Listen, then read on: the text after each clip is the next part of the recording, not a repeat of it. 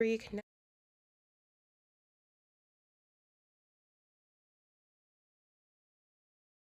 Close event.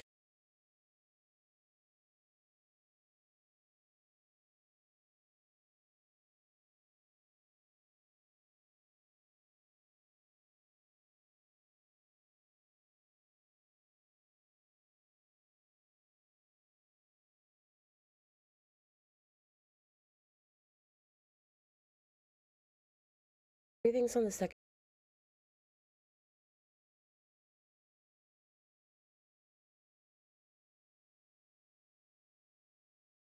I have about a half hour for video premiere. So I'm gonna go.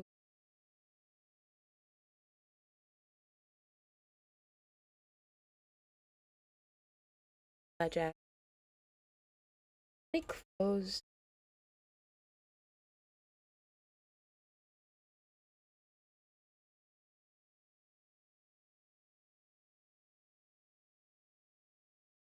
There's a garbage truck in the background. Hear it. If you can't,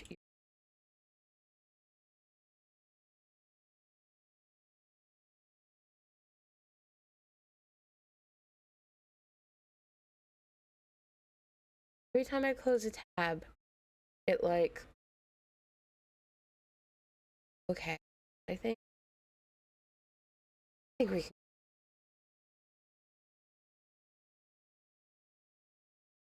This here and put. Why did it? That it works. Weird. Close that.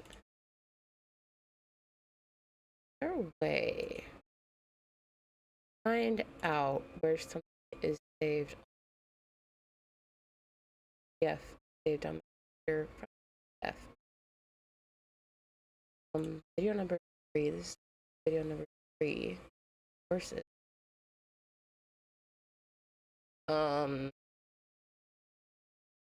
Okay, so that's a problem. This is a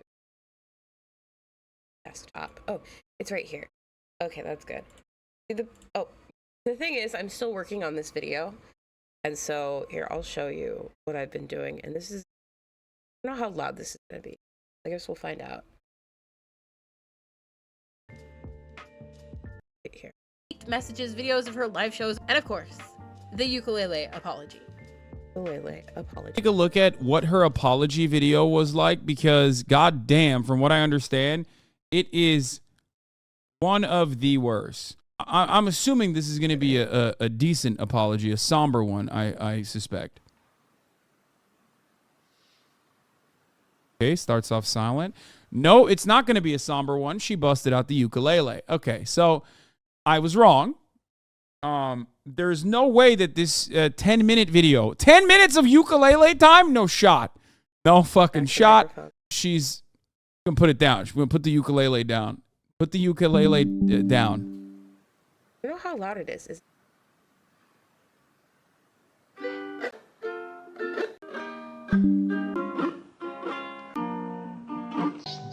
on my face. Take a little break.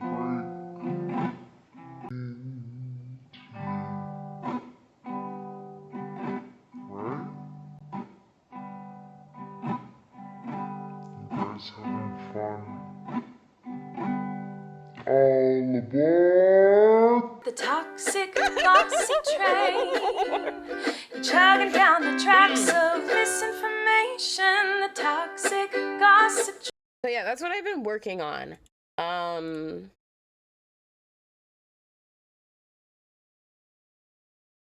hope I didn't get like a copyright check. Is that good? Can that happen? I don't know if that can happen.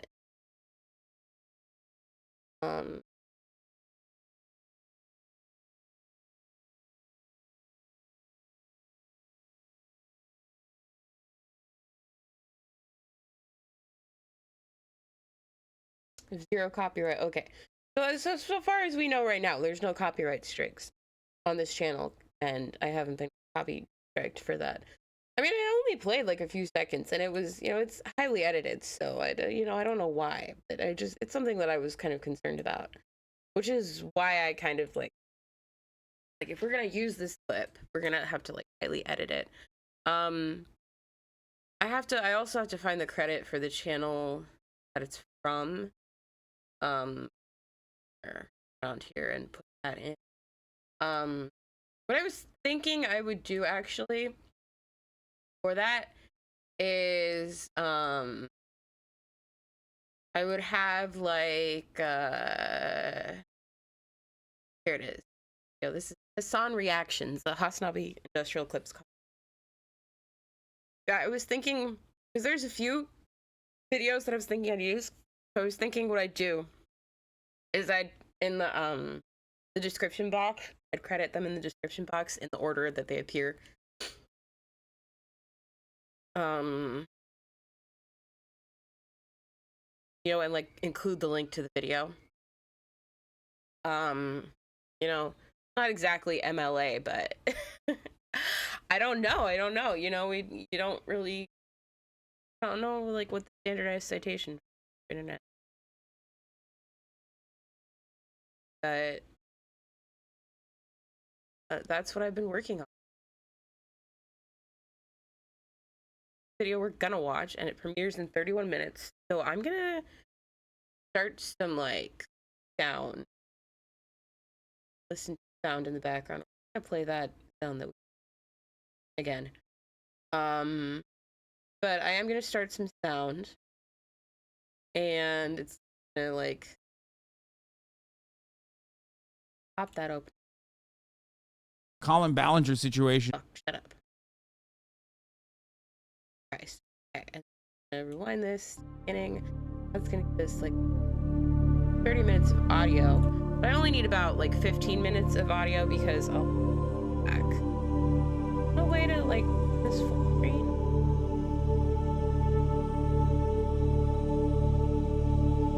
Minutes. Okay, well, I'll be right back. Like, 10 or 15 minutes. Maybe less. This is what I gotta do.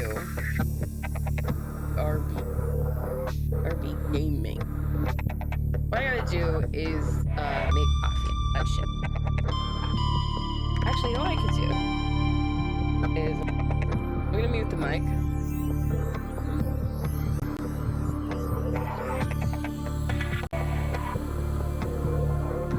And now there might be feedback from the speakers, but I'll plug my headphones back in when I sit back down.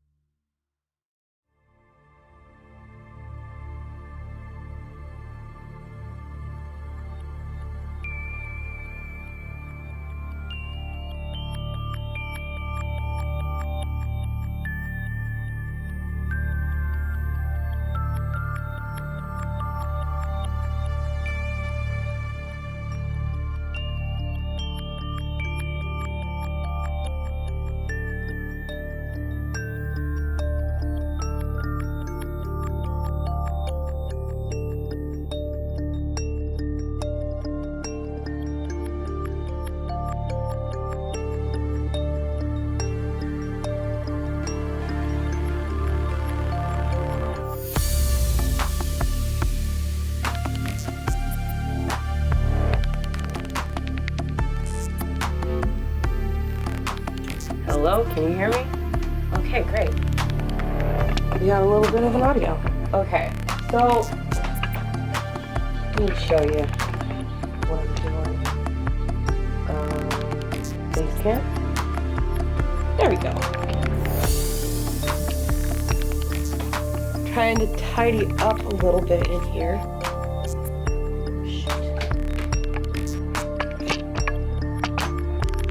I'll point you at the octopus for now. Turn the volume down on there. Oh shit. Oh, it fell over.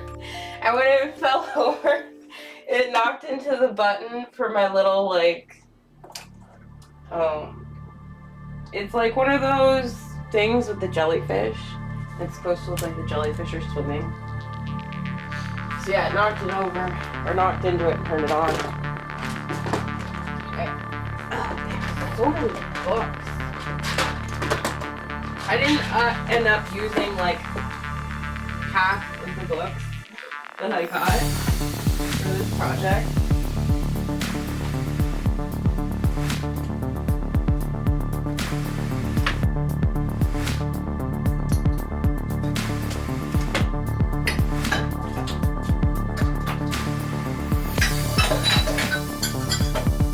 In part because I just didn't have time to read them all, you know? But also in part because get the cat's advent calendar treat. But also in part because like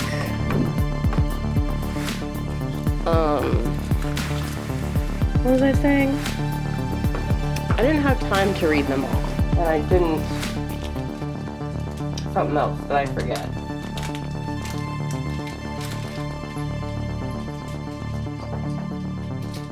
Oh yeah, I didn't have time to read them all. And also some of them were like very broad. So they weren't necessarily like immediately relevant. And so when that happens, you know, and you have too much shit to do like really close reading, then you kind of just have to wing it.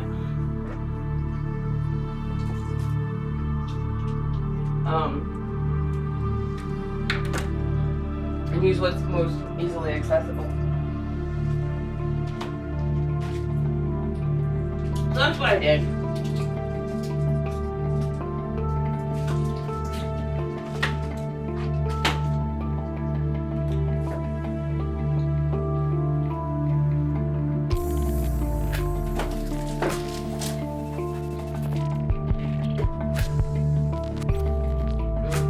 Coffee. I'm making coffee.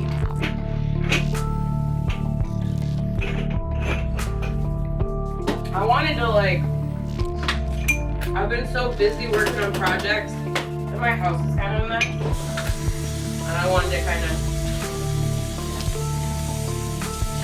go through, tidy things up.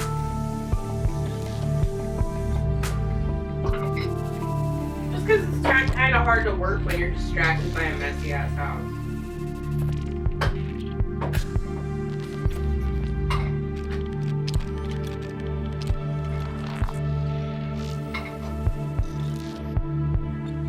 One,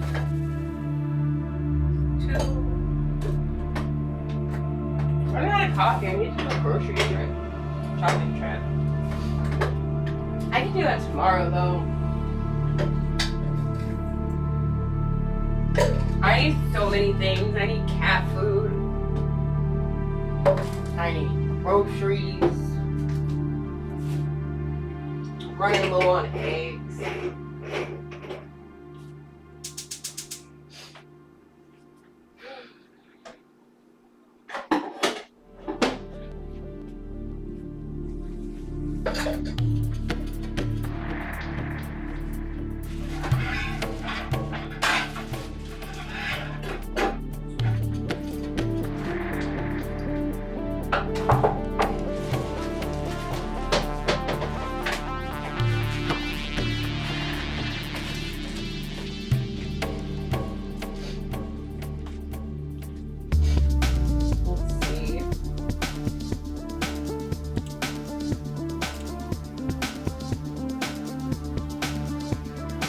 I definitely think my audio capture is catching.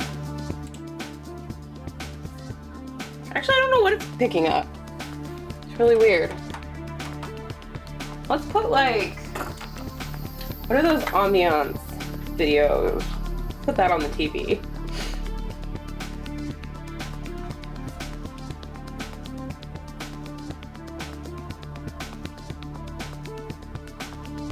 Here, I got one.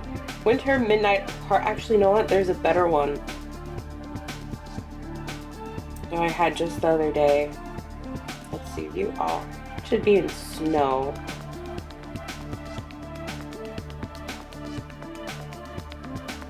Or maybe it's not in snow. What the heck?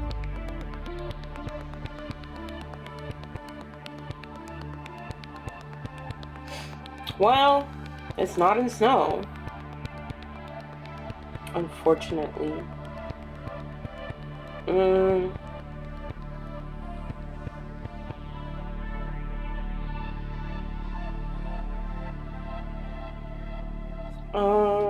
I have another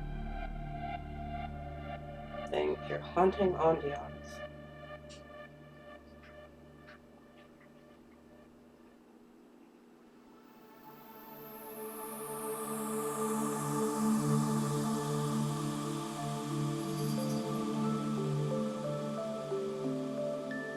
No, it's not on here either. What the heck?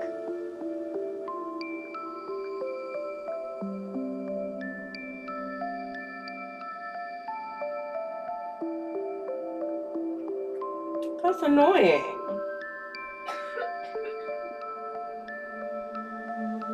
Oh, there's another one.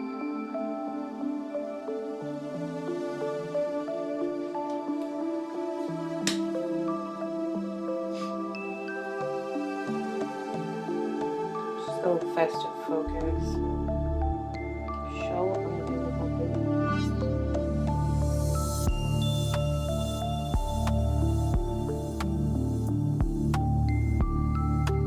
I don't know if this is gonna play music. Because I want one that doesn't have music, you know? Okay. So this is an ambiance video by Night Dreams. And I'm pretty sure Night Dreams doesn't use AI art, so go check them out if you like ambiance videos, but you don't like AI art.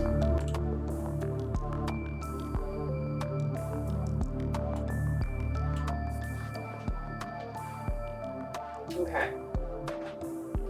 And with that, I need to turn on my lights,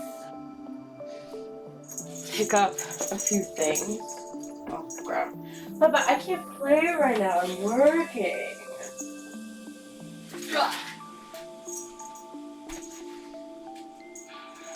Here, go play with those.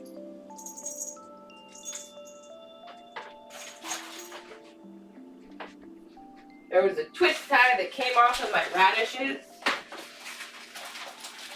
and he loves it. Oh shit.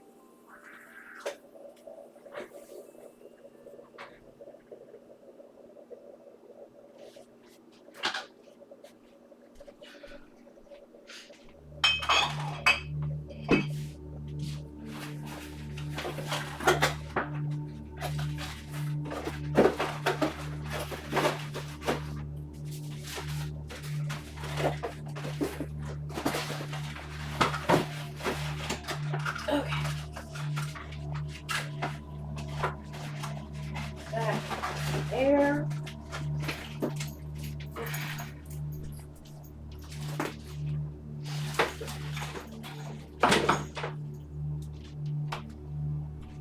Let's turn this light on. Nice bright.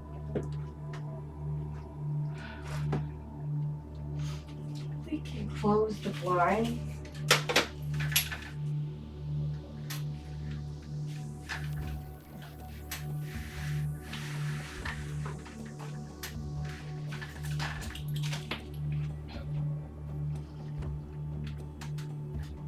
There.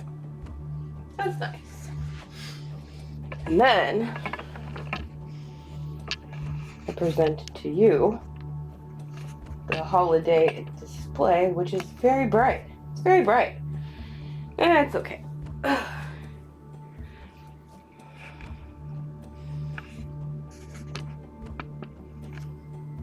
The one thing I hate is like I can't play music. I mean, I can play music, but I can't play my music.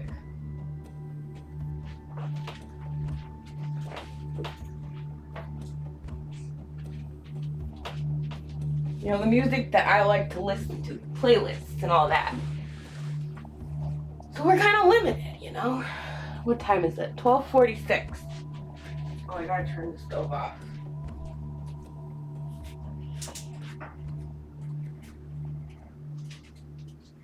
You want your churro? Yeah, you want your churro. Give the cat his churro.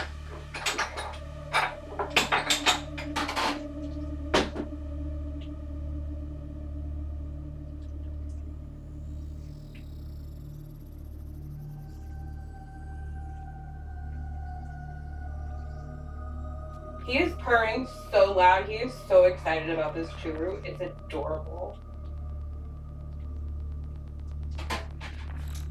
Here you go. Take your treat. Okay.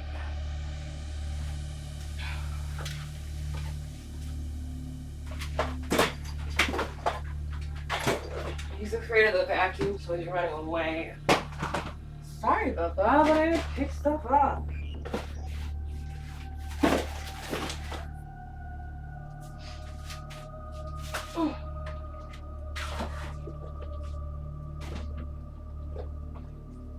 I don't want to throw these shoes out.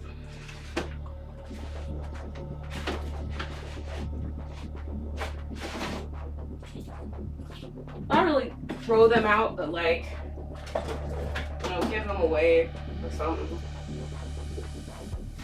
Okay. And then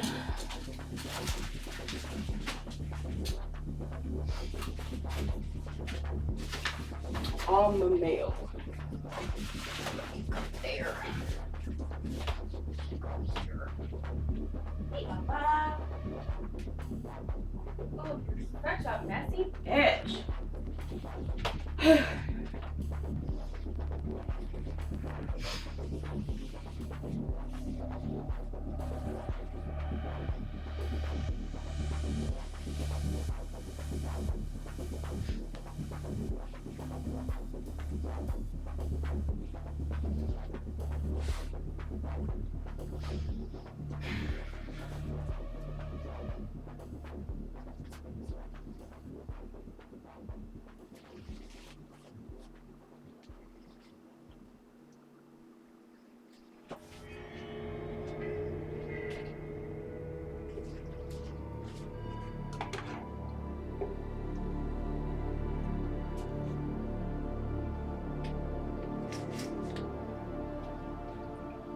Okay.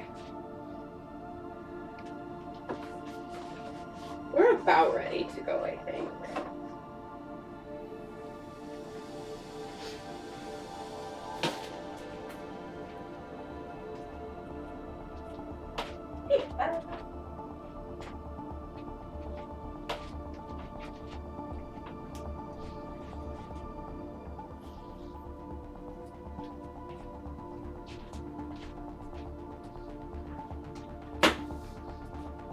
He's hiding in the bedroom because he was afraid that I was gonna vacuum. Poor baby.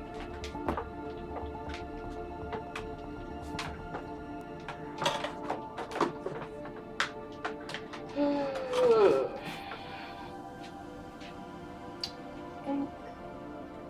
10 minutes.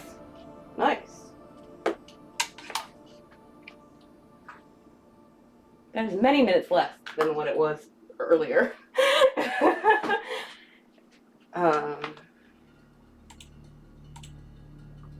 See if we're still running. Yeah, we're still going strong. We're still going strong.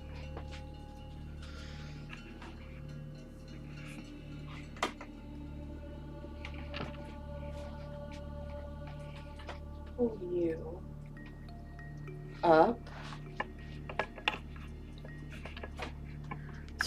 Let's see if I can get like a close up.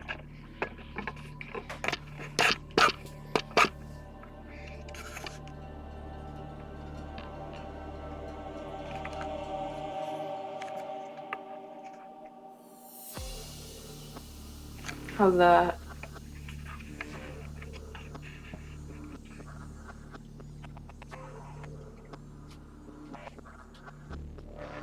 Kind of tilted.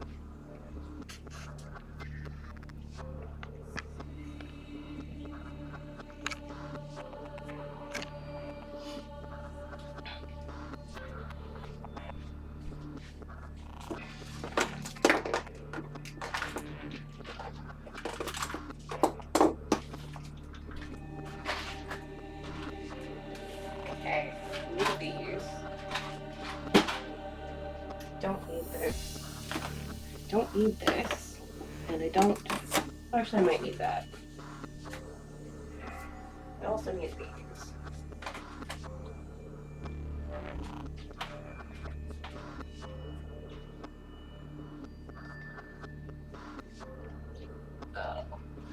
My face is itchy. I don't know why. Okay.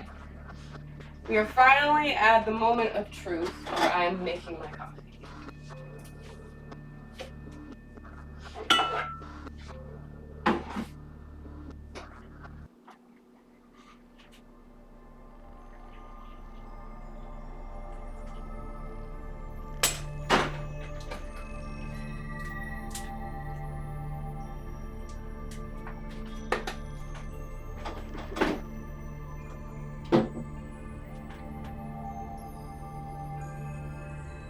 Like, I'm also hungry. I don't know if I have time. 7 minutes. I don't think I have time.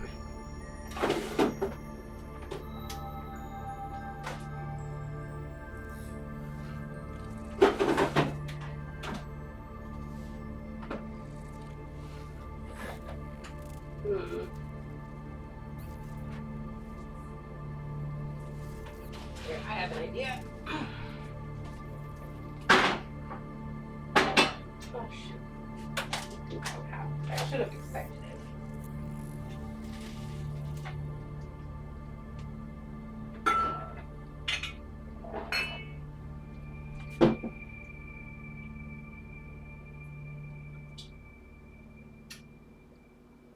What am I doing?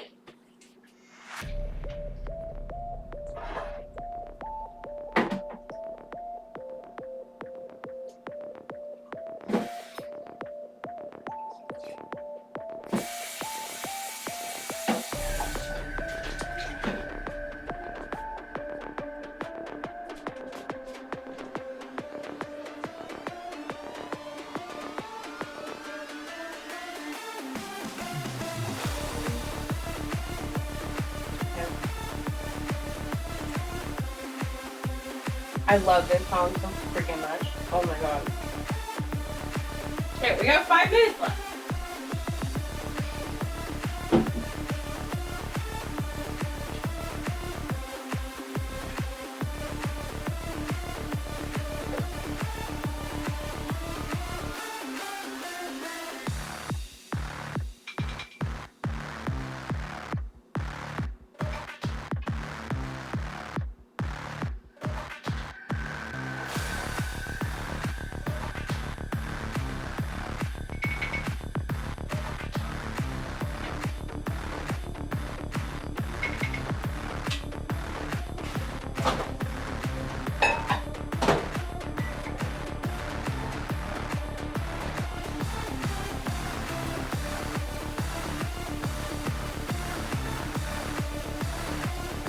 See.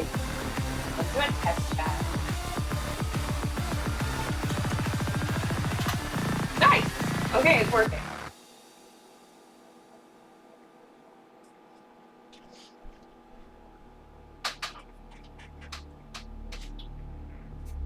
I have coffee. Food is in the microwave. You know, we're working through lunch today. Well, that doesn't mean we should not have lunch. You know.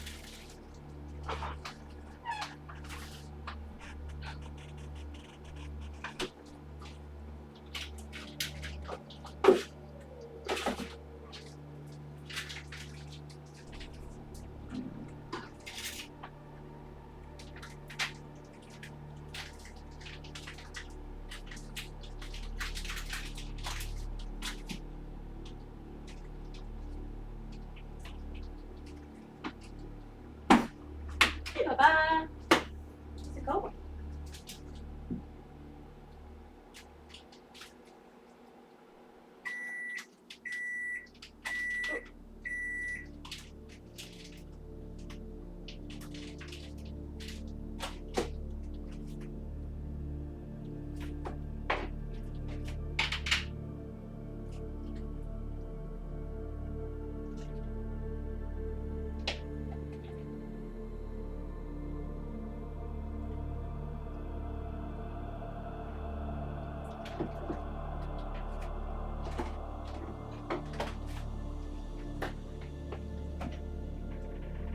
I'm freaking out, man.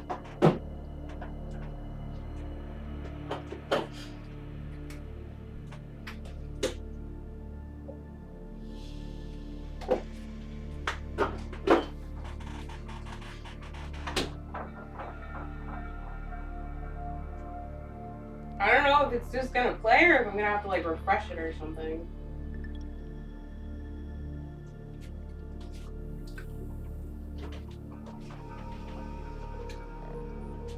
Two minutes. Oh god. Whew.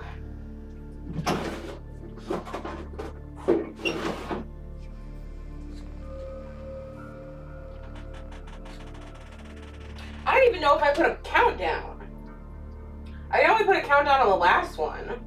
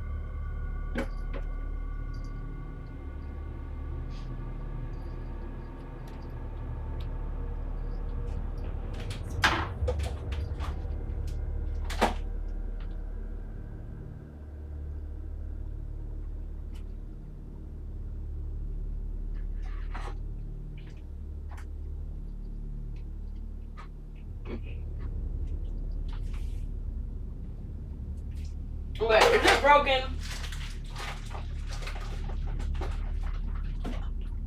It's broken.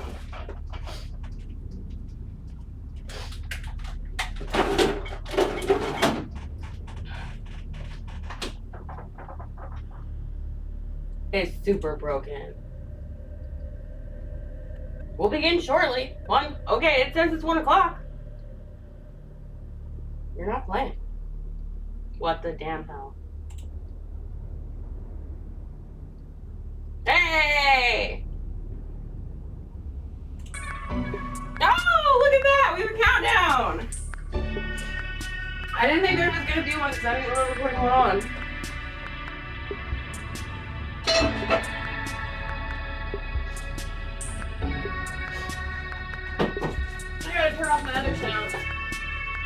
god, there's so much stuff.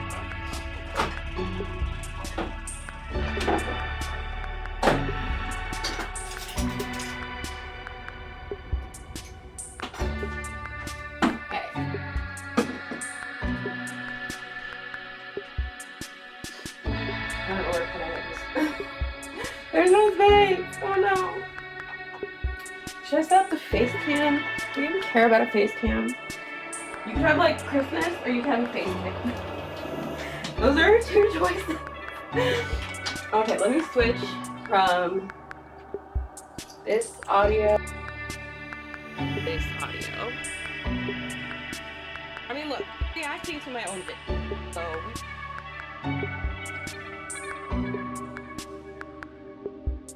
Ow. Got this big old cord in the way. Trying to. Okay. There we go. That is so loud.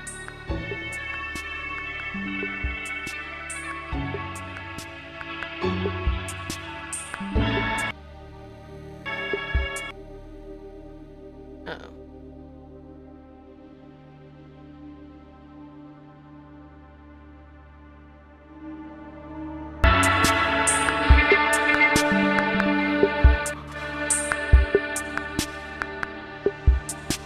Three, two, one. Oh my gosh.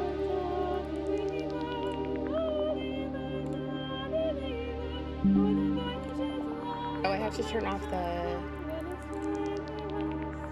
Shh.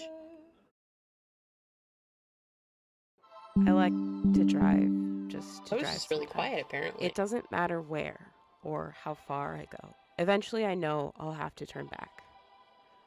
But I like to drive. The drive isn't about the destination. It isn't about where I end up or where I go. It's about unlocking new parts of the map, which is what I hope to do with this video. To start with, this video is presented in the style of a Sims 4 speed You're build. waiting. I recorded footage of the build, and now I'm recording a voiceover to describe my process. And while I do want to talk about It's process, Working. I wanted to focus from the build. I want to step back and see the larger process which governs and guides me. The process which makes me, and through which I make and unmake myself. And in this process, I'm going to do something new to me. Something which scares me a little, but also something exciting. Very blurry. Last time we met, I told you to throw your body at the problem that we learn through play. Today, I'm going to learn new things about I don't know if myself that's my computer through or this if video. it's This footage I'm editing for the you. upload. This Ah. process and performance through which we all become actors and the world becomes our stage. Hmm. And I'm going to learn and subtitles. maybe even teach through play. So be welcome and join me in my process so that I might become a part of yours. Today, we will be talking about concept number 2 in my Threshold Concept series. This concept is called making my peace. It's hard for me to defocus. I go into everything I do with a laser pinpoint wasn't focus sure. and an almost ruthless critical edge, pointing How out to add my own inconsistencies and subtitles. picking out pieces. Analysis is something my ADHD brain gravitates towards. I call it my cosmic microwave background radiation after the theory of the cosmic microwave background, which scientists consider the remnants of the Big Bang. In scans of the night sky, the cosmic microwave background is a blob, and I imagine it makes the kind of sound a microwave makes when it's running. It's the brain go brrrr meme. It makes the boundaries of my brain fuzzy, and like little fingers, these radioactive waves reach out and drag things into me to be consumed by my brain process. These things never exist separate from me, but become part of me. A part of the known, the observable, the embodied experience. And so many of these disembodied concepts are tied to embodied experiences. Many of the concepts I'll talk about later, I understand because of these embodied experiences and situations through which they were incorporated. A smell, a sound, a general vibe in the room takes me back to them. Sometimes a keyword or phrase I think in memes, but not just memes made by others. Memes made through this process, a process that is often hard to recognize as happening because the way these Thinking things somebody appear else, to you be know? seamlessly incorporated. And so it's Pretty hard to cool. step back. It's hard to see my work as part of a process rather than something that is complicated, messy, or not perfectly formed on the first go. And so many of the pressures I face in the world expect perfection on the first try, which makes it difficult to see myself as a person in process, a person with flaws, as a person who is still working on myself and understanding myself. We are expected to know ourselves and not just like, I have ADHD or I like the smell of eucalyptus trees when I drive down the highway, but know in a way that I've realized maybe we can't really know. I am a mystery unto myself, maybe. But that's not right, is it? I know myself. I know my needs. I know. But still I'm faced with this unknowing. Dissonance. Dissonance between what I know about myself and dissonance between what the external world knows about me. In which unknowing is that dissonance in action, that dissonance given form and shape, that questions me on what I know even though I insist I know it. The point, I guess, is how do I defocus when I'm not designed for that? How do I know what I know? There's no easy answer to this, and I wouldn't want one, even if there was. Easy answers are meant to give us peace of Well, mind. that's They're funny, meant my to give current us followers an easy block way it. out. Complacency. But I don't want complacency. I don't My want to current accept that I'm followers just a weirdo blocking with a broken brain that is spam. way too fucking loud. I want to go a level deeper, and if I can't have peace, I'm going to have to make it. How did we get 11 new Mindfulness followers is the new between now solution to and anxiety. the time that I made Just this choose post? to make your anxiety stop. Do That's wild. self-care. What do you think of when you think about self-care? For many of us, self-care is an individualized process where we try to decompress need from 2 the more stresses of the followers day. to Work make it is to tough. Your 50. boss stresses you out. Do some retail therapy because it's self-care. The patriarchy getting you down. Makeup is your self-care to reclaim your femininity and reassert yourself as the goddess you are. Capitalism has this funny way of turning activist things into commercialized products. I know that people And so with this concept, like to with do this the video, I whole- want to decenter self-care. I want to I know that people like to do the whole like critiquing women wearing makeup is misogyny. And like I am assigned female at birth and I don't wear makeup. And I still get people who try to like force me to wear makeup and coerce me into wearing makeup. And so that's where that comes from. broaden the view. I want to take us away from self-care Not as like a I hate women commodity. who wear makeup. Self-care I as hate that people consumption, expect because me. people with money and time to participate in consumer culture have always had time for self-care. And I want to examine self-care at its radical roots. I want to dig a little deeper. Those fears are most powerful when they are not given voice. And I remember close upon this their one, heels comes the fury that I cannot.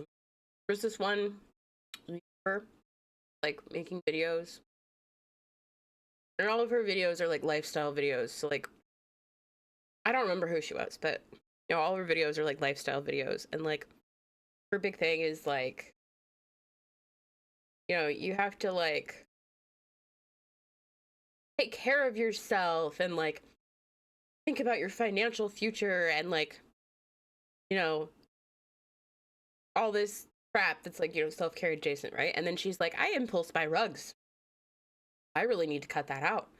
And it's like, you have money to impulse buy rugs? I don't think that your like financial advice is like good financial advice because you have rug money. Shake them. I'm learning to live beyond fear by living through it. And in the process, learning to turn fury at my own limitations into some more creative energy.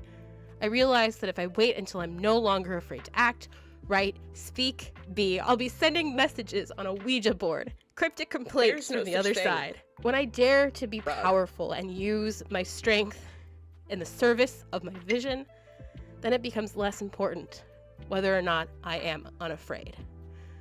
Audre Lorde, The Cancer Journals. I first started using a cane in 2020 when I was finding it hard to walk long distances across the beach. I've been in pain for a long time. I had a roller skating accident maybe 11 years ago, and none of me has ever been quite I think it was Right. after since.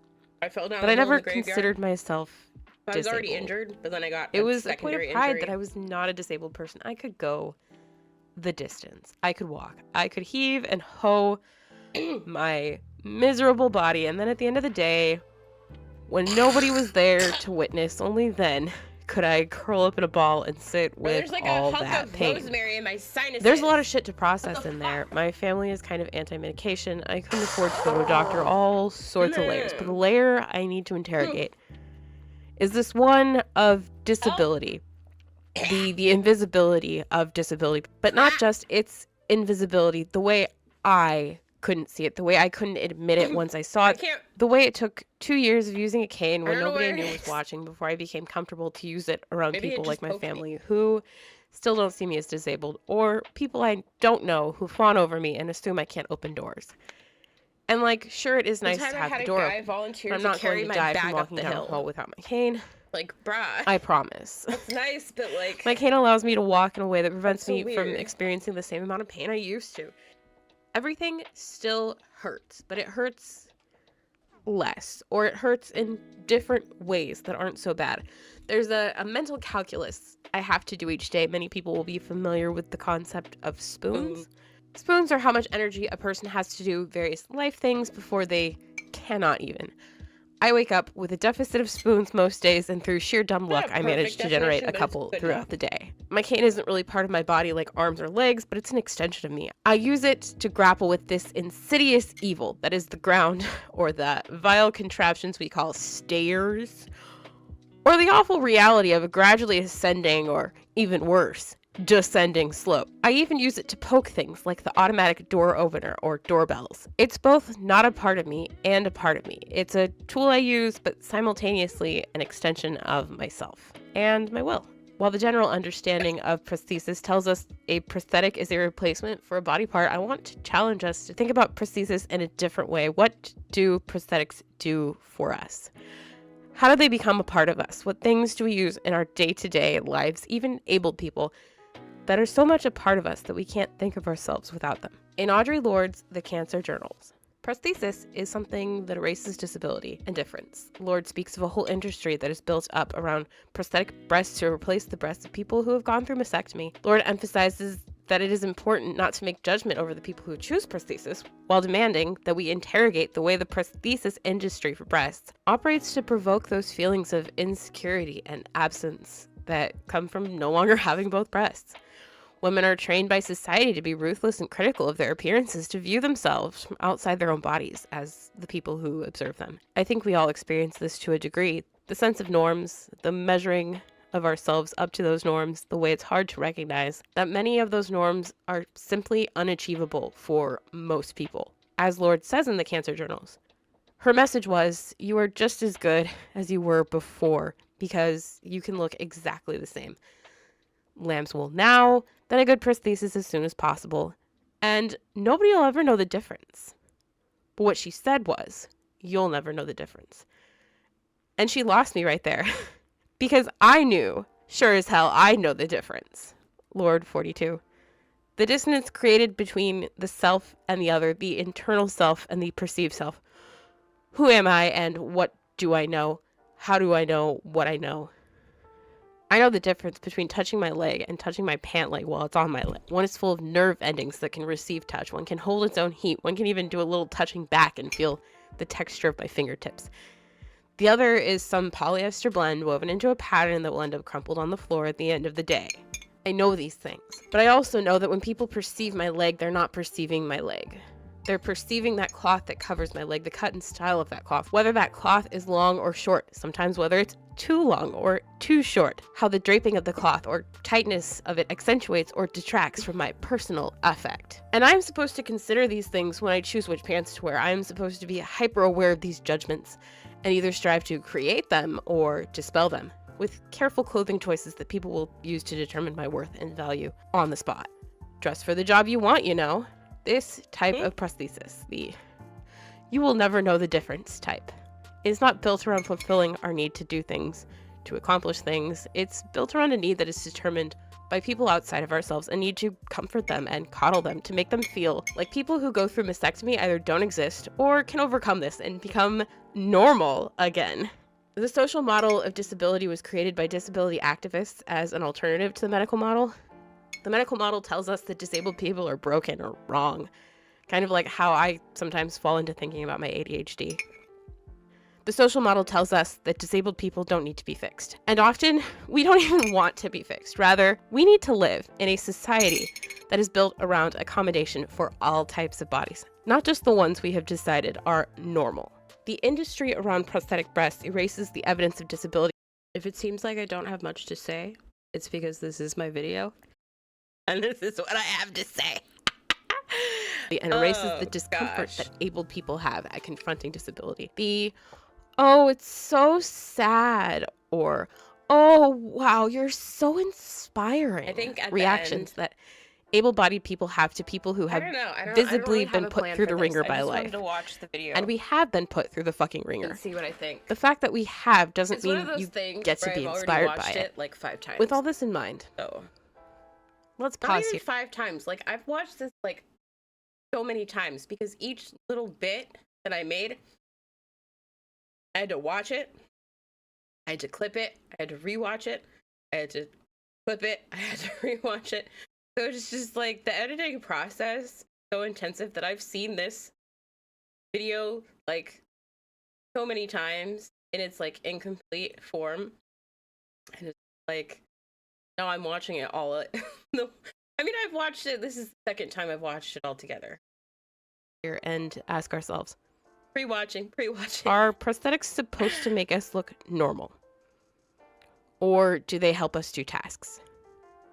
My cane makes me very visibly and noticeably not normal, from the way that my walk changes when I'm using it, to the extra space that it takes up next to my body, to all the weird fiddling I have to do anytime I need to have an extra arm to do things and have to put it down, and it inevitably crashes on the floor. But at the same time, my cane helps me get places I couldn't without it. I spent this whole semester climbing a damn mountain to get to class twice a week. I was barely able to accomplish that, and it was only because I had my cane. My cane helps me conform to norms, but it also visibly sets me against them. Back to that place of dissonance. Knowing, unknowing, being known, but not in a way that I know. But let's take this deeper. I'm not just disabled because I need a cane to survive climbing the mountain twice a week. The expectation that I climb the mountain twice a week makes me need the cane. I can walk shortish distances across flat surfaces Back hurts. just fine. And you know why for my the back most part. hurts? Because I spent too much time the other day walking short distances across flat. Actually, no, that's not why it hurts. It hurts because I bent over a table to slice a piece of pie. Then the pie would not be sliced. And more time fiddling with it. So, in my quest to get the pie, But 9 flights of stairs and a but I hill got from the pie. hell, I got the I pie. count It was it. good. It was all good. That's just fucking excessive. And that's where I start to break down. That's where I have to remind myself to take it slow, or I'm going to burn out, because there are 2 more flights past this giant hill, and then I have to get to the elevator after that. And like, why? Why is it like Now this? just- Sure, the university was built on a mountain. But why do we live in a society where literally. universities are built on mountains? What does Preach. it say about the type of students expected to attend university What when the does it university say? is built on a mountain? What does it say about the Exactly. students they're trying to keep out? Yeah. Or perhaps less controversial but still thought-provoking, Delete this part that comes what does this after. say about the Trying to keep students us who simply were not considered in the building the university on a mountain process? I mean, And that's how the about those thing. students who might not suffer from chronic pain? That's the thing, is like we always like to think of these things, you know, like racism and sexism and ableism and all, you know, forms of oppression. We like to think of these as like things that are occurring in dark back rooms where people are like, yeah, I want to like hurt people and like all this shit. But it's always more banal than all of that. You know, it's always more banal, and you know, the rare situations, you know, like especially when you think about like Israel and Palestine, like the rare situations where people are like, oh yeah, it's okay to genocide of Palestinians, like that's very rare. And most often racism and sexism and ableism and all that stuff is going to show up in like just not considering the needs of, not considering the histories of people, not considering how the history of white people has intersected with the history of black people. And I mean, that's where we get like white privilege from, and male privilege, and the concept of privilege comes out of that. It comes out of the, like, I've never had to consider how this is like impacting my life. And so, and I think I talk about that actually. I think I'm about to talk about it. But it would be, that it's not really this like, I want to, well, sometimes it very explicitly is. But most of the time it's just a lack of consideration. Pain, but still. And how about those students who might not suffer from chronic pain, but still have to devote so much of their time to walking up a mountain to get to? That's another thing. Like, I don't want to make this about able-bodied people, but I do want to recognize that able-bodied people don't have shit easy either. like the whole entire point of this video is that, like, even if you think you're able-bodied, you might not be. And there's all of these different ways that you have been prevented from accessing that understanding of your body. So, not just your body, your mind, mental illness is a disability too. Class, then walking back down to go eat lunch, then walking back up to class, then walking back down to go home. I feel tired Students just for hearing whom this. a few extra minutes could mean finishing a term paper and passing that class why or I not. did that. The design of our society does not consider the needs of the people who inhabit it. So what does it consider? What does it Let's consider? go one level deeper. In critical deeper. disabilities and the question of Palestine, does Beer K. Power state This is a really good those who are article, by the way. I only cite one line, I think, from it, the pandemic time and the crip time. But this is a really, really good article that you read. Really, the point is it's really good. And it's from a text that is also really good. Let me see if I can find it. I might be able to. So this is from Crip Genealogies. And if you can find Crip Genealogies, it's a whole ass book. And the other one that I read, the Filipina Super Crip on the Crip Poetics of Colonial Able Nationalism. This is such a good book, and I really recommend that, like, if you can get this book, it's the shit. ordered the indexing of a before the pandemic and an after the pandemic are already displaying a mark of bodies deemed worthy of care, in contrast to those who persist through braided strands I fucked of up. debilitation. Anyways, this is back. What has widely been fetishized as pandemic time is actually what crip time has always been. Never on time, waiting out time, needing more time, unable to keep up with time, forced time at home, too long awaiting time. PR 117. Crip time. The time I spend walking up the mountain twice a week to get to class. But not just that time, as slow and painful as it is.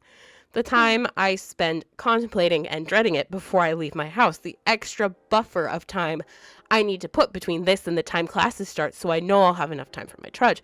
The time I spend in class trying to find ways to sit that will relieve the most pain instead of paying attention to the lecture. The time it takes me to adjust my cane against the wall so it won't fall over. The time I spend recovering from the walk up the hill and back down it. Crip time. They say time is money. So being disabled has cost me a lot of money, even though my busted knees never charged me a dime. And I think The thing that I never like, it's something I'm thinking about now, but I didn't really include, like, ADHD and like time blindness. So like, there's like, when it comes to ADHD and like time blindness, there's the time that you spend not knowing what time it is, and not knowing how much time has passed, and not knowing how much time is going to pass. So like, like before the video started, I was like, how much time do I have? I have 30 minutes. I'm sure that's enough time to do what I need to do. But at the same time, like, it also feels like it's not enough time. So I know that, like, I'm watching the clock countdown, but I have to keep looking back at it because I don't know how much time I have left. I can't tell how long 30 minutes is going to be. I can't tell if the thing that I'm doing is going to take 30 minutes. You know, I'm trying to make a sandwich. It takes like 2 minutes to make a sandwich. But I'm like, I'm pretty sure that I'm not going to have enough time to make this sandwich. So it's like, part of crypt time is, you know, that ADHD time blindness where you just don't have an experience of time. So you don't know how much time is passing or how much time something is going to take. It would be easy to sit here with that focus, We've been that streaming focus for that an is narrowing hour. in on those aches and pains I feel as I'm sitting at my desk. It's perhaps harder to broaden this out, to imagine this video like dough. We spent a lot of time Clear. kneading it. This right? is a live thing, so Let's roll it this out is some. This Cut out a is few how cookies, far maybe. we are from I want to expand our understanding of been prosthesis, 25 of the minutes. tools we use might to be do the like tasks we need to get done, quarter of the way through. of the limitations and capabilities of the human Almost halfway body. through. Technology isn't just our phones and computers. Technology was woven into I the think- fabric of Dang. humanity, into the embodied reality of the human since we started talking and smashing things with rocks. The philosophy of transhumanism urges us to consider the ways in which future humans can transcend the boundaries of humanity. Transhumanism is often wrapped up I in have this like bubble cushion on top anti-technology of my sentiments chair by authors. so that I like don't still for too long. But I also managed to find a way to sit still for too long, and it's the most uncomfortable thing. But also I can't. I don't know. I can't. I just can't. Imagining future dystopias. Think this cyberpunk idea that cybernetic enhancements make your character less human even as they give them superhuman abilities. I would think I like could to make- suggest here. I think I could make a whole ass video just about the topic of transhumanism because I know it's very popular to make videos about transhumanism, about those weird people who want to have a whole bunch of kids to like replace the population. But I think that there's a whole element of transhumanism that like we haven't even considered. And that's like kind of what I go in here with like the modern kitchen. But like I could make a whole ass video about this. We have by already itself. transcended the capabilities of the original human by have. leaps and bounds. Like, just think about shitting inside. You know, cave people didn't shit inside. And, like, if you're a cave person and you're living in your cave, you know, and you have to go shit outside because, like, methane gas will collect in the cave and you will die if you don't, right? Well, there's a fucking saber-toothed fucking tiger out there that's going to eat your ass when you go outside to take a shit. Just to think about all of the cave people out there who died getting eaten by saber-toothed tigers just because they needed to take a shit. Okay, just think about that. Sit with that. We have indoor toilets now. We don't have to worry about being eaten by saber-toothed tigers. Common appliances we consider nearly universal today. The modern kitchen with running water, cold or hot, a or refrigerator hot. with freezer, a stove oven combo. I will say that my particular hot water leans towards the hot side. And by hot, I mean scalding. And by scalding, I mean my flesh burns off of my skin. With electric timer and LCD readout for LCD temperature readout. control. It's funny because I take this oven. I was like in the moment. I was writing the next essay, the next video essay. And I was like, let's go back to this oven thing. And we're going to make like an oven metaphor. You know, transhumanism, the whole transhumanism thing. And we're going to make like an oven metaphor for like all the technologies in society. You know, YouTube is a fucked up oven. If you want to understand how YouTube is a fucked up oven, like and subscribe so that you're aware of my, well, actually, no, it's subscribe and hit the button.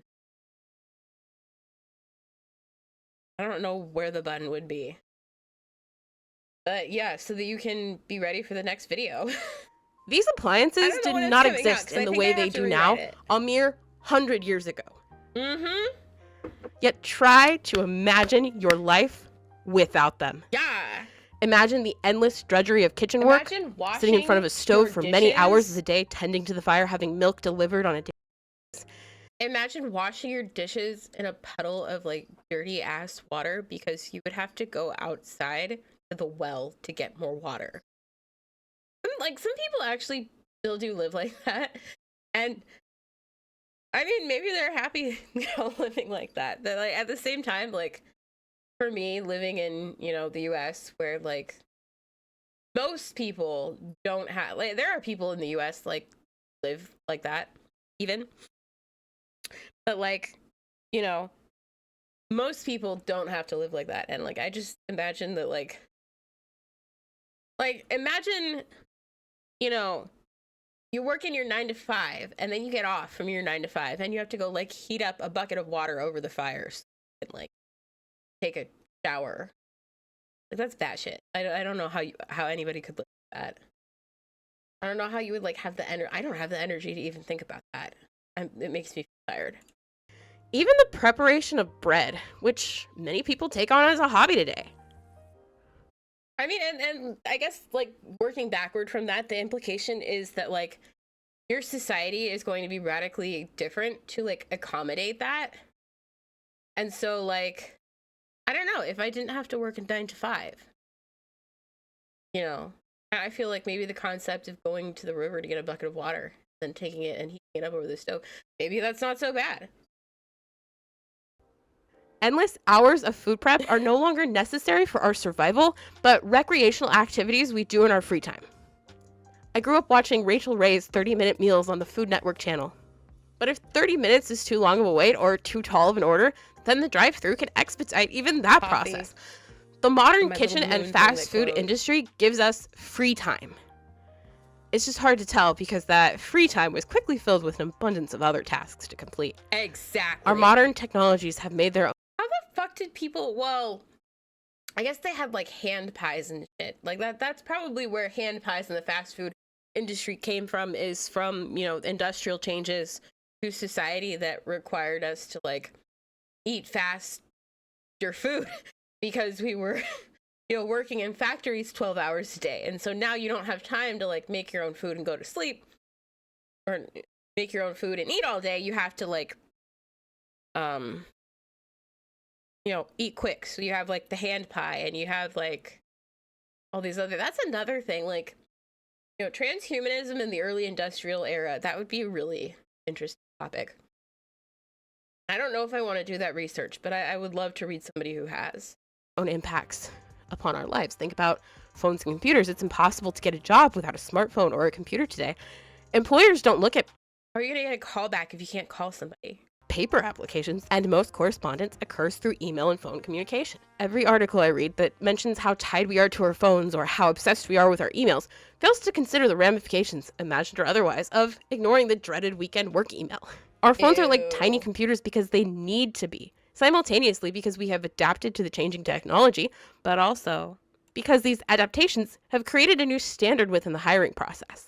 These changing standards and adaptations require those of us living within a capitalist society to similarly adapt our standards, or we will be cut out of the labor market, which we need to participate within to survive.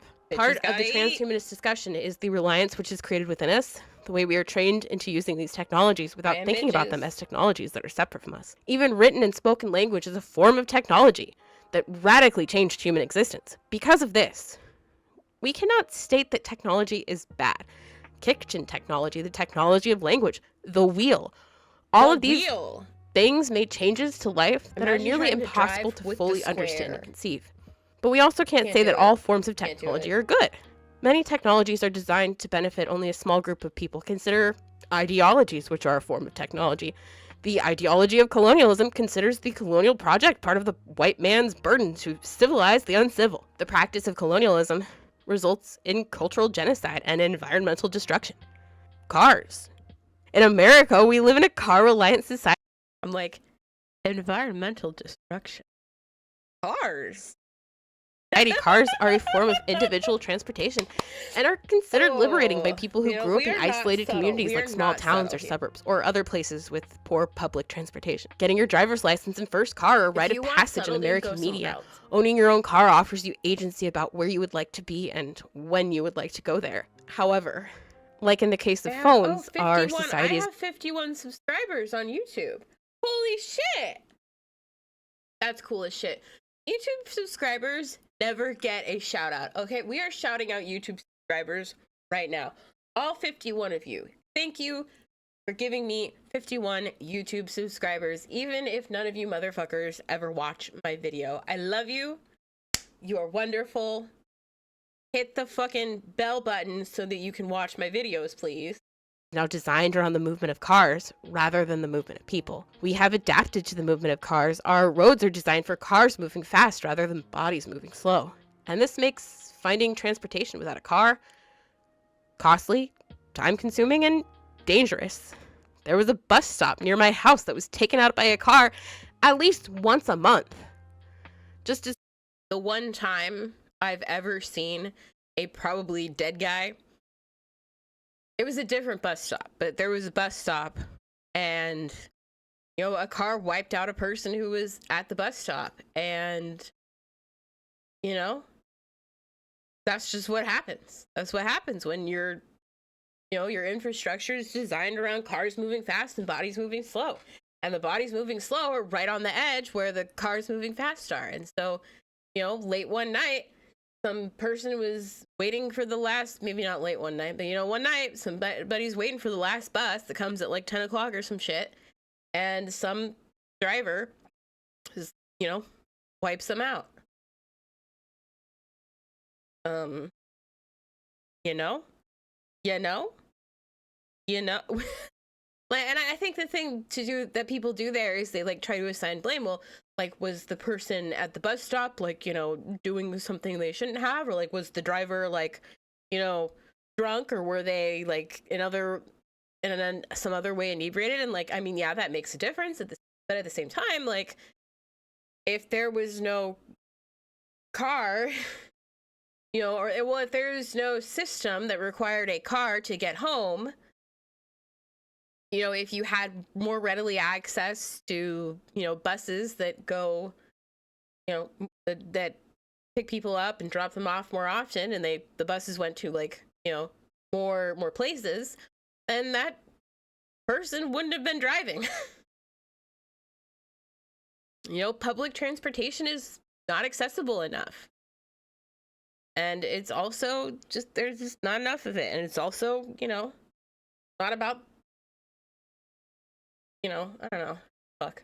I'm confused. I'm confusing myself. But the point is that, like, you know, roads are not great. It's not great to be riding your bike in the teeny tiny, like, 2 or 3 feet of, I feel like the bike lanes are, like, narrower than most doors, you know? So it's not great to be driving your bike along a road where people are going 50 miles per hour. It's not great to, like, have to ride that bike because the bus that you took dropped you off like 2 miles away from the next bus you need to take. And that next bus only comes every hour or every like 2 hours, you know. Some of them only come every like 3 hours. It's bullshit, you know. So it's like, we are, you know, even if you want to use, like, if you want to use public transportation, you're forced into a dangerous position. And if you're not using public transportation, you're putting people in danger. There's no good way. There's no good way to go about this. funding was allocated to replace it, another car would swing around the turn too hard and take it out. So let's consider the concept of crip time again. There's also other places I recall. There's this one road near my grandparents' house where, like, there's a turn, and the turn is you're coming from like a 45 mile per hour speed limit road. You're going into a 2-lane intersection, and you can't go straight. You have to either go right or you have to go left. And there's a stoplight, but usually the light is green. So what people do is they try to hit that turn at 45 miles per hour. More often 50 miles per hour. And what they do is they'd wipe out the sidewalk there, or the gate, or the they put like cinder block planters, but they didn't cement them together. And so people kept wiping out the cinder block planters because they're just taking those turns way too fast. And it's like, you know, we can blame the driver. We can say, oh yeah, that driver was like drunk or incapacitated or just wasn't driving very safely. But at the same time, if this road wasn't designed the way it is, then maybe these things wouldn't be happening. And so what they were trying to do when I was, living with my grandparents for a short while, is they were trying to redesign that part of the road. The problem is there's so many people who drive through that one road because that's the way you get to the highway, that like any small change they made to it would cause like a massive traffic backup. So it's like, what can you do? And at that point, you kind of have to step back and you have to realize that, like, it's not the cars, it's not the road, it's not, that I have to make it to my 9 to 5 and there's going to be lots of traffic on the way there. No, it's the whole entire thing all together. It's the bigger picture. It's all of these elements that are interconnected with these other elements. And so nothing we do to like change that road is going to actually make a material difference. It's everything that is designed around the road, and the road itself. And so if you want the changes that you're making to change, to cause less crashes, you really need to change the structures that underlie reason for the crashes, which is, need to get places, and this is the one place where they can get to places, and speed limit is 45 miles per hour. I have to drive to do my grocery shopping about 15 miles in the next town over. Imagine doing that without a car. I think it's 15. Think about It might be trying more. to get a job without a phone. Think about all the hours I think your from here to great Target grandma is 15, spent and then preparing here a to meal Winco is more. that you could throw together in 30 minutes while watching a rerun of Rachel Ray Today. Now, I would never consider a person who does not own a car disabled. That would be silly. That would be kind of offensive to most disabled people, probably. Right? Like, in fact, some of you might think this very premise I'm not sure erases about that. I mean, I think there are some disabled people, and I'm saying this about something I said to myself. But, I think that there are some disabled people who would be like that, but I think it's mostly able-bodied people who are going to be offended about this. I think that I think that because the thing is, like, able-bodied people, and this is another thing that, like, speaking from my personal experiences, like, able-bodied people are fucking gnarly when it comes to able people. Like, there was this able-bodied chick, and she was helping one of our, like, it was in choir, and so there's this able-bodied chick, and she was helping one of the disabled members of her choir, right? And it's like break, so everybody has to go to the bathroom, and somebody's in the disabled bathroom stall, right? And nobody has ever made a fuss about who uses the disabled bathroom stall. Never, right? Because it's another bathroom stall. It's not like it's accessible, but it's not designated for like the sole use of disabled people. But this able-bodied girl, she starts throwing a fucking fit because somebody is using the disabled bathroom stall. And it's like, you don't know that person is not disabled. You don't know that person doesn't need like the grab bar or like extra space. You don't know that. So you don't get to critique that person, even if you think that you are advocating for disabled people's rights. You don't, because you don't know. Like, maybe she's fucking claustrophobic and that's why she's using the disabled bathroom stall. I don't fucking know. It doesn't matter. That's her business, not yours. So, like, able-bodied people, please don't, like, do that. Don't do that. It's not necessary. the experience of disabled people. However, there are many people out there with invisible disabilities, disabilities which we do not consider, which are a daily part of their lives. And when we consider why they are disabled, when we consider the core of their disability, restriction of movement, They're disabled because some motherfucker is telling them that they can't use the disability accessible bathroom stall. Like, come on! It's not your fucking business. You don't need to, like, throw a fucking fit because a person that you don't know whether or not they're disabled is using the bathroom. Shut up! prohibition of access, marginalization, criminalization, the denial of access to these technologies which our society has adapted to and standardized is a form of disabling. And this disabling comes in many forms, both visible and invisible. We are not just talking about invisible disabilities. Like, it might be like super shocking to find out, but like disabled people also know how to wait in line for our turn to take. Incredible. I know. We are talking about the invisibilizing of disability. And my cat is snoring in the background. Yeah, and was through this, snoring. visible disabilities are made to be invisible. People with visible disabilities are pushed out of public life, denied access, and people with invisible disabilities are trained to not recognize their disability as disability. The pervasive able-bodiedness of our society prevents us from thinking about disability except as something that individuals either suffer from dreadfully or overcome triumphantly. Think back to my story about my cane. queen. What was your reaction? I won't judge you for the way you reacted, but I do want you to think critically about what it was and where it came from. Am I a lazy person who likes to complain? A tragic example of the dangers of high-speed roller skating?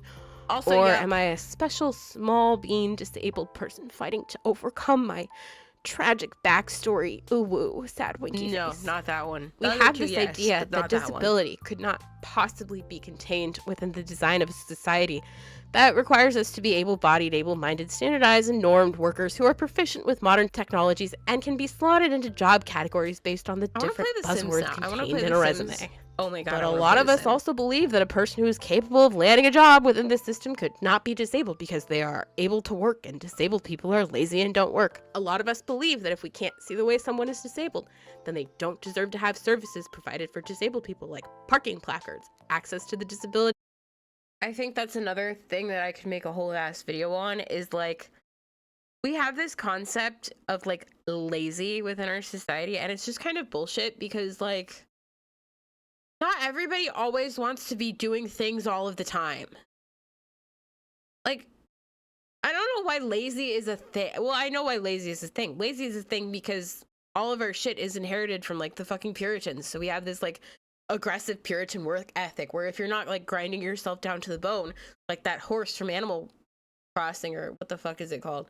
Animal Farm, then you're like not valuable to society and you should just fucking die. And it's like, that's bullshit, and nobody should live their life like this. Like, first of all, we need to reclaim lazy. Lazy is fucking revolutionary. And second of all, there's no such thing as lazy, because not wanting to work all the time is not lazy. It's not being a fucking weirdo. The accommodation stall Only fucking weirdos want to work all the time. in public restrooms or other forms of accommodation. Disabled people Sorry, but you know, streamers, y'all are fucked. Y'all are fucked. Want to work all the time? Crazy, fucked. Stop it. Don't do that. need to deserve their accommodation. But then, like, even that comes out of like, like Twitch is designed to cultivate that like Puritan work ethic kind of shit where you have to stream like 24/7 in order to get some followers so you can get more followers. I feel you, but I personally enjoy working. Well, I mean, the thing is, right? What do you enjoy working at? Like, do you enjoy working like a 9 to 5 where you're like typing in the computer all day, or do you enjoy, we all enjoy different things, and there's like something specific that you enjoy and it's not working. Something you enjoy. And if they don't appear to really need it, then they are lazy and should shut up about it. Imagine if your work was like shoveling shit. Would you enjoy that? Exactly. See, you're a pilot. That sounds fucking enjoyable, man. So you don't enjoy working, you enjoy piloting. That's the other thing that work ethic tries to do is work ethic. Exactly. Maybe not shoveling shit all day. There are probably people who would enjoy shoveling shit all day, but like most of us would probably not, because like it is gross and stinky. But like we enjoy doing things, not working, right? It's back into the the Puritan work ethic, right? Where like work is this abstract concept and it's something that you should be doing. Right? And so anything that can be done is something you need to be doing, rather than I enjoy doing this and I want to do it all the time. Live with a culture of silence, one which silences our ability to even consider ourselves disabled because the shameful implications that come it's valid. with Like, the acknowledgement of disability. there's like, Which kind of reminds things me you of the have to whole do, are you right? one of And the there's good things you want gays to or do. the bad gays thing that conservatives like to do.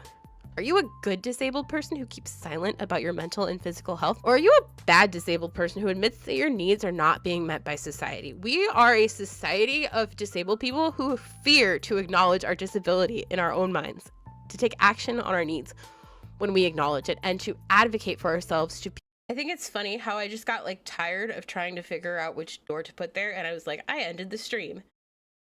Oh yeah. It's finals, and we are finaling the crap out of things. This is actually one of my finals. I have to turn it in today, and I have to write like a 3-page write-up about, why it's like related to the course, I guess. So yeah, I'm watching my final that I spent the week making.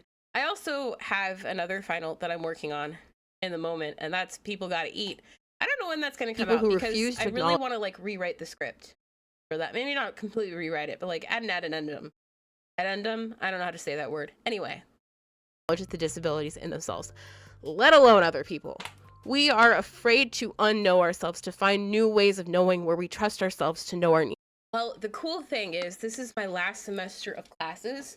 So next semester, I'm just going to spend the whole entire time writing video essays and my master's project. So it's going to be okay. It's going to be, it's going to be fun. And a lot of us are afraid that I even have if we 2 do more of trust these ourselves, videos to other make. people won't trust us.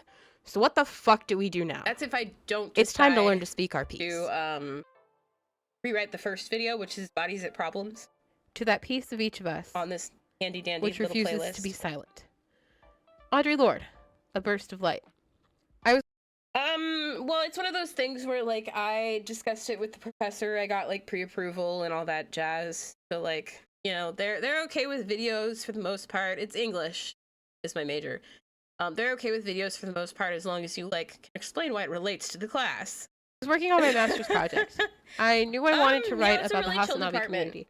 A community of people that were vital for me as I struggled with both the COVID pandemic and finishing up my BA. Like previous Hasanabi projects, they're all up here on my YouTube Proletariat Prince. But like previous projects were like live streams that I chopped up kind of. Yeah, that's my my holiday shelf. That's my like React cam, but I was like, I can't get it in the right spot to like face cam.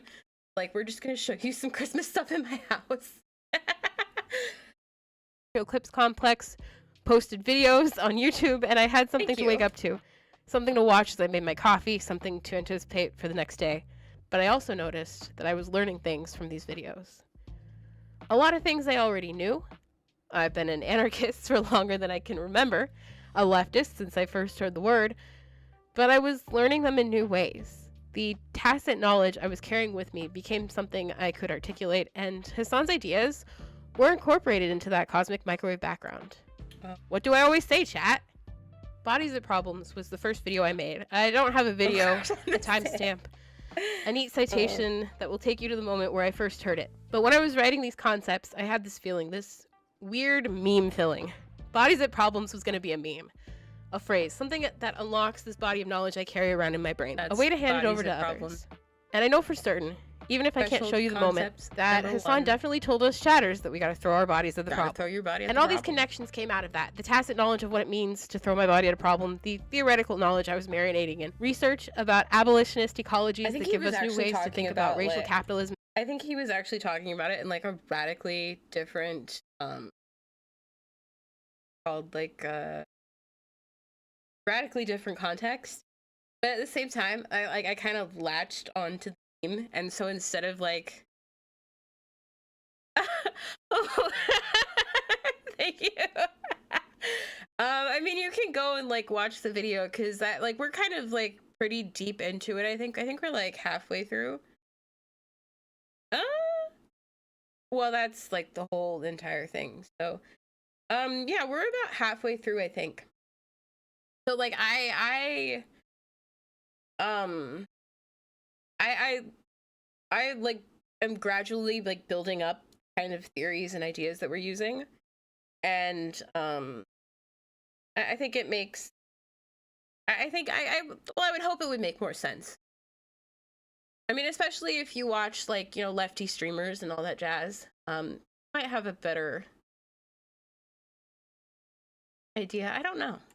And environmental racism, research about how we teach and learn, how the educational system is not designed you know, with all our Hassan knowledge about Hasnavi. our students' needs in mind, but rather with the needs of the state to have self-regulated student products ready to enter the workforce. And out of this, I made Bodies of Problems, a video grounded in this knowledge, standing firmly to say that we can't just theorize and talk about all this shit. We need to fucking do it. We need to throw our bodies at the problem because that's the only way we will solve the problem. Trying, failing, changing, trying again, One failing and S. fucking up. But eventually, Hasanabi. He's actually I could just go back here. This guy. That's Hassan. He's on Twitch. No, if here we go. Hasanabi on. Yeah. I watch a lot of the video. I don't watch him live. But I watch, you know, the Hasanabi Industrial Clips Complex on YouTube because that's like what I have time for. He streams like ridiculous, like 8 to 10 hours a day, which is like inhuman. What are you doing to how to have the energy and time for that? But yeah, it's wacky. But I love his shit, you know. Good shit. eventually He has, like, something good analysis. will give. And that moment where the crack appears in the edifice of the other thing. institution, And other people will say like, oh, he's like baby leftism and all that stuff. But the thing that people don't really understand is that like making theory accessible isn't theory for babies. It's just theory for humans who don't have time to read theory. So accessible theory isn't like theory for dummies. It's just accessible. And so people will be like, "Oh, Hassan is for baby leftists," and like that's not. Hassan is for it's accessible for people who don't have time to read theory. Now, if you have time to read theory and you like reading theory and you like reading, if you are a person who understands politics, then you're gonna be like, I need something more. You know, I need people using $20 words. But if you're a regular person who doesn't have time to understand politics, then Hassan is accessible. He is personable. He is a chill dude who is relaxing and vibing with his chat, and then he's gonna like explain to you something that like some other dude needs to make 2 hours of video to explain to you with $20 words every other word. But Hassan's gonna explain it to you in like 5 minutes in terms that are aligned with your own experience. And so that's what I like about Hassan, is like, it's not that he's for baby leftists, it's that he is accessible.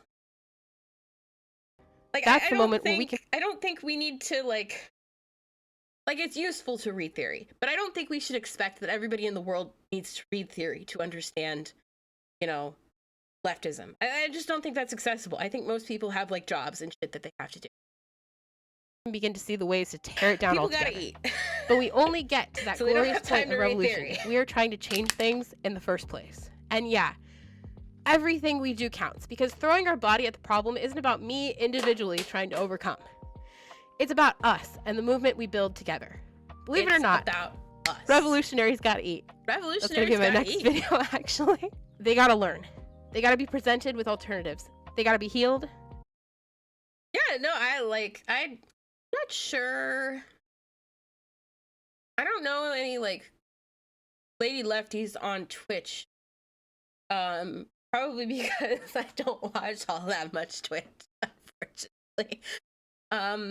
But there's like YouTubers who make really good leftist content, but they're not streamers, and I think that's an important there too. Is like you're looking for streamers, And they gotta learn how to I heal can others. tell you YouTubers out there. They need to learn a whole ass revolutionary habitus. Let's start with this. From each according to their ability, to each according to their need. These threshold concepts I'm making here are just the beginning. but they are made according to my ability, and they are the poetics through which I speak my piece. And poetry is not a luxury. Lorde tells us that poetry is not idle fantasy, but a disciplined attention to the true meaning of "it feels right to me." I feel like the people who would call Hassan a baby leftist would say that, like, people like Lorde aren't, like, writing legit theory, like, actually contributing to a leftist revolution. Like, I feel like... And the thing is that, like, I feel like she does that, but I feel like the type of lefties that I'm, like, thinking about are, like, yeah, that's not really, like, revolutionary. That's, like, you know, like, people quote the master's tools. The Joe Rogan podcast. Oh, God. He's one of those... The thing is, like, everything is political. And that's a whole ass conversation that I just don't have that to get into right now. But yeah, Joe Rogan is one of those dudes who, like, has a lot to say but doesn't really understand what he's saying. So, like, yeah, he's been hit in the head a lot of times, and you can tell. Okay. But yeah, Lorde. Like, people like to quote the master's tool will never dismantle the master's house, because they're like, well, that means that we can't, like, talk about things. We have to, like, you know, go hit things with hammers. And like, the thing is that, like, that's not really what that means, right? You know, one of the master's tools is a hammer. And when you're a hammer, everything looks like a nail. So, like, you know, I have a bone to pick with how people with the master's house. Lorde 37. Through poetry, we reclaim what we know. We reclaim that knowing of ourselves. We make our peace. Audre Lorde introduced the concept of self-care in a burst of light, and we can trace its roots back through the history of Black feminism and woman of color feminism, and we can trace its branches and leaves forward into the work of modern Black feminists English. writing and working I'm today. an English Sonia major. Renee Taylor presents us with a challenge in The Body Is Not an Apology, the challenge of radical self-love. What is radical self-love? Like I said, love there. Radical Radical self-love is not a self-love. destination you are trying to get to. It is who you already are, and it is... I don't like... Well, it's one of those... Again, it's a master's tools, master's house kind of thing, where, like, I feel like debates... There's, like, a fundamental principle within, like, idea of debate where, like, you're thinking that not you, but, like, we are assuming that there are objective truths that can be reached through, you know, discussion, right? And that's not necessarily wrong. But then we have, like, well, the part about objective truth. I would argue that there is no objective truth, right? But then there's the idea that we can, like, reach agreement through discussion. And, like, yeah. But then you look at, like, how debates actually happen, right? And what debates typically are, what we typically call debates, are, like, screaming matches where people are trying to, like, bulldozer over other people ideologically, right? And that doesn't really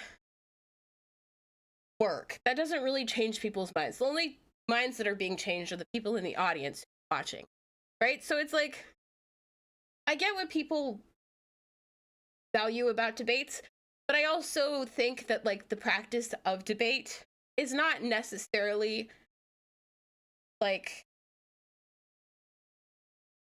you know, I don't know. It's not like what we think. It's not good. It's not already great. working tirelessly That's what to I'm guide your saying. life. The And so question I'm is, not really much of a debater. Yeah. I don't, you know, I like to discuss things. I like to interview people. I like to talk about things. But there's, like, a very different kind of framing that's happening when you have, like, a discussion versus debate. You know, where a discussion is we're coming to, you know, we're starting from a point where, like, we may not know what the other person is saying, but we might be able to understand them. Where debate starts out with a premise of contention, where, like, we are here because we disagree, and we're going to argue about it. Where discussion is like, you know, I don't know what you have to say, but I'm willing to hear what you have to say. And it doesn't mean that we can't be principled in a discussion. But it also means that, like, I'm not going to argue with you. I'm just going to try to, like, understand how you understand things and help you understand how I understand. Can you listen to it more distinctly, more often? It's Taylor, you know, it's one of 14. those. It's a whole ass thing. I've It's a whole spoken ass about thing. my perspectives all through this video, but I only do that because I don't know yours. I don't know the intimate details of your life and experience, and I can't really know. Not in the way that you know. I think Speaking my the piece video is about is talking about those hard 1 things, hour the and difficult shit, the scary shit, the shit that we hold inside us and carry like a massive weight on our shoulders. waters. I will be Speaking right my back. piece is about advocating for ourselves, but not just for ourselves, for others.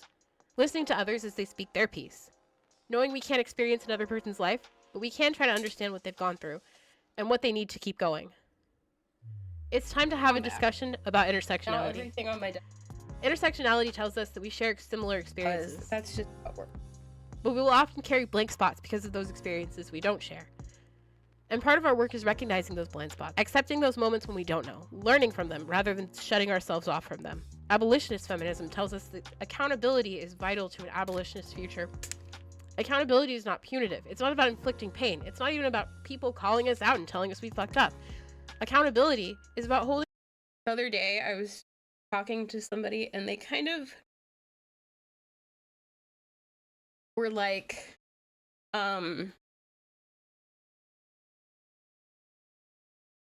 they were kind of like picking bones with this idea of accountability. And the thing about accountability in its, like, you know, abolitionist form is that, like, we can't actually hold people accountable. And that's where, like, the failing of punitive justice is. The failing of punitive justice is that we're trying to hold people accountable, but we can't. Because us, you know, in a punitive justice system, what, you know, accountability looks like is, you know, people, you know, getting punished for their crimes. But in an abolitionist perspective, accountability is the internal process of realizing that you messed up and trying to do better. And it's really, like, we are raised in a punitive justice. So getting to that point where we can all recognize where we fucked up and hold ourselves accountable, that's like a hard process, right? That's difficult. But at the same time, like, we can't, if we actually want to change things, I don't know. Well, just if we actually want to change things, if we actually want to transition out of a punitive justice system, we need to recognize that accountability needs to come from within rather than from people telling you fucked up, right? Because when people tell you fucked up, you grab a ukulele and you do a song about the toxic gossip train, you know? And so it's like,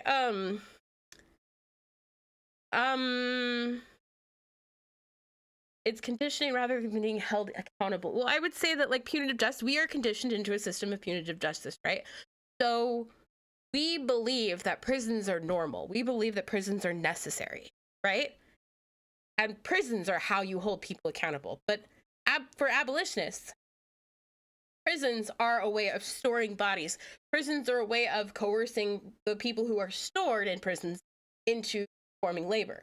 So we cannot hold people accountable because prisons and, you know, exploitation of labor, that's what holding people accountable leads to: harm, right? People holding themselves accountable leads to reconciliation. And that's kind of, you know, a simplification, because, like, how do we get from, you know, a society that holds people accountable to people holding themselves accountable? Like, that's, you know, that's hard. That's, you know, the $1 million question. How do we transition from one type of society to another type of society? And unfortunately, it means that sometimes we have to reconcile with the people who we find, you know, kind of odious. We have to, you know, and, like, that's not fun, and that's not sexy, and that's not cool, and that's not, like, you know, great. And, you know, it doesn't mean that we adopt their ideology, you know, but it does mean that we approach people and approach situations in a way that allows them to reconcile with us. You know, it's like I said, it's oh God, I just fixed my desk. It's complex and it's difficult and it's, you know, we have this knee-jerk reaction that like bad people need to be punished. And that's not going to fix things. It's not going to fix things, especially when like bad people are people who like made a mistake. Because most bad people in the world are not like, you know, people who are, you know, like most bad people in the world are not Jeff Bezos. They're not exploiting billions of people. Most bad people in the world are like people who, you know, said something mean to somebody one time. Right? And so like, I can hold them accountable for that for the rest of their life. But is that going to change them? And so like the discussion of accountability is one where it's easy to have a knee-jerk reaction to and be like, you can't hold Nazis accountable. That's messed up. You should hold Nazis accountable. And like, that's not what we're talking about. That's not like you're adjusting the framing of the conversation to fit some extreme position that I, you know, don't agree with. So it's like, you know, and that's the thing. Why do you feel like prison can change people? Do you feel like prison changes people because of the few people who have been changed by prison? What do you feel about the majority of people who are just thrown in prison for the rest of their life and never get out? And, you know, so like, and this is where we get into the argument of, you know, prison reform versus abolition. And the thing is, like, sure, there are like people who do horrible things, but we're not talking about the people who do horrible things right now. We're talking about the majority of people in prison who are people who made like a mistake, who like were in the car with a drug dealer or who were a drug dealer because they needed money to survive, right? Do those people belong in prison for the rest of their lives, or do those people need, you know, social oriented solutions that will make it so that they don't have to resort to like drug dealing to survive? Or do we need to decriminalize drugs so that the whole entire, you know, system of drug dealing is just not financially solvent? You know, there's all different levels that we can look at these social issues before we get to let's throw them in jail because that will fix them, you know?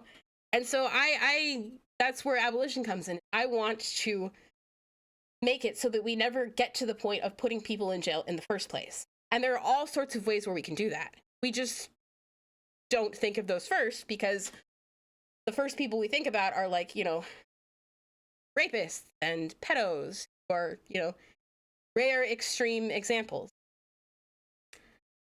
Well, and, you know, the way you make illegal drugs as a multi-billion industry go away is you make the drugs legal and you regulate them.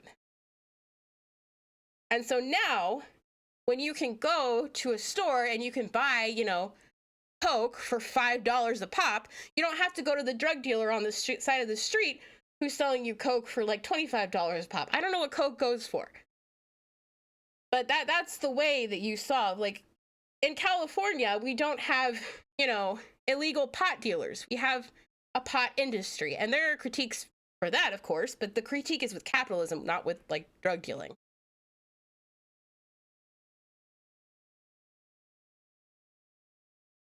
Like I said, pot is legal in California, and we're not like ourselves our accountable to society others is still functioning in a way so, where like, we're actively engaged with the needs and the perspectives other thing and about that experiences. is a lot of drug use is self-medication for mental illness. So how can we restructure the mental health industry within America and make it less of an industry, you know?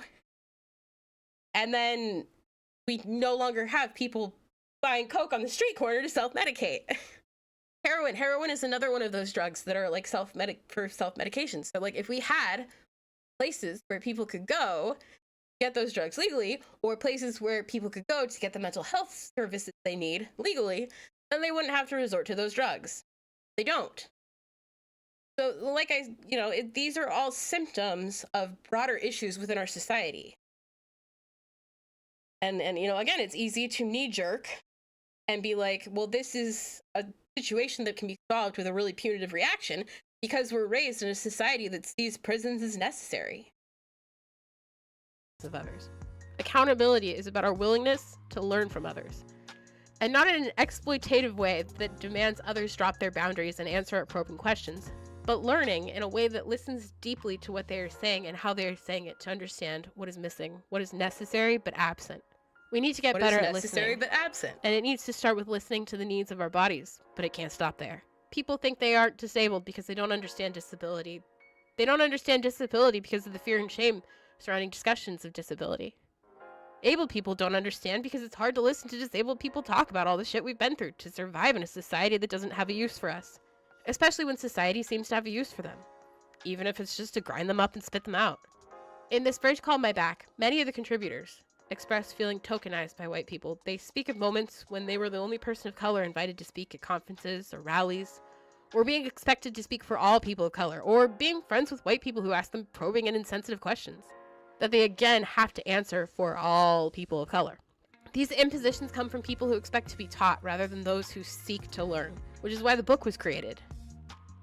He's eating my Christmas tree! You absolute little shit! Hey! That is not a snack! This bridge can get us there. Can coax us into the habit of listening to each other and learning each other's ways of seeing and being. Bambara XXXI. This bridge cultivates people who seek to learn, who seek to cross the bridge, but don't know where to start or who to look to. And it does that in a way that doesn't exploit the labor of women of color, or expect them to do all the work of liberation. It gives you a source to look to inform yourself, to incorporate that into the cosmic microwave background radiation, to influence the ways you act and the things you say. Because we can't just change hearts and minds. We gotta change body minds. The idea of the body mind acknowledges that ideas we have in our minds influence the ways we act. If I believe disabled people are helpless and I'm able-bodied, then that means I must act to help disabled people. Holding open doors, carrying things, grabbing disabled people's bodies and stuff to help us do things, even when we didn't ask. Some of these things are more egregious than others, and something definitely. weird happened. But all of them to the come from microphone assumptions people and, carry like, in the their volume, minds. and I don't really get And it. these things people carry in their minds influence their actions. Oftentimes, the things we carry in our minds come from our experiences. Many of my formative experiences were my parents, teachers, or other adults around me criticizing how loud I was, or how much space I occupied, telling me to make myself smaller and less noticeable, to make myself invisible. And I spent a lot of my life trying to do just that. Until I couldn't anymore. For a lot of reasons, but the reasons don't matter. The point is, if I had to render myself invisible within my own life for one more fucking second, I was going to jump on the nearest table and scream. It's like super annoying because like the microphone, all of the microphones that I use decided that my like regular voice is loud, and then my loud voice is like the loudest voice ever, and like we're gonna blow out the fucking microphone. And so it's like my regular voice is not that loud. Shut up. You know? Why are you being like damn microphone? I don't get it. So it was I'm time not to that find a loud. new way. This new way isn't actually new though. People have been talking about it for centuries, Like, dreaming on it the- into here, I'll show existence you. for decades, and practicing it for I longer don't than know recorded if time. it's gonna work unless I'm I talking about record equity, it. baby. Because abolition for me and abolition for you Fucking up. isn't going to be brought about Okay, by pause this. Go back to this. And then we're gonna go like somewhere where there's nothing. Here. We're gonna go like here. And then we're gonna hit record and I'll show you what happens. It itself. I don't know if anybody else uses the fucking Adobe Premiere Rush, but like look, okay, look at this. See in the bottom. Oh, my camera is blocking it. Here, I'll move it. Oh my god! Chill the fuck out. The thing up there is so annoying.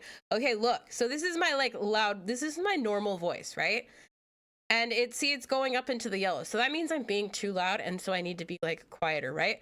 But then when I talk really loud, like, you know, for like a dramatic moment, then it's like going up into the red, and it's like, what the fuck? I wasn't even talking that loud. Like I'm not even talking that loud right now, but it's still going into the yellow. And then when I talk loud for a dramatic effect, like, what is that? What is that? Like, your software is just busted, man, and there's no way to change these settings. It's Quality. just busted. Equality is a simplistic form of justice, and And so justice that's why is it's like overwrought blowing out like by that. legal systems And that there's, were like, nothing I designed can to do promote about it. inequality from their inception. In Are Prisons Obsolete? Like, I Angela even turned Davis the volume critiques down the on prison all of industrial these. complex and the frameworks of the American legal system that lead to compounding inequalities. Prison construction and the attendant drive to fill these new structures with human bodies have been driven by ideologies of racism and the pursuit of profit. Davis, 84. That book, if you're really interested in, like, you know, abolition and, like, the prison industrial complex and, like, you know, kind of understanding why prisons are, like, not great, Are Prisons Obsolete by Angela Davis. I'm gonna pull it up right now. This book, great book, awesome book, wonderful book, 10 out of 10 recommend. And I think, at least I think, I'm not sure, but I think that it's pretty damn accessible, for being a book written by a professor that is gonna teach you about, like, abolitionist theory. So yeah, I would recommend 10 out of 10. The legal system is meant to be about bringing justice and And you can preserving probably equality. find it PDF. But by within our just searching society, for- it preserves racist hierarchies and promotes divisions. So equality is not going to cut it. But equity, from each according to their ability, to each according to their need. Marx said it first, then Hasanabi, Yes, he did. now me, Not me. passing the meme down the line Passing and the it down the knowledge line. contained within it. Now it's your turn to grab a hold of it. Now it's your turn. We want equity. What does equity look like? In care work, Leah, Lakshmi, Peepsna, Samarthina I know. I tells fucking us am. that I'm sure when I we did. reach for each other and we make the most access possible, it is a radical act of love. When access I is just, centralized like, at the no. beginning dream of every action or event, that is radical love. I mean that access is far more to me than a checklist of accessibility needs. Though checklists are needed and necessary, I mean that without deep love and care for each other, for our crip body minds, an event can have all the fragrance-free soap and interpreters and 36-inch wide doorways in the world, and it can still 36 be inch wide. empty. It took me, Peepsna, like, 3 tries. Samarthina, Try to read that. 76. Equity is about 36-inch love. wide doorway. That type of radical self-love Sonia Renee Taylor talks about in The Body is Not an Apology. That kind of love that doesn't need sameness, but It's so annoying because I use the sources, like, I source craft so well in this one. And then in People Gotta Eat, I feel like my source crafting is so bad. It's just so bad. It's just like, oh god, it's very bad. can sit with difference. Okay. A type of love Okay, from though. this bridge called My Back, where we are We're gonna accountable for survive seeking this. out and listening to people who are already out there I need to, speaking like, their get piece. up. We have been for- denied like, equity. Our ancestors were denied equity. And the pain of that denial has been passed down through the generations. We call it intergenerational trauma.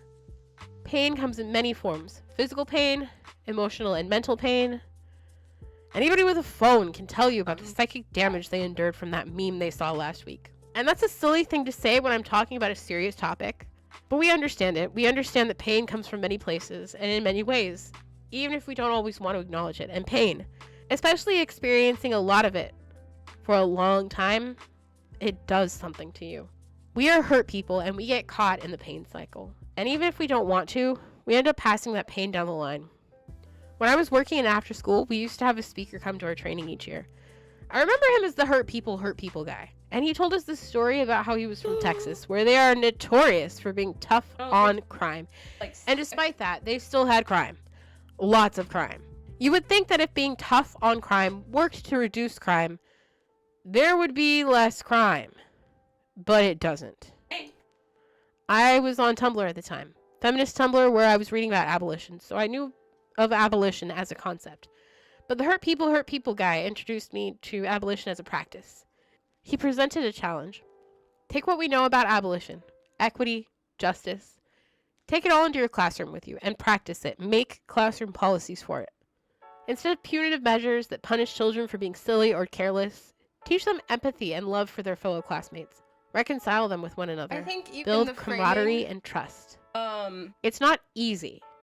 I think even the framing of children as careless is like, not a great, well, like, I mean, for the argument of this video, yeah, but like, I think there's like a distinction between like being careless, as in I'm doing things and I don't care if they will hurt you. And I'm doing things and I don't understand that they might hurt you. Because most kids do care if something hurts somebody. They just don't understand that the things they do might. Like, I had a couple of kids who were like trying to sword fight each other with scissors once. And it's like, guys, you understand that if you do this, you're going to hurt each other. And they're like, oh shit, I didn't realize. And it's not because they like don't care about each other. It's that they don't realize, you know, they don't understand. And so like kids appear careless, but they do care. And then like we can take that caring and we can kind of, you know, not necessarily refine it, I guess, but like we can transform that into empathy, where they don't just care about not hurting people, they understand what people feel like when they are hurt. And I think that's what's very powerful about the work that educators do, is like we have the ability to help these kids come to understanding. They're hurt people. I'm a hurt people. So They're it's hurt not people. easy. I'm a And hurt it people. takes time. But there's a difference. I've seen it. So I know it's possible. I want to step back because I've been digging deeper and deeper into these issues, but now we need to take a big picture moment. What do I want to do with this video? Silence is violence. Part of the violence is silencing. We are made to be silent on the oppression we face. We are told not to speak. We are forbidden from comparing salaries, talking about discrimination and racism, liberal colorblindness, asking for an explanation for whether or not that was a microaggression we just experienced. It probably was. The civility politics of liberalism tells us that a good disabled person, a good person of color, a good queer, a good woman, a good human, a person who deserves to be considered human, that person is going to be silent. They're going to be complacent. They're going to voice polite objections if they really must, but they need to be civil about it, and they can't make anybody uncomfortable, because making people uncomfortable isn't really all that civil. During the early Black Lives Matter protests in Ferguson, Missouri, political figures would lecture the protesters using MLK as an example of a civil protester, a peaceful protester. As we all know, the only speech MLK ever wrote or delivered was the I Have a Dream speech, and the goals of that speech have all been accomplished. Except, Ferguson was a peaceful protest. And like, where are the protesters? Especially the most visible ones from Ferguson today. You know, where I'll are give you a they? moment to fire up a search engine. Where are BLM they? began as a protest. Out. They are.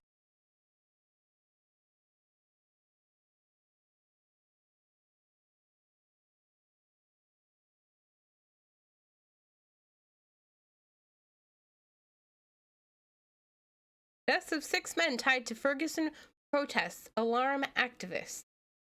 That's in 2019. Shit. Whew.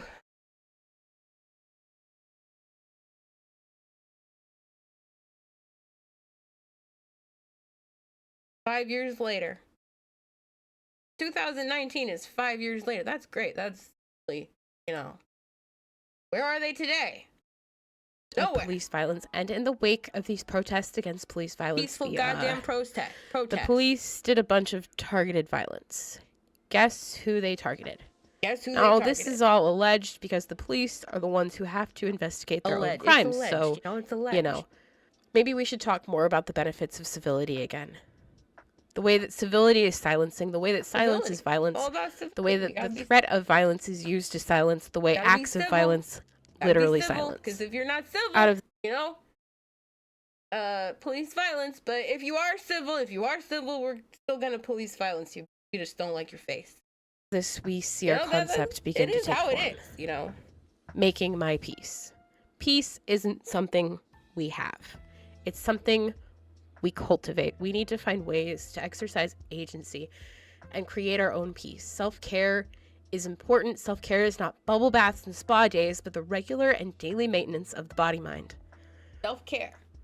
This is the Do is the regular and daily maintenance. Well, I'm like quoting myself here. But I mean, I think that's, that's what self-care is. Maintaining your body and your mind. And what do you got to do sometimes to maintain your body and your mind? You got to take a fucking shower. You got to brush your fucking teeth. And you got to talk about how much your goddamn back hurts so that you and your friend can be like, oh God, our backs both hurt. Well, why do our backs hurt? Because we're like bending over the computer screen all day and it sucks. Why do we have to work at 9 to 5? Got to talk about shit with people. Reality of making my I'm peace tired. and speaking my peace. We need to speak to the crises of our minds, all night bodies, trying to experiences, make, areas, generations, the other video. anything else that is in crisis. And We've touched on self-care before. Recording How the self-care isn't a commodity, it's not something we can purchase. Self-care is part of reproductive labor. Labor that has been traditionally considered labor. women's work by our society. But reproductive labor is how society is built, how it continues to function. Through There was some video by some dude who like totally fucked the definition of reproductive labor. I don't know who, and I don't care. But like reproductive labor, we all do reproductive labor all the time. We just don't see it as labor, So like reproductive labor is everything from like, cooking and cleaning to like raising kids. It's not just raising kids, right? But it's like all of the things that we do to maintain our like daily life activities. That's basically what reproductive labor is. And it's usually it's like society building shit, right? So like, when you're sitting at the dinner table and your mom and your dad are like, let's have a conversation about what you did today. Like that's reproductive labor. We're engaging in reproductive labor. So like we don't think about things we're thinking and conversations we're having and all this other shit as labor, because labor is shit you get paid for. But at the same time, like there's YouTubers out there, there's like YouTubers out there who are like vlogging their day-to-day shit, right? Like much in the way that you would when you're talking to your family at the dinner table about what you did today. And like, they're getting paid for that. That's reproductive labor, baby. So yeah, let's expand our idea of what reproductive labor is. Productive labor, we are taught our values, our ideology, how to be little humans growing into adult humans. But now, as adults, how we continue to engage socially within our groups. Part of the core argument of care work is that we must urgently reevaluate. Sometimes reproductive labor is calling that friend that you haven't talked to in like 6 months. Evaluate how disability fits into activism, and by extension, how the reproductive labor that care requires is a fundamental part of activist movements, whether we want to acknowledge it or not. And a lot of us And if you don't acknowledge the importance of reproductive labor in your activist movement, then your activist movement falls the fuck apart. don't. Throughout the book, Pipsness and Marcina points to the moments where things break down within activist groups. And most of these breakdowns occur from burnout. Burnout that could have often been resolved if we refused to be silenced, even within our own movements, and stop ignoring our needs. Self-care isn't about individualistic gotta acknowledge our individualizing by ourselves. Self-care, Like sometimes, you just need a break. And if you take little breaks, then you don't have to take big breaks. That's where we get the idea of, what is it called? What's that shit called? That like studying shit that people do. The Pomodoros, that shit. Pomodoros. You take little 15-minute breaks, then you get more done, longer time spent working. No, not as much burnout, little breaks. So you don't need to take a big one. is about finding different ways to engage in community. Self-care is about finding better ways to engage in community. Self-care is about making our peace by speaking our peace. This work is how I speak my peace. I'm writing this in December of 2023, but in the summer of 2023, I was having a major anxious relapse. Something that hit so much harder because I hadn't experienced anxiety quite like this in so long. For the first time since moving here, I felt alone. One night, in a moment of desperation, a moment of needing someone to talk to, I went to Discord. I went to the Discord and I was like, yo, strangers, I don't know. I need to not be alone right now. And the person who offered to DM with me, they saved me. I wasn't cured. I wasn't fixed. But I felt like I could go on one more day. And because I went on one more day, I get to be here with you now. In a world where so many of our interactions are shaped by the brutal structures and institutions of Know what I'm capitalism, saying? learning to love You want our yourself and shit. others and to contribute what you are capable is a Contributing revolutionary what we are act. capable. And most of what we contribute isn't going to break or even bend the world. But that doesn't mean it's not necessary. It is necessary. And so when I say self-care doesn't happen alone, Reproductive I mean labor. it. I know it. Global racial capitalism does a lot of work to divvy us up into smaller and smaller categories. Even Yes, it does. intersectionality can be weaponized by those with power to make us think that we cannot cross can. those divides. And it's easier to rule a divided people. It is. Some of you, like us, are up to here with the chorus of laments whose chief chant is, I'm more poor, more oppressed than you, who gives suffering and pain more merit than laughter and health. And yes, we intimately know the origins of oppression. It brewed in our beds, tables, the streets. Screaming out in anger is a necessary stage in our evolution into freedom. But do we have to dwell forever on that piece of terrain? Forever stuck in the middle of that bridge? This land of thorns is not habitable. We carry this bridge inside us, the struggle, the movement toward liberation. I really love this. I really, because it speaks to so much of what happening last year in like one of my grad classes, where like every time, you know, some people tried to talk about their shit, everybody was like, well, I have it worse than you. I have it worse than you. And it's like, it's not about who has it worse, dumbasses. It's about how we make it better. And so, like, yeah, it's important to speak our piece and to share our shit. But we can't share our shit in a way that's like, who has the worst shit? We have to share our shit in a way that understands that our shit is related. So when like somebody else talks about like their experience that I don't have an experience with, I'm like, oh, hey, I don't have experience with that, but I have a similar experience that can relate to that. And through that experience that relates to that, we can understand the changes that need to be made, fix everybody's shit. We need to relate to one another, not compare to one another, you know? Anzaldua, XXVII. It's time to cross the bridge. It's time to reach out to the person who has already crossed and take their hand. It's time to Exactly. reach back to the person behind and offer ours. Relating. We are bridging the gap. We are, you know, like, this is how I came into my knowledge of what, you know, is wrong with society. And I'm going to reach back here and I'm going to relate to you. I'm going to understand the experiences you're having. And I'm going to say, here's how these are connected. And this is the way forward. Relating. You got to relate, you know?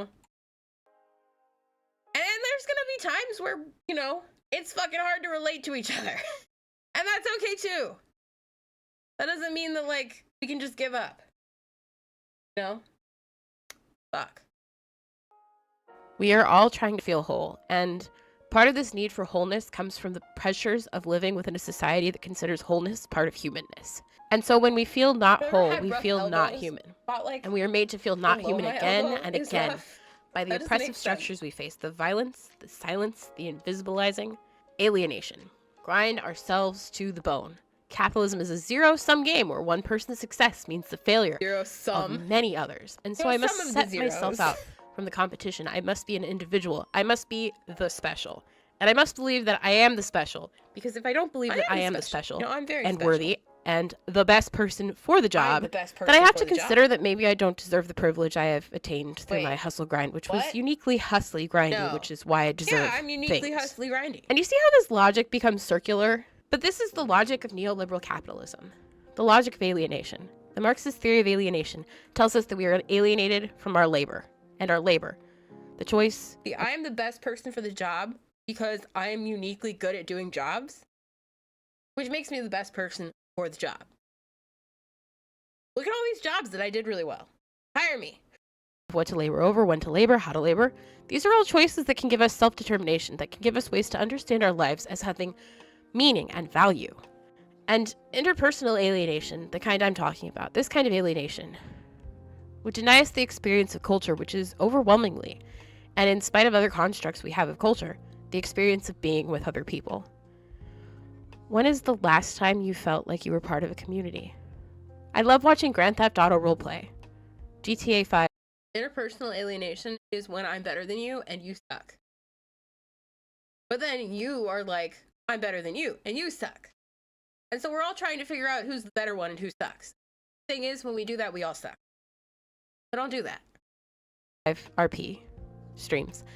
They are fascinating to me. GTA 5 I RP fucking is love messy. It's GTA 5 complicated. But I Frankly, don't it's watch it fucking anymore. weird. Most roleplay communities weird. are. GTA 5 RP takes place in the Grand And I say this from personal experience as a person who used to engage in roleplay communities. Like, roleplay communities are fucking weird.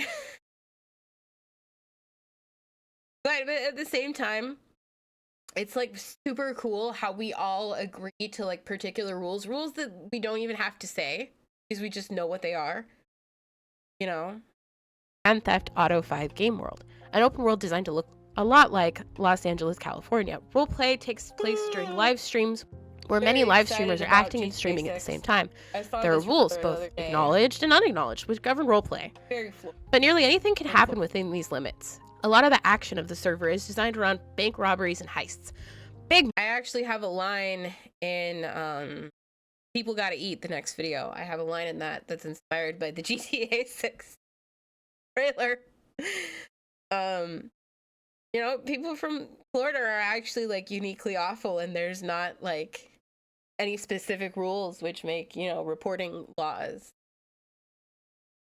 different, which, you know, influences the different types of, you know, different types of weird ass stories that can come out of Florida compared to the country. Moments with fast-paced action that are all occurring unscripted in real time, and these things can happen because of the collaboration and agreement of all these different people, many of whom only realize that they were part of a big event after the event has occurred. There is certainly planning behind the scenes, but the actions and the dialogue of the characters are improvised in the moment, and this makes GTA 5 roleplay one of the most fascinating things to watch, because in real time we are seeing people engage collaboratively and cooperatively in community. And if you ever told me when I graduated high school that one day I'd be writing a master's project about the community of roleplay, well, I would actually probably tell you that's a really interesting idea I want to hear more about. Community isn't community because people are near each other. Community isn't being. Community is doing. Community is process. Role players are not here being role players, they're doing roleplay. So what does that mean? Well, sometimes shit fucks up. The server crashes right after the big bank job. Scuff. We got caught by the cops and we're going to jail. Scuff. We spent a 5-hour roleplay session sitting in court waiting for the trial to start, but the lawyer guy wasn't streaming today, so our roleplay today was taking turns sneaking up to the judge's chair to bang the gavel before anyone notices. Scuff. Shit happens we can control. But more often than not, shit happens we can't control. In care work, Peepsna Samarasina speaks about care collectives she participated in falling apart. I didn't know that one group falling apart didn't have to mean that was it. I wish we could have known that the struggles we hit weren't failures, or signs of how inadequate we were, but incredibly valuable learnings. Our struggle to find these questions out is at the heart of our movement work. Peepsna Samarasina. 60. Scuff happens in all types of ways, but how we react to scuff, how we adjust and accommodate scuff, how we don't let it stop us, but instead use it to inform our future projects and plans. That is what makes community possible. When we think about community as an intentional process, as something we do rather than something we are, we resist alienation. The lie that tells us we have no agency, we have no self-determination, we have no choice. Because while this doesn't change the ways we experience alienation from our labor, it does make a little change, a little dent in the overall misery. Because believe it or not, activism, advocacy, abolition, these things aren't about our collective misery. They're about something far more delightful than all that. Pleasure activism, written and gathered by Adrienne Marie Brown, takes on Audre Lorde's idea of the erotic. The erotic is not just pleasure, but the body-mind experience of pleasure, whether this pleasure comes from good food or friendship or sex We know what it means to feel good, and we must use this knowing to understand why we feel bad. And then we must take action. Pleasure activism acts on this. How do we increase pleasure in different areas of our life? With section titles like The Pleasure of Deep Intentional Friendship, a conversation with Danny McLean and Jody Tanita, and Care as Pleasure, and Use Your Voice. Pleasure activism situates pleasure in the erotic as something that cannot be contained with our own bodies, but something which must be shared. A mutual pleasure, a platonic pleasure wherein we learn that our lives can be and should be pleasurable experiences. And the only reason they aren't is because of the shame, distance, and distrust which has been cultivated within us. So yeah, leftists, they're not coming for your toothbrush. That would be gross. I am coming for your dystopian pessimism though, and I'm gonna turn that little motherfucker into a utopian futurity. In Choreographies of Resistance, Latino Queer Dance and the Utopian Performative, Ramon H. Rivera Cervera pulls the concept of the utopian performative into focus. The utopian performative is deeply rooted in a materialist appraisal of the inadequacies of contemporary experience and addresses them in the moment through enactments that produce alternative experiences and visions of how things could and should be. Rivera Cervera, 262. The utopian is not about the perfect society. It is about imagining a society without all the crap it's currently full of that harms us. A society based on the principles of pleasure, the politics of feeling good. Adrienne Marie Brown, 3. And utopian futurity situates that imagining in a process. The process of working and trying and failing and fucking up and figuring it out only to fuck it up again. And while society may never be perfective, it will be in this process. The process of figuring it out.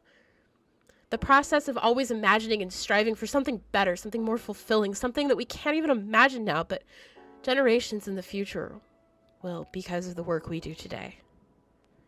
This bridge needs no forward. It is the afterward that'll count. The coalitions of women determined to be a danger to our enemies. The will to be dangerous and the contracts we creative combatants will make to mutually care and cure each other into wholesomeness. And the blueprints we will draw up of the new order we will make manifest. And the personal unction we will discover in the mirror, in the dreams, or on the path across this bridge. The work to make revolution irresistible. Bombara, XXXI. In Bodies at Problems, I discussed learning through doing, learning through play. And my footage was from the game Witcher 3 Wild Hunt, an RPG where you play as the character Geralt of Rivia, and you explore the mostly open world that he lives in, all the while fighting monsters which make you confront the concept of the monster. Are scary contorted figures that inconvenience humans monsters? Or is the true monster in this world the things that humans are willing to do to each other? It was a short video, so I didn't have much time to really dig into things as deeply as I'm trying to do now. But now I have time, so let's do this. If community is the thing we do, how can we better understand what doing community looks like? The concept of affinity spaces gives us a way to understand how people coagulate into community online. James Paul G. and Elizabeth Hayes outline principles that are tacitly observed in the most engaging affinity spaces. We only need to know a few of them for this video.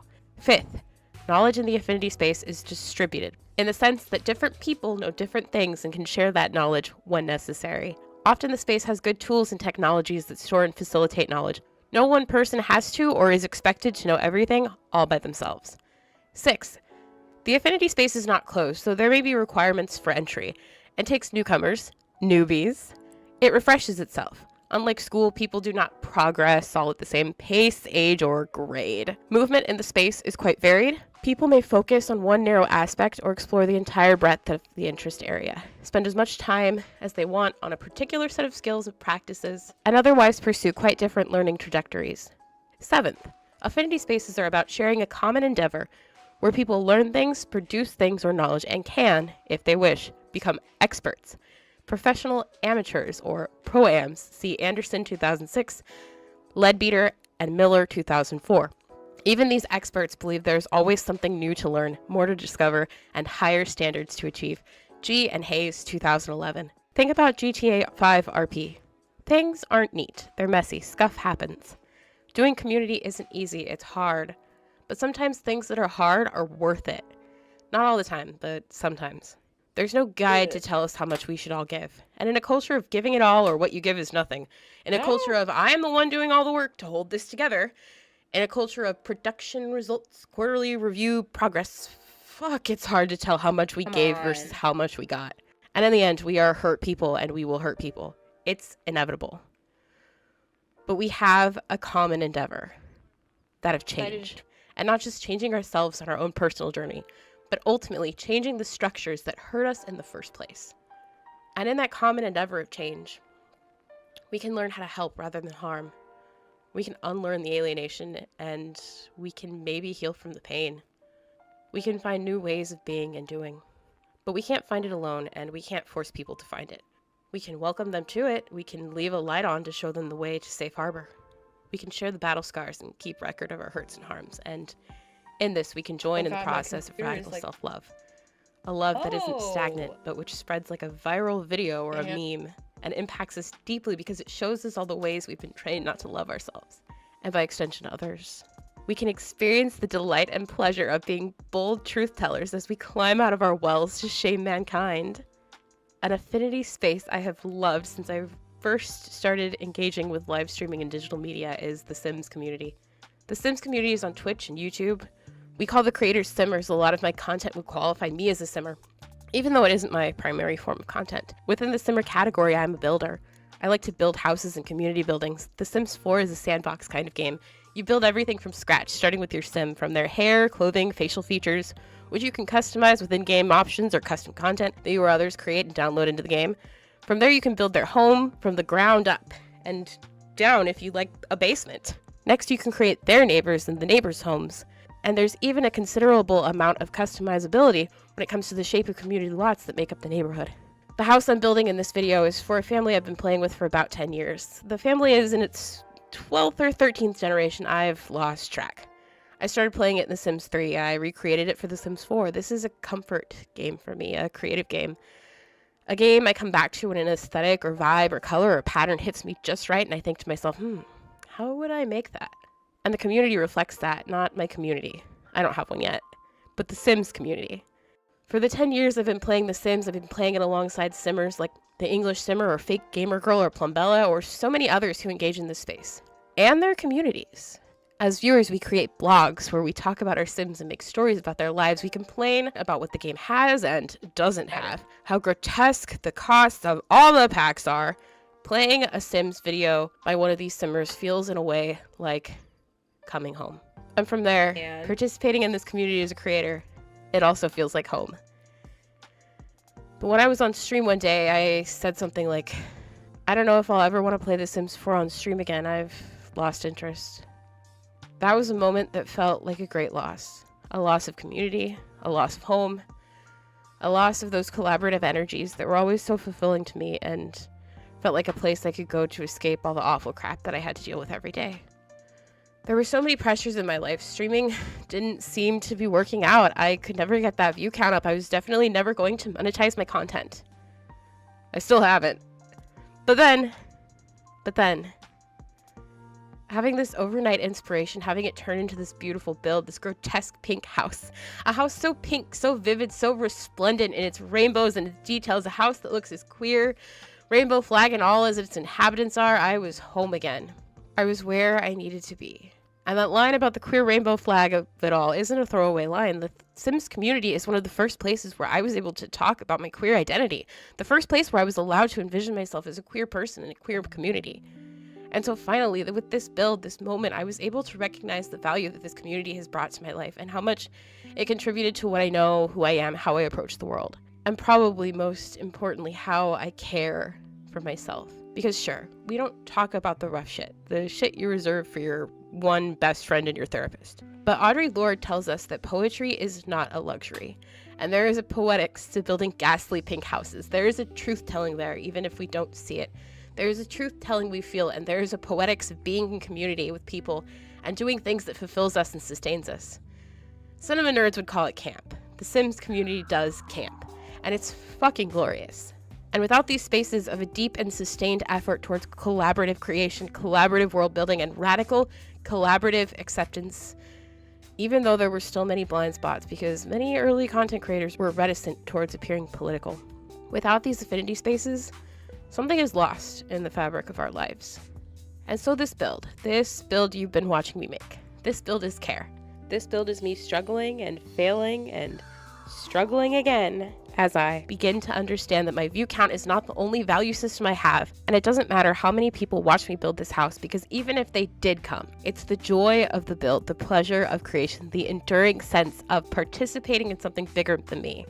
The feeling of being in a community that didn't just accept queer people, but that was made by queer people, where queer people were given open invitation to be loud and queer and say, hey, I'm bisexual and pansexual, and that makes me gay with a capital G. Where creators would get criticized because there were token straights in their household rather than token gays. It is something that doesn't need me to participate, but something I'm welcome to participate in, even in my own small way. This is my utopian performativity, and out of it comes my utopian futurity. And because of all these things, I know I'm not alone, and that is such a wonderful feeling. Bye. There's like multiple You know different ways about to do revolutionary it. optimism. Now I want to introduce you to revolutionary joy. And revolutionary joy doesn't come from the things we do alone. Revolutionary joy isn't the acceptance of illusion and appearance as reality. Lord 74. Revolutionary joy is the joy of doing community. Doing community in ways where we express our needs, in ways where we can speak our piece, in ways that make my peace. I have found that battling despair does not mean closing my eyes to the enormity of the tasks of effecting change, nor ignoring the strength and the barbarity of the forces aligned against us. It means teaching, surviving, and fighting with the most important resource I have, myself, and taking joy in that battle. It means, for me, recognizing the enemy outside and the enemy within, and knowing that my work is part of a continuum of women's work, of reclaiming this earth and our power, and knowing that this work did not begin with my birth, nor will it end with my death. And it means knowing that within this continuum, my life, my love, and my work has particular power and meaning relative to others. Audre Period. Lorde, The Cancer Website. Journals. Bye. I've included in my works cited some texts that didn't make it into the final cut, but I want to take a moment to acknowledge they have contributed to the habitus I'm cultivating for myself around this topic, and recommend them to you for further reading. I know it might be difficult to get a hold of a particular book sometimes, so I always recommend you look on openlibrary.org, especially for the older books. Openlibrary.org also has a function which can read many of the books they have available to you, which is something that is invaluable to me, considering all the reading I have to do for these projects. This isn't a sponsored moment, just a way for me to share important resources and methods of access in hopes that you too will share them and make the world more resourceful and accessible to you and people you know. Thank you for watching, and stick around for the end where I take you on a tour of the house in its unfinished state. Okay. We have the library/music room part 2. You chill in here. You take your after dinner drinks. You read some books. You play some music. Wonderful. Wonderful. Okay, but what if instead of reading books and playing music, you want to chill on the couch? We got a couch to chill on. We got a fireplace. With birds. Lots of birds. Jeez. We got a really bad Okay. cross stitch that looks like it's done by a 5-year-old. Right, it's almost done. We got a panoramic view Got of this ugly neighborhood. Okay, that has There's lots of Tired of trees me. in the ugly neighborhood, so it's okay. We're gonna have some shit going on out here eventually. Anyway. What if you don't want to hang out in here? What if you're an artsy type? Oh, look, we got a bench over there. What if you're an artsy type? What if you want to make some paintings? Guess what? We got you covered. Here's the art room. I need to It's got start curtains this covering the windows so you can't see the natural light. But that's okay, because you don't want to see the natural light. You're an artist. Anyway. Or a candle maker. Cat there for some reason. The ceilings are boring. But the lights are interesting. Say you want to go outside. You want to hang around the pool. You go through here. You get smacked in the face by some beads. You open this door. This one is a door. That one, not a door. Is a door, not a door. Oh, look. We're outside. This is the pool area. The pool may be moved at some point. It really depends. I'm not sure. Okay. Oh, look. You can look inside. You can be like, yo, there's a dude in the library.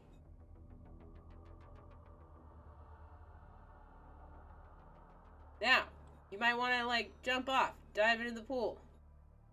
Or you could just walk on water. Yeah, this. Ignore that. It won't be there eventually. Oh. So, you're done looking at all of that. Now you're going back inside. It's time for bed. You're gonna go up to the bedroom. It's gonna take forever to get there, but that's okay. Probably take the stairs.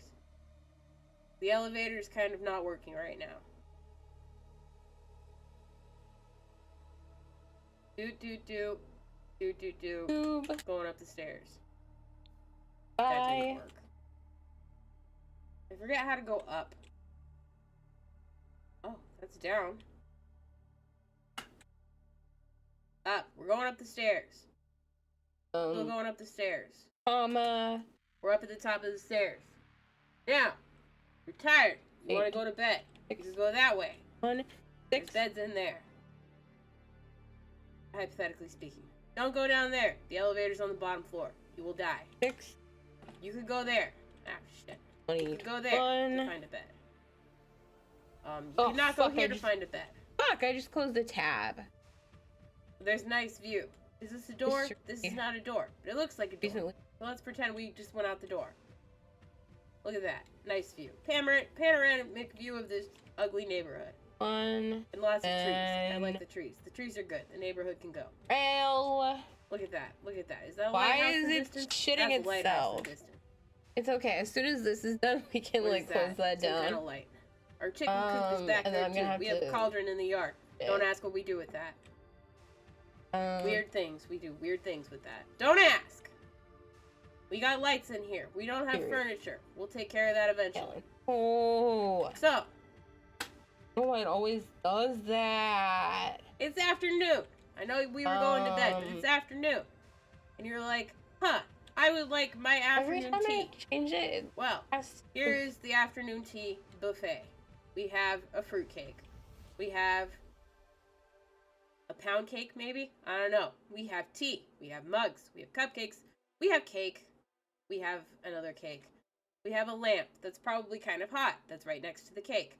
Don't worry about it. It's fine. We have a palm tree growing in our house. Don't worry about it. It's fine. We have a crystal ball. This is not a working seance table. But we can pretend. Oh, we We can have another cite this- cake because we really like cake. And And the table is set for tea. 605 critical We have a view. reflection. I need to Not a write that. panoramic view, but it is indeed a So view. we didn't It's a end weird up thing in the yard. using all. There are pictures on the walls. There will be more. Now, it's bedtime again. We're tired. We're gonna go to bed. We can go to bed in here. Except we can't, because there's no beds in here. Because this is where I'm storing the lights. So they're not in the catalog. Or not in the catalog, in the inventory. Or, we could go to bed in here. There is a bed in here. There's 2 beds in here. That's a good thing. Somebody's gonna need a place to sleep. Or, we could go here. Except we can't, because this is the bathroom. This is where What? you We're gotta take a shit in the middle gonna of the night. save There that. should be a bathroom, actually, over on the Yeah. other side of this wall. Bathroom. No I don't know door. if I. That's okay. Because what they did is I like Where were drastic we? Oh, wrote here. You could go to bed in here. segments of this. Somebody already is. Good night. Florida man. Now, on the other wing. Oh yeah, we have an art wall. Um, Art wall. Anyway, oh You know my that God, it's I'm not falling off actually the Squid stairs. Games. It's, Okay, on the other game. side, we have a bathroom. I guess I didn't know that because I never And so watched somebody it. is extra likely to walk into you. We have a door on both sides you of the know, bathroom. as happened. That's fun. We have a listening room where you can sit and chill and vibe. And a very uncomfortable looking chair that looks very aesthetic.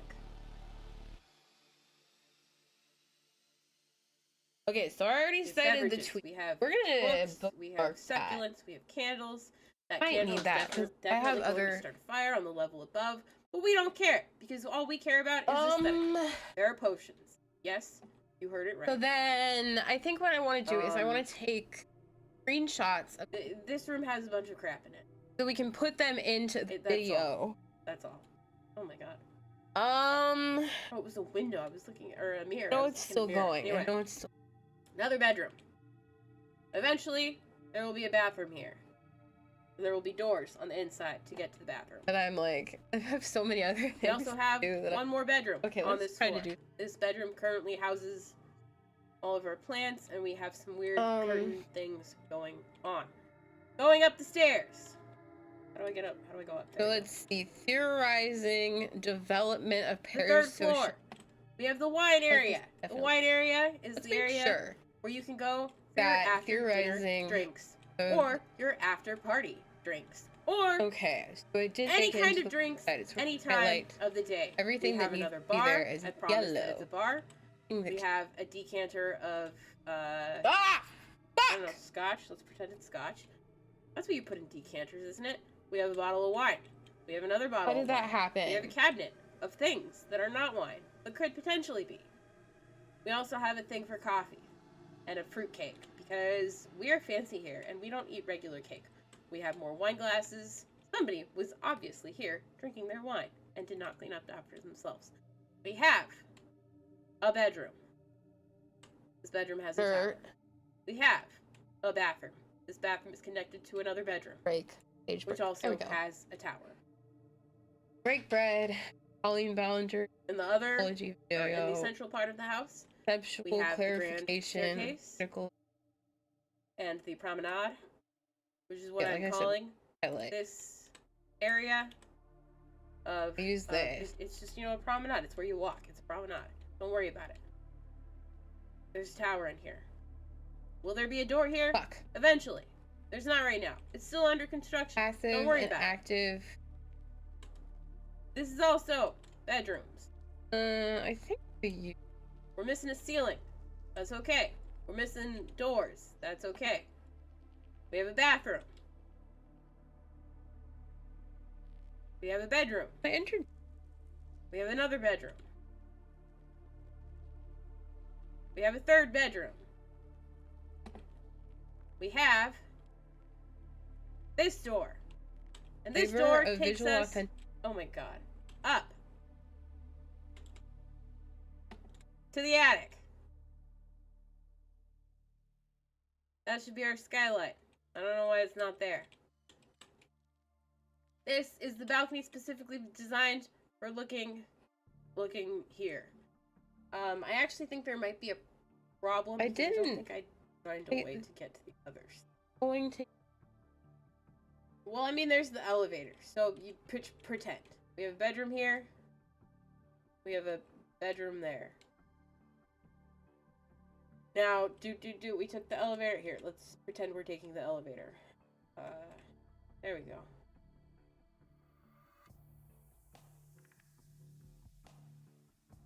We're on the ground floor. We're in the elevator. Get Press raw. the elevator button that is totally there. Just pretend. And now, can't go up. Now we're going up. Ding. Ding. Ding. And then Okay. elevator And so stopping the passive and thump active noise. Facebook. Go inside.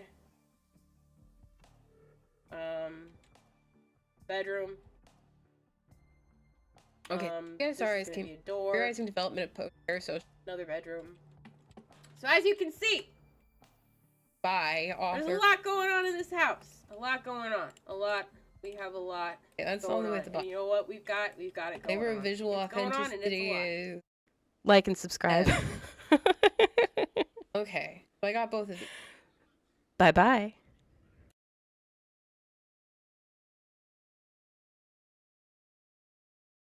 Parasocial relationships. Okay, so that was my video. Thank you for joining. Is it now just like regular? Yeah, so it's not a regular video and you can watch it and whatever. And I'm gonna get to other shit that I need to do today. So that's this video. Pop up my shit for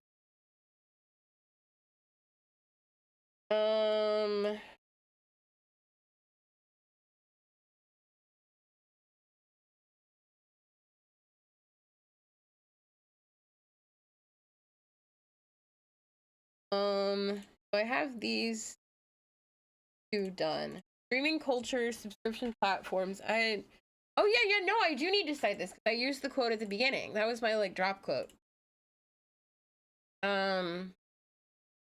Theorizing.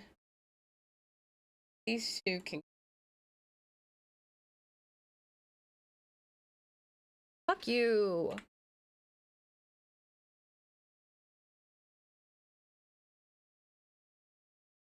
My like work cited. It feels very short for this one.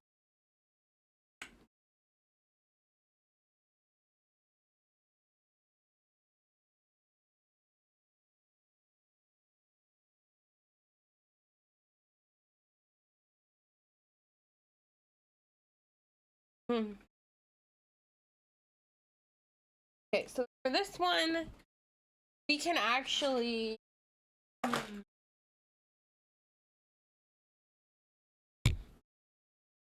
see what I'm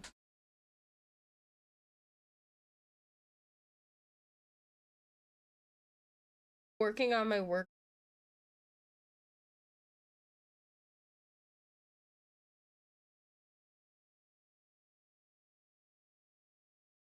And I just need to add a few more of my source. Streaming culture, subscription platform.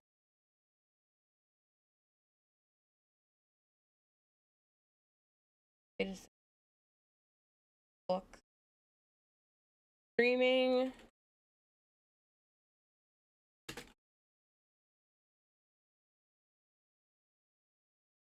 Platform. What is that subtitle supposed? Because they always fuck up the subtitle. They always make it look.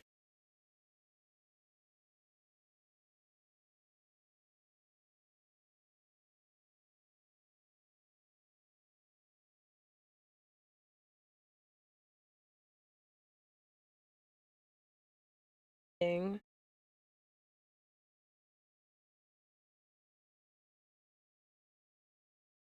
I need to get the microphone.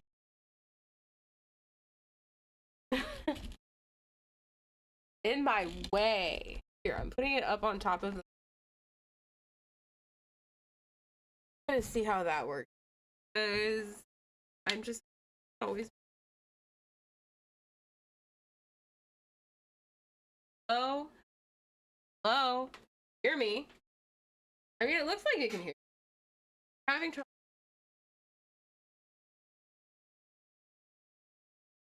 How fucking dare you interrupt me working on something?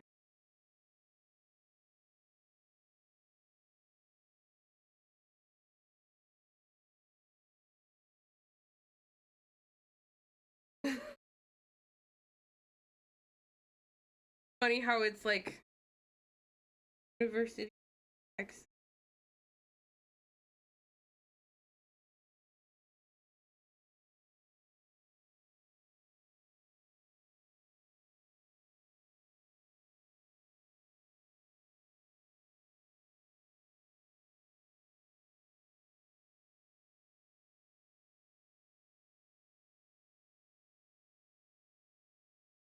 And then about other, you know.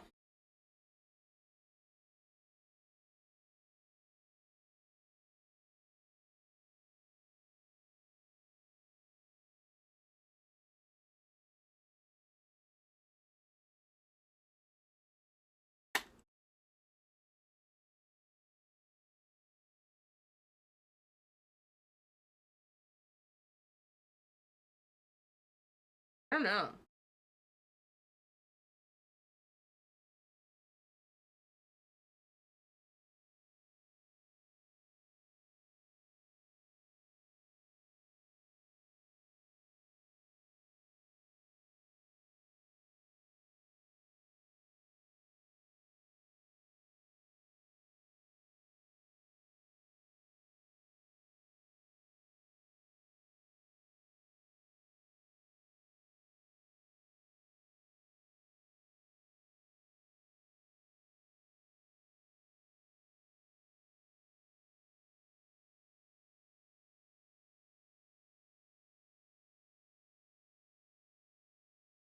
Okay.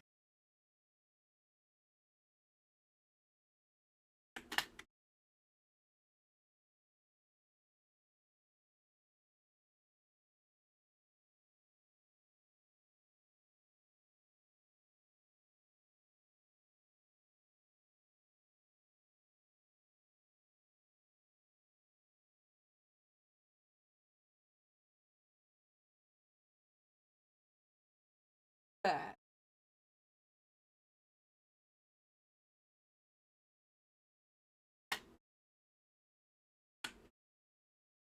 Okay.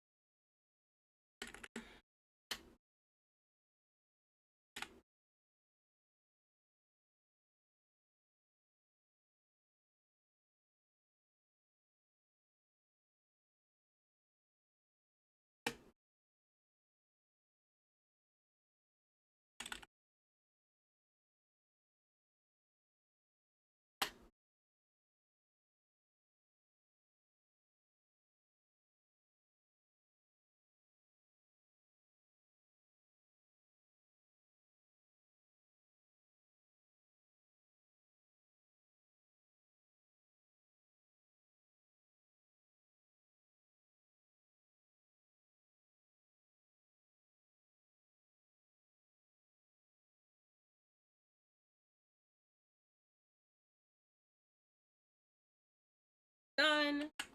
Okay. I have a few. I need to find out how to cite.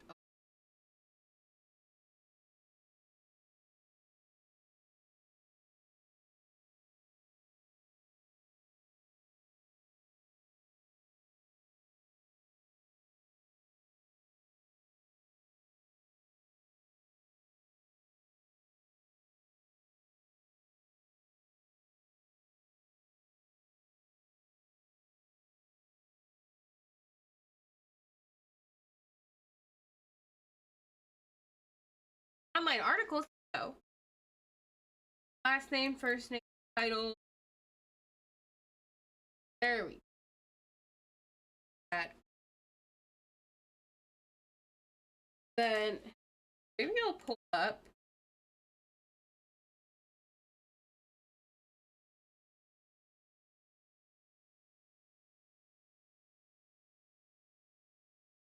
This. Might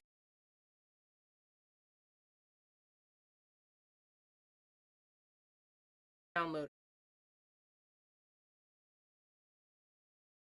Yeah, I'm not gonna download those. I'm not gonna.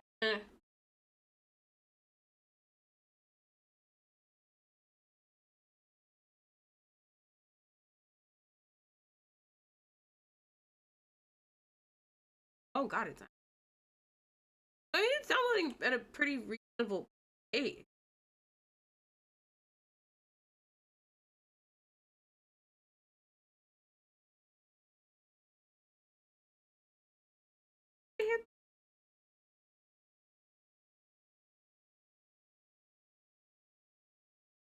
Download. Yeah, this is definitely gonna fuck my shit up. So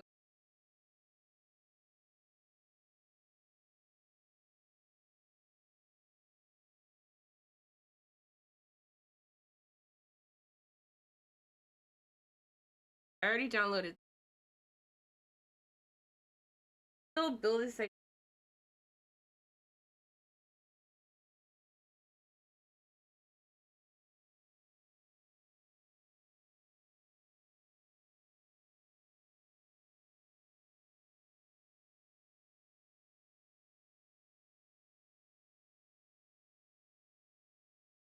A web page.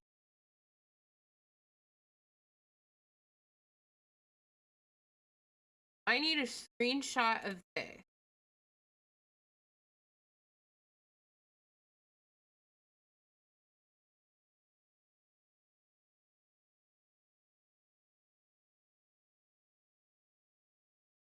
Thing.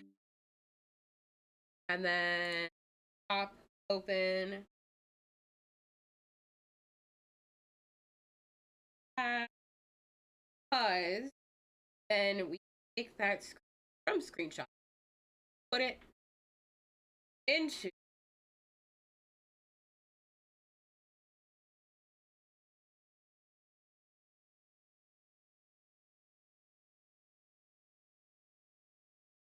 that. That is done. Still gonna have to figure out how to say this. For immediate release, press. There doesn't an R.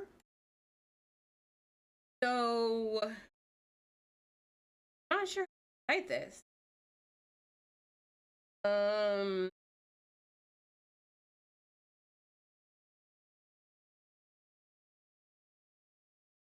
Let's put citation and see citing. Yeah, I want to say like a web page, but oh, federal rule, federal testimony, government publication. It's a government publication. Active.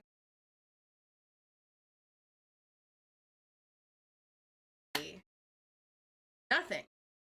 Oh.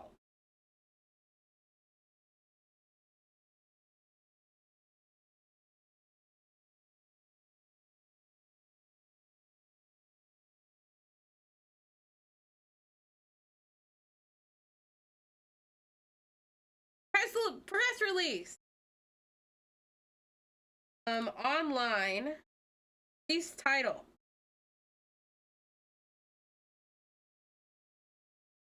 Case. Organization. S. Securities and Exchange Department.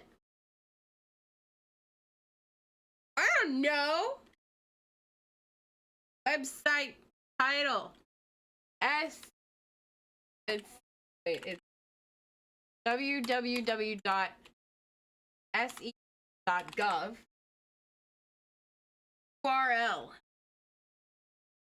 Copy. Paste. Electronically published for immediate release free. Year 2023. Access 2023. This day. Okay, February 20. Or no, February 3rd. February.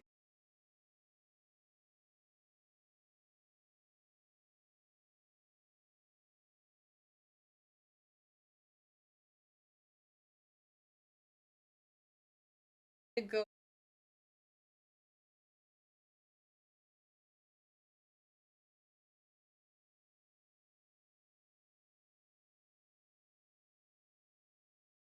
AR now. ACT. Ah! Ah!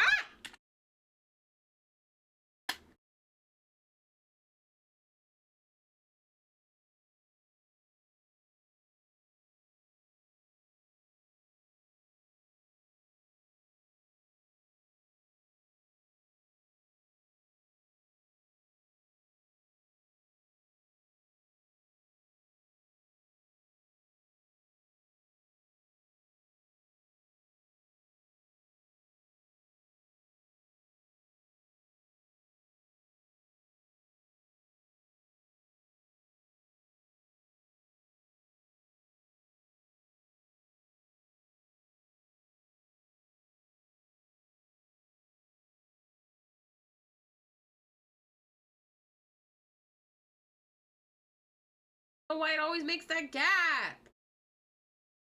Please explain to me why it always makes the ad space before paragraph and the ad space after paragraph at.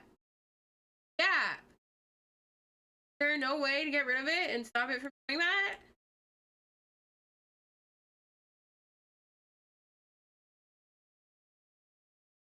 Oh, get fucked.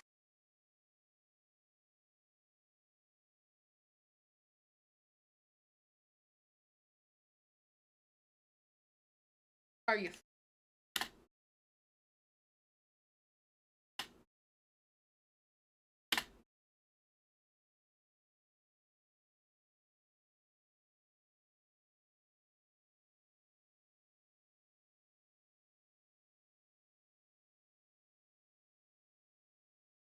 Okay. So, did I download the downloaded? Good. Good.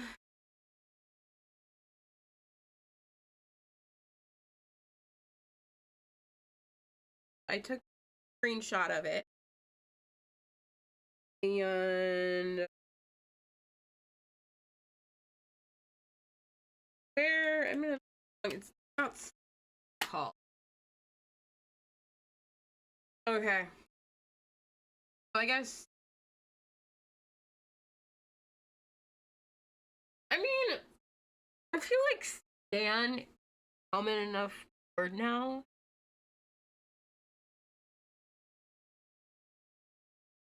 I don't know. Let's I didn't like it's like I didn't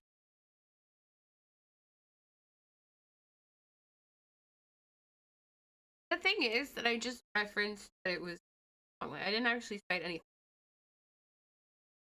So I feel like that's not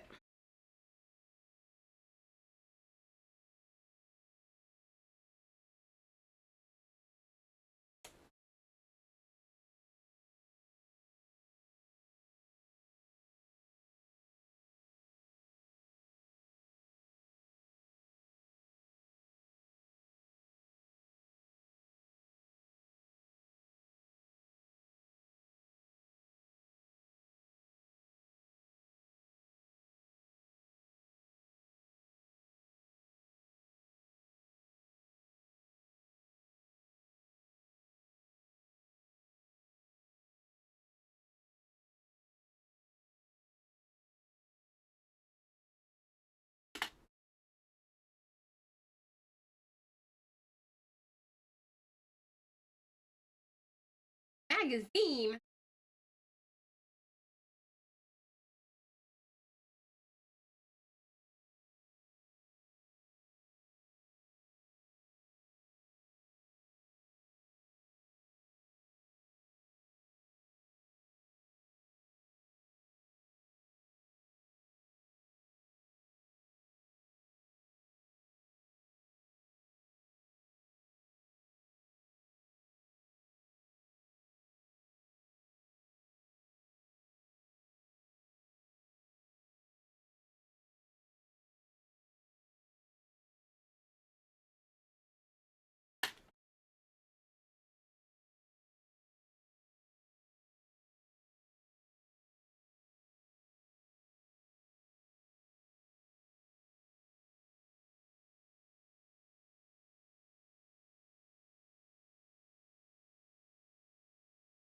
I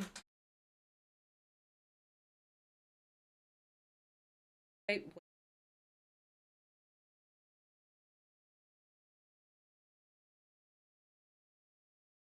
first of all, we have to find out. I'm pretty sure there's like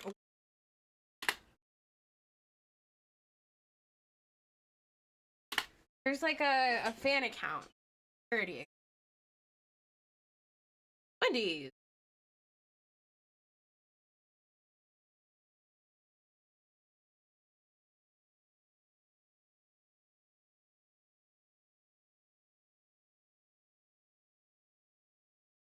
Up as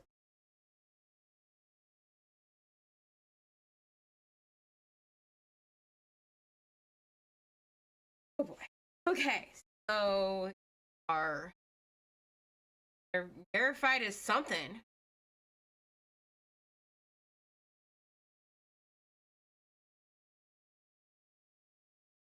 I don't know. How do I cite? How do I cite a Twitter account?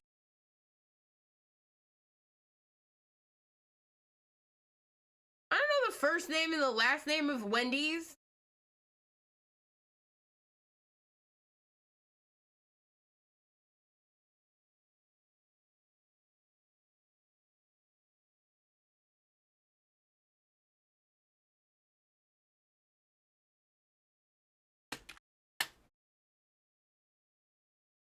LA blog post. Twitter.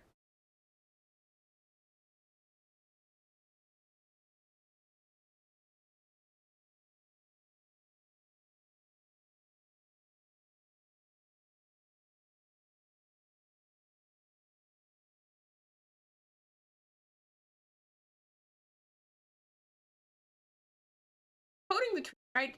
Thick in square brackets indicate the spelling or grammatical errors are not your own.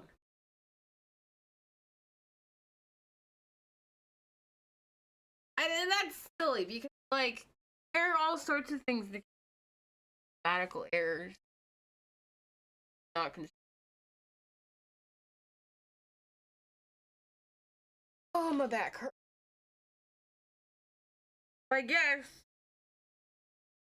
I guess what I'm gonna do. Oh god, this. Okay, so these are all verified. These are all verified. So far as I know, they're all Wendy's. And if they aren't verified, then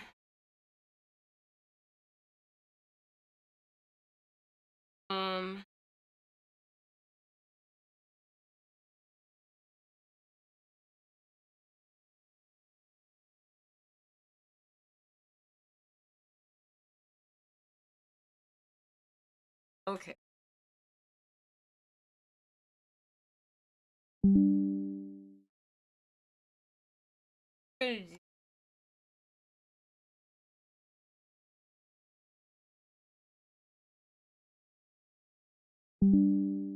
Love it when out one of you not having.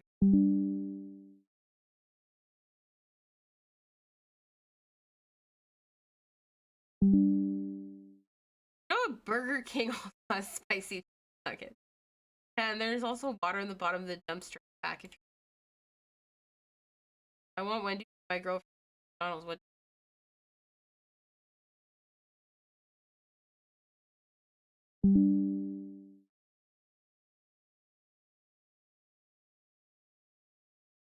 What is this?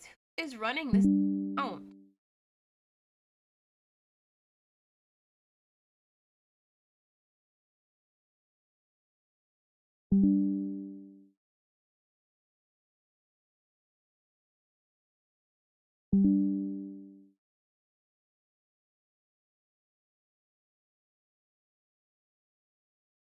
Are you a verified account? Not even.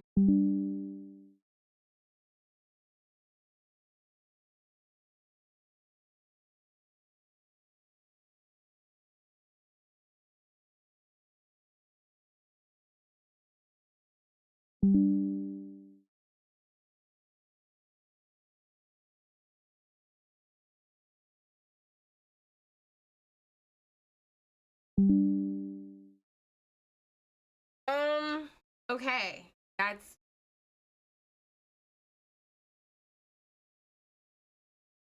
so that we can put record.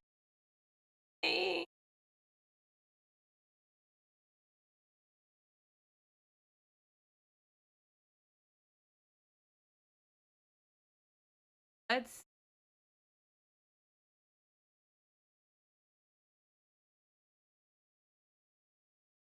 And what will screenshot?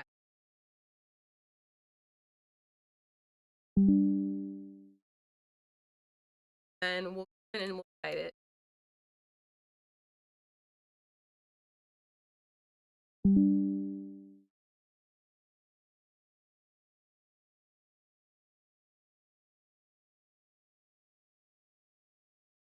so about having the top in this.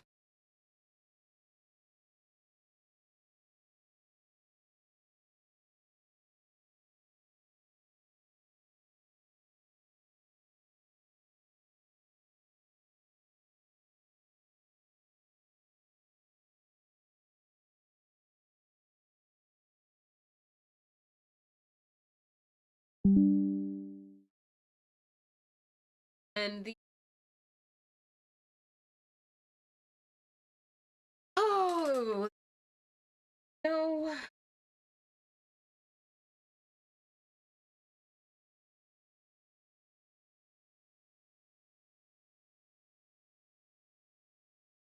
Others. Actually, what I think we have to do first is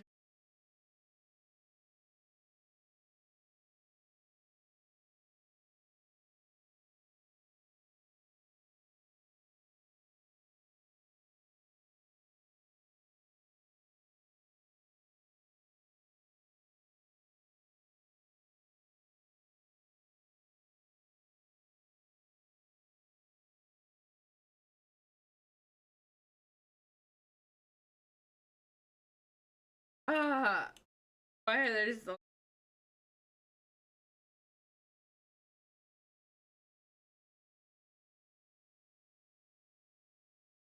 high?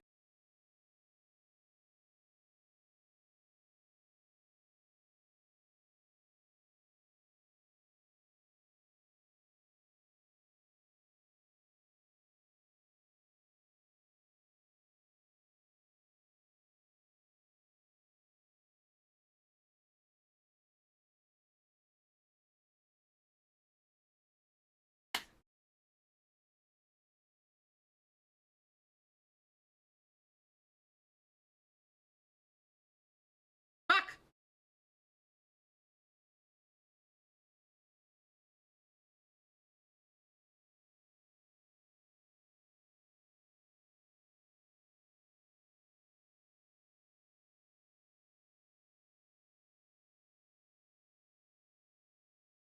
Candies.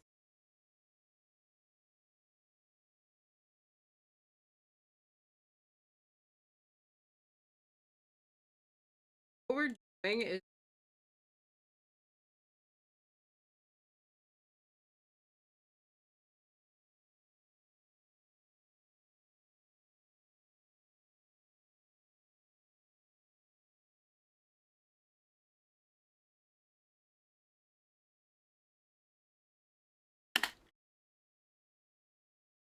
so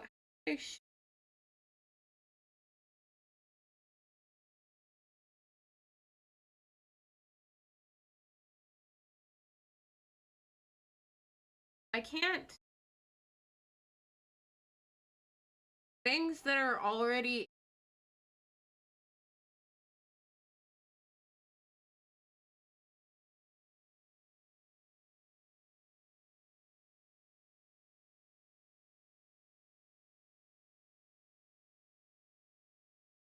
crop that. I said crop. Crop. A crap.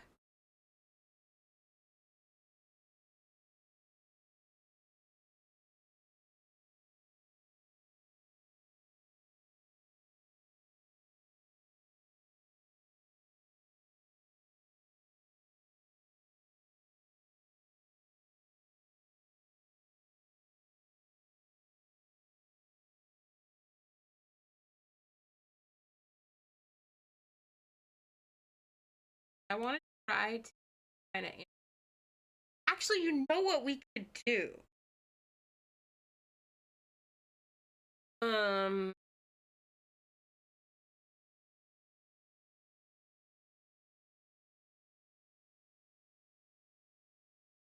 Try to read that.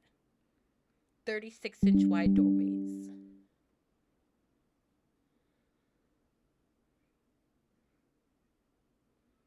It's so annoying because I use the sources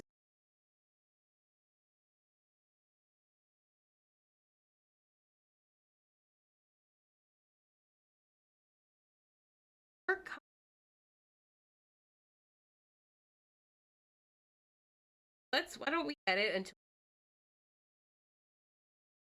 representatives and lawyers. She can afford to have people advise her on what to do and how to make it through this. Why didn't she listen to them? And I think that's what hits me every time I think about this, because the allegations are bad.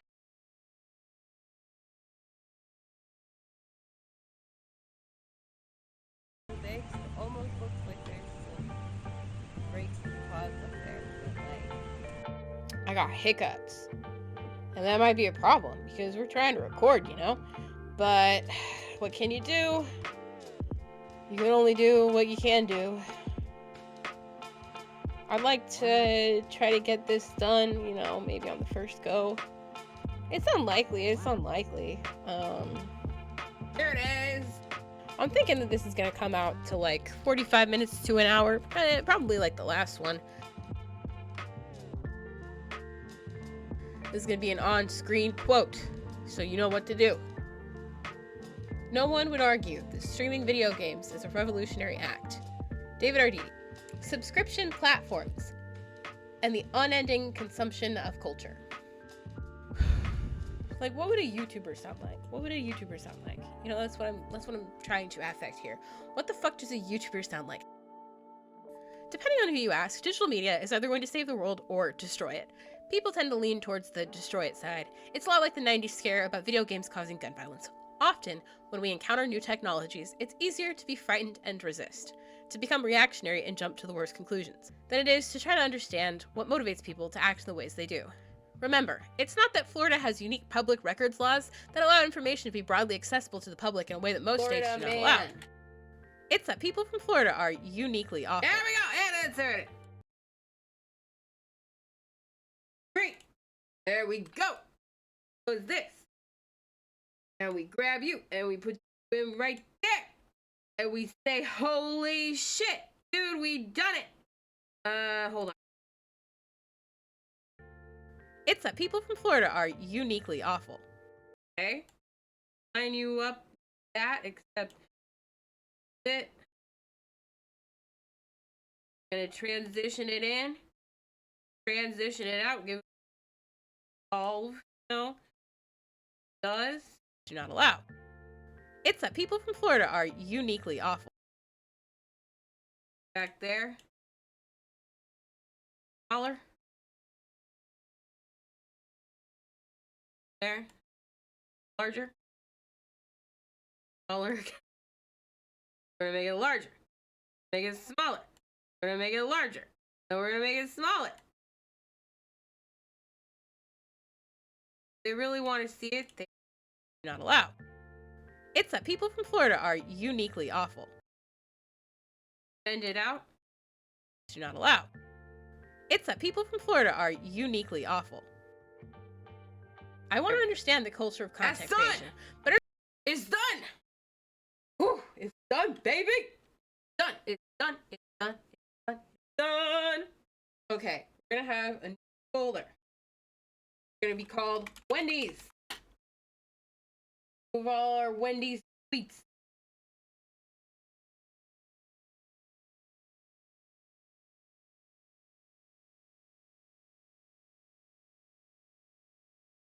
Our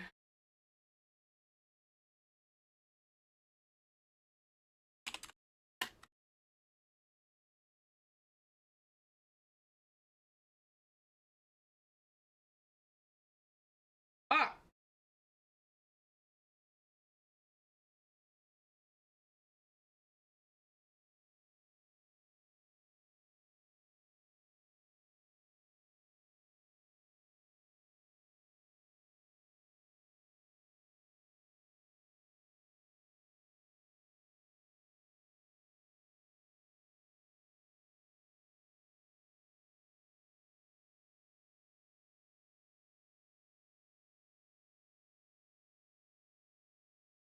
As copy, paste, comma, this.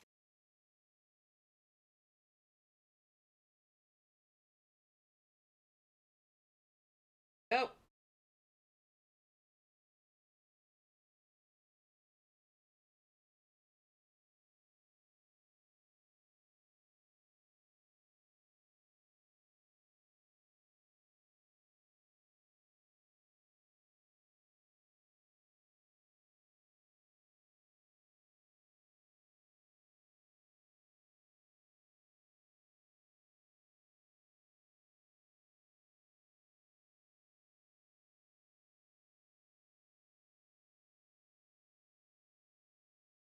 There we go. Date.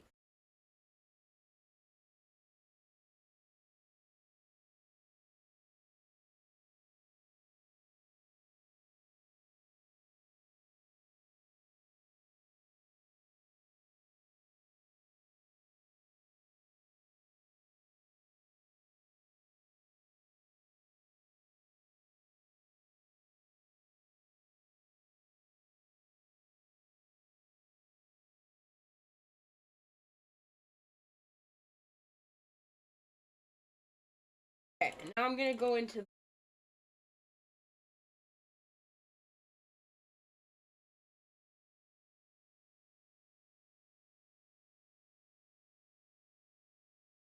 edit.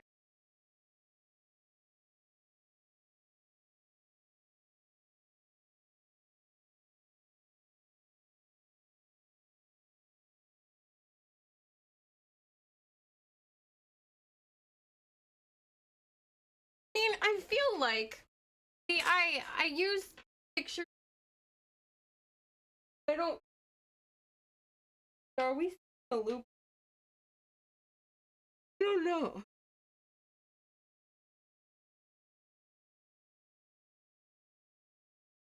In a way that is more particular and more useful to us than think bad or think good. I can call something revolutionary and I can call something counter-revolutionary, but these are both cop-outs because they ignore the intricacies of human interaction. They ignore the places where things intersect and become complicated, and it is in that complexity where my interest lies. In all things we do, we are haunted by the specter of capitalism. And if I can get some kind of like Monopoly Man, maybe like a transparent Monopoly Man, I don't think I know how to do that, but it's okay. In all things we do, we are haunted by the specter of capitalism. I call it a specter because most people don't believe in ghosts, and the people who do believe in ghosts need a lot of proof before they will admit a ghost exists. And in this way, capitalism as an ideology is invisibilized, and we don't see the way it impacts everything we do and how we can and cannot think about things. So how does the specter of capitalism play out within digital media? This video will in no way be the end of this conversation, but I hope to pick up a few threads of conversations that have already been happening, weave them together, and maybe give you a new way to understand things, a way you might not have thought of before. And I'd like to do it in a way that encourages us to come to these situations with empathy, understanding, and recognition that we are all people in process, capable of growth and change. Like I state in my last video, that hurt people, and accountability must come from within. I cannot hold people accountable for the harm they have caused, but I can try to understand the broader structures and ideologies they're participating in, often without even knowing. So this won't be a call-out video. Nobody is being canceled. Call off your hordes because I'd rather not have to batten my hatches. Because today, we are going to talk about people. And the thing is, people gotta eat. And like sometimes, I don't know what I want to do. There's too many things that I want to do. But sometimes, other times, right now, I want to do a thing, and I can't do it. And I'm freaking out because I can't do it. And like, I could do other things. I could do this. I'm doing a thing right now. This is a thing that needs to be done, and I'm doing it right now. But at the same time, there's still that obsession in the back of my mind. Like, why am I not doing this other thing? People gotta eat. The coercive influences of capital push people to behave in ways that they would not otherwise. This does not mean that people are not accountable for their actions, but rather explains the conditions of living under capitalism. In my last video, Making My Peace, Speaking My Peace, I spoke about the ways that liberal capitalism coerces us into silences. Silences which we must break by speaking our piece, to make our peace. How often we don't even understand the ways in which we've been silenced. But why? Why do we have to be silent? Often our survival is contingent upon our silence. Liberal civility politics don't just prevent us from speaking, they prevent us from speaking in ways that rock the boat or challenge authority.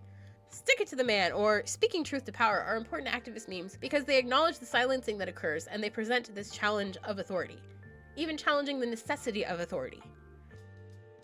The necessity of holding up a system in which so many of us are silenced. Even this project is going to be run through the approval of various professors in a liberal institution, so there are limits to the extent that I can voice my ideology if I want the money and time I've invested to not be a complete waste. But understanding that is important. More important is us as viewers learning to read for those silences. What is a piece of media not saying? What can't it say? What can't it do? We like to think the possibilities are endless, but there are all sorts of systems in place. The copyright system, critique from our peers, audiences, and other systems I haven't quite thought about, but that you can list in the comments below like they should have been obvious to me. There are systems in place to check and critique and postpone and prevent our behavior, to coerce us into making standardized projects instead of whatever weirdness we could be making. And sure, we will still make some of the weirdness. But there is a specter, the specter of capitalism, which haunts us. Creators aren't just making fun projects, they're making content, which carries this ideology and practice of capitalism.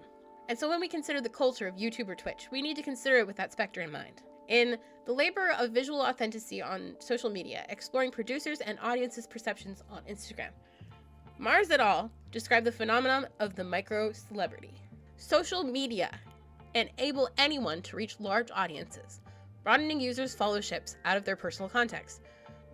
Regardless of reach, however, all social media use is a public performance to some extent, and thus strategic. By selecting which information and images to share of themselves, users engage in acts of performative micro-celebrity, practices which arguably amp up their popularity. Marwick describes micro-celebrity as a continuum along ascribed to achieved micro-celebrity, with the latter referring to the self-presentation strategy directed at an imaginary audience. This includes perceiving all social media connections as fans or followers, continuously live streaming the everyday, sharing personal information and fostering seemingly intimate relationships with them, as well as creating an affable brand, which offers their audiences a sense of credibility. This self-branding focuses on individual uniqueness and aims to create favorable and easily accessed associations in consumers. This includes There's marking so out a specific many! niche topic or style that microbloggers Oh my can be associated God! with, as well as a careful curation of various social media profiles to create a coherent public image. Mars et al. 2. Ideology is an invisible hand, a guiding force, and it shapes everything we do. Unlike legacy media, new media is structured to place production centrally and squarely on our shoulders to individualize the content process, to make each creator their own production studio, advertisement agency, and PR firm. We are simultaneously creators and viewers. We are micro-celebrities. And out of this weird mess comes a weird culture. Internet culture. Culture comes out of any social formation where people get together to do things. We can't help it. We love inside jokes and shared knowledge, and we are culture. Culture comes out of any social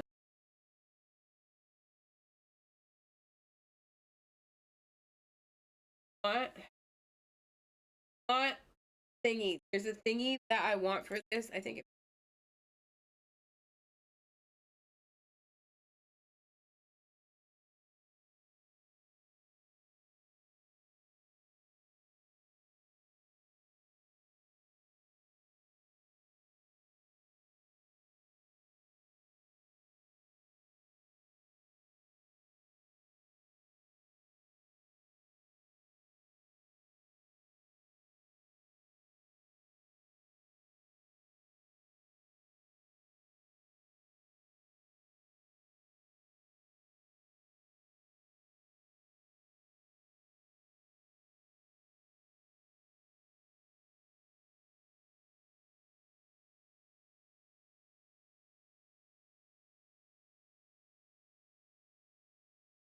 Oh, it's not. I deleted it.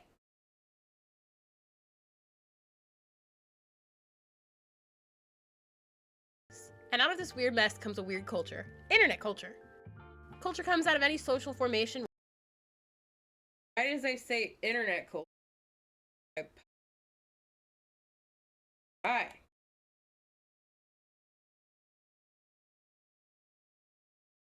Are micro-celebrities. And out of this weird mess comes a weird culture. Internet culture.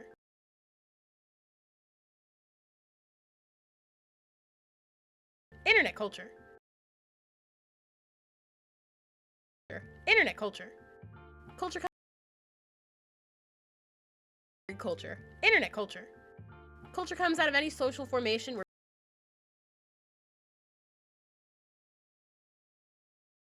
Internet culture. Culture comes out of any social formation where people get together to do things. We can't help it. We love inside jokes and shared knowledge, and we are precisely attuned to this culture because we have very specific considerations and demands about what the cultural products that are created must look like. So, what do they look like?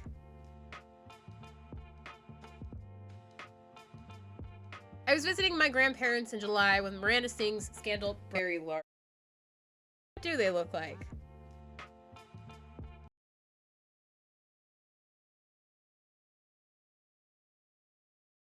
So, what do they look like?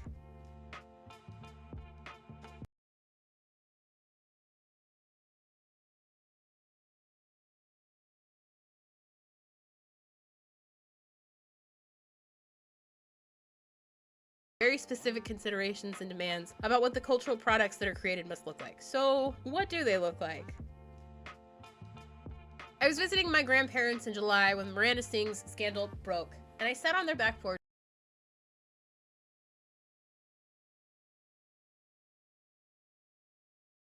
Oops.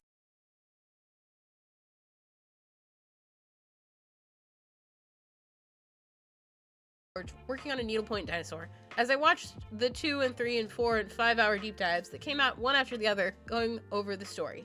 Tweet threads, leaked messages, videos of her live shows, and of course, the ukulele apology. Take a look at what her apology video. It can get quite sweet.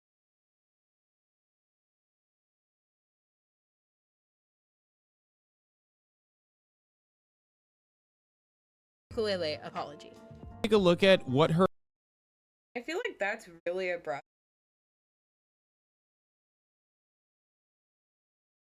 So abrupt that it makes that's bad.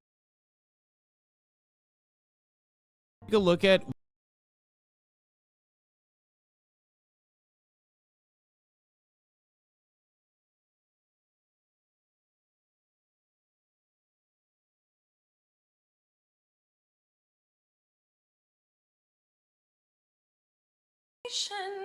Toxic gossip train.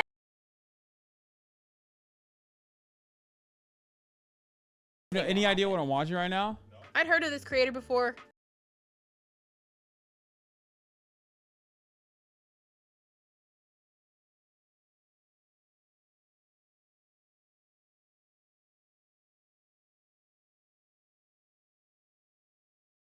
Hey.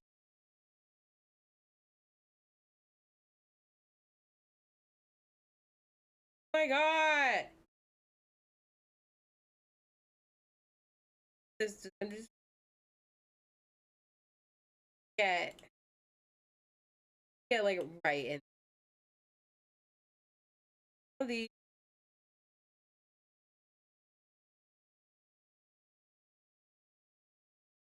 Now?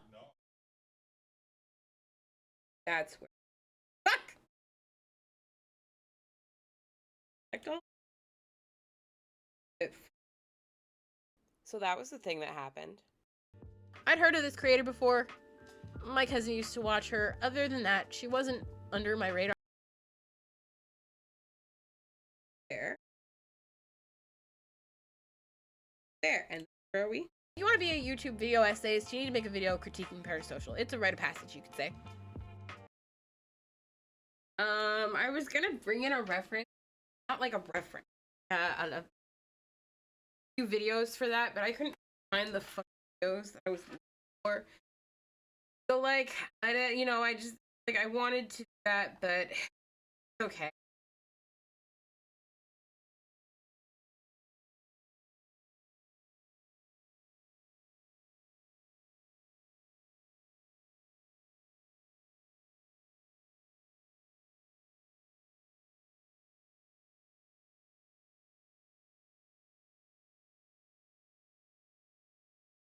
And I bring too much for.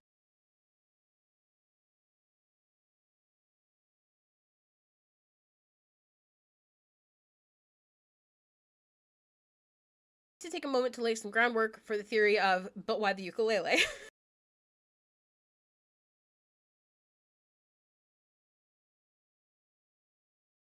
I don't know if you can my piece like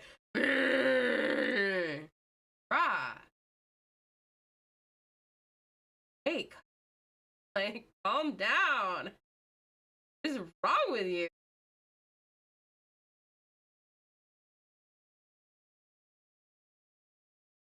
Video critiquing Parasocial. It's a rite of passage, you could say. And so I'd like to take a moment to lay some groundwork for the theory of, but why the ukulele? And so I'd like to take a moment to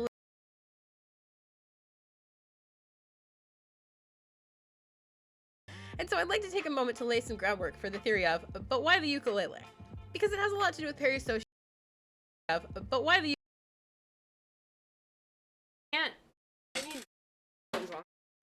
I also need to take a break real because My God, I've been.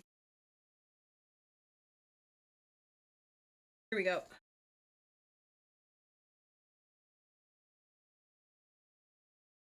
But why the ukulele?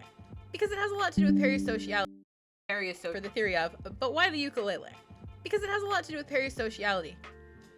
Because it has a lot to do with parasociality. What I'm doing. Because it has a lot to do with parasociality, and from that, authenticity. Typically,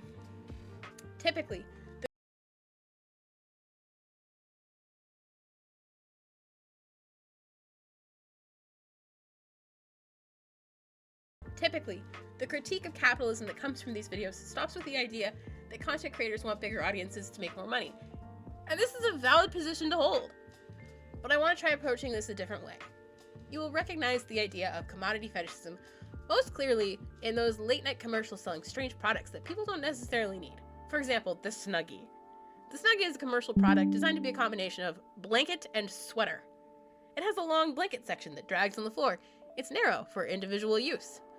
So you need to buy two.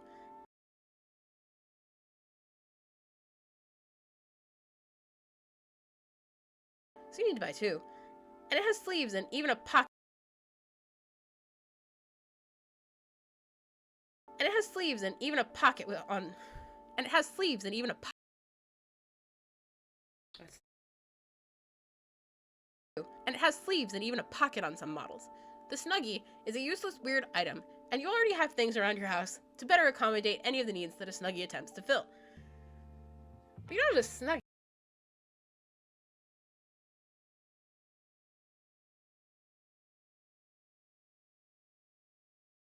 But you don't have a Snuggie, do you? And a Snuggie is all the rage. A Snuggie is super practical. A Snuggie can solve those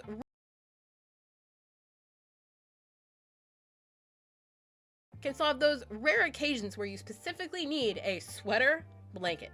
Cue the camera roll of several situations that you probably find laughable that have never happened to you.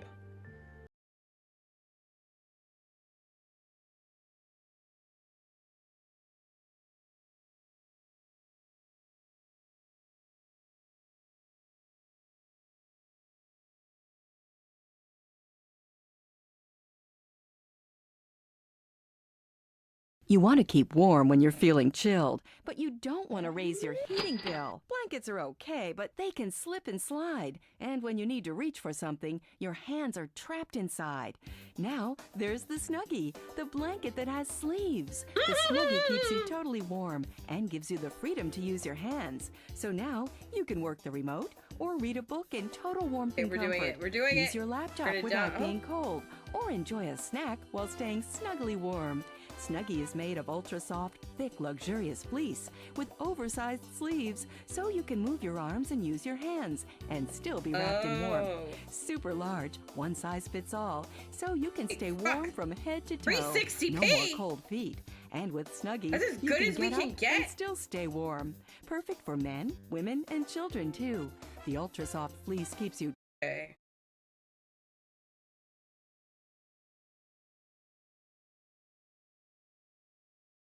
We can.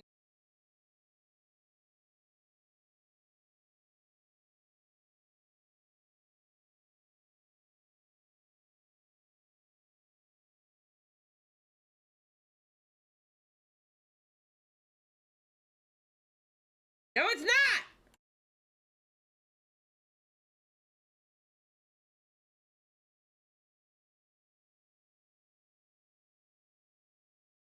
Okay. You want to keep warm when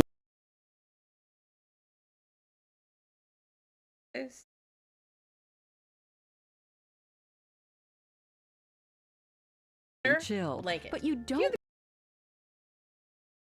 to camera raise roll your of several heating bill. situations Blankets that you are probably okay, find but they laughable can that have slip never and happened to you. slide.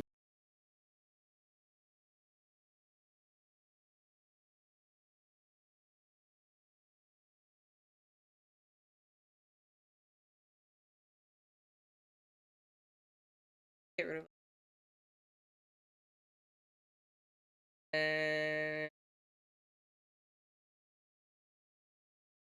Warm when you're I'd like to feeling take a moment chilled. here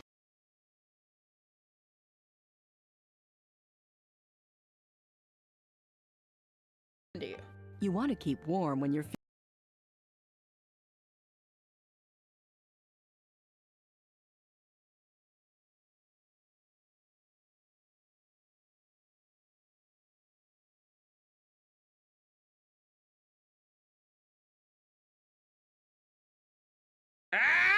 I hate this. I hate it.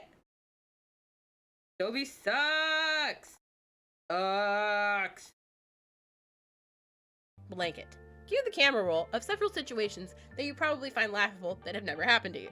You want to keep warm when you're feeling chilled, but you don't want to raise your heating bill. Blankets are okay, but they can slip and slide. And when you need to reach for something, your hands are trapped inside. Now, there's the Snuggie, the blanket that has sleeves. Stop. Not there. There. Shit.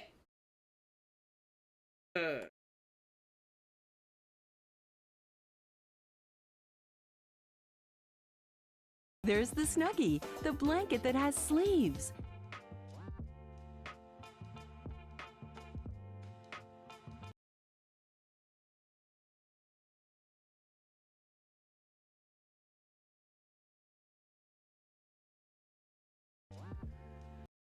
That has sleeves. I'd like to take a moment here to acknowledge. Shut up. Shut up. It has sleeves. I'd like to take a moment here to acknowledge that while these as seen on TV type commercials are often staged ridiculously, disabled people.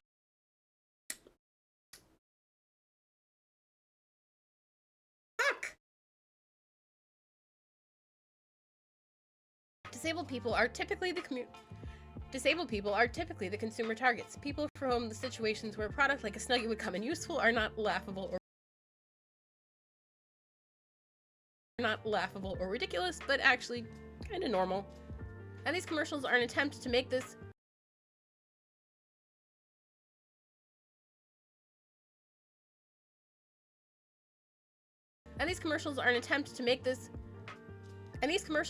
to market this item to a broader able-bodied group. But at the same time,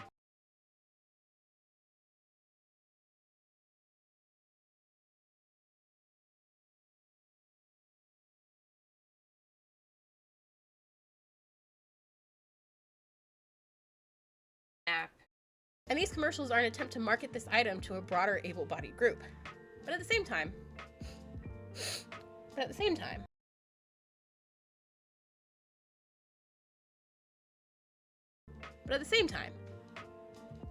the idea that this product fills needs that you don't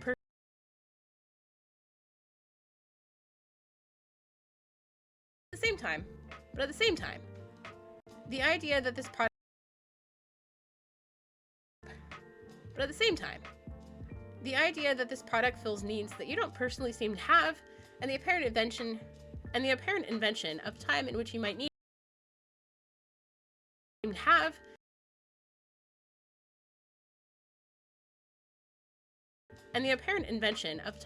might need it. This is the core of commodity fetishism. Commodity fetishism comes out of the need to sell products, even those products. Commodity fetishism.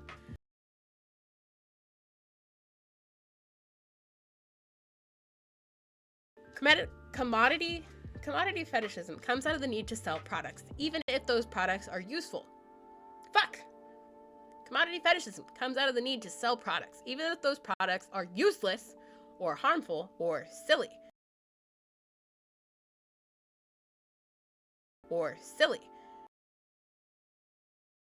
And this is inherently ideologically aligned with capitalist ideology that tells us the way we can achieve things is through our this is inherently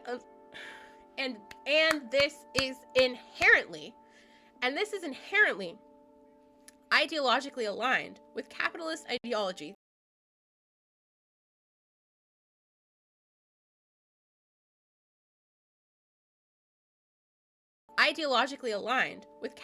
ideology that tells us that the way we can achieve things is through our personal consumption of products that allow us to achieve established norms that have been created because of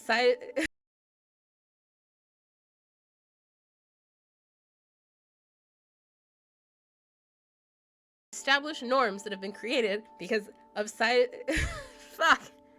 because of societal because of societal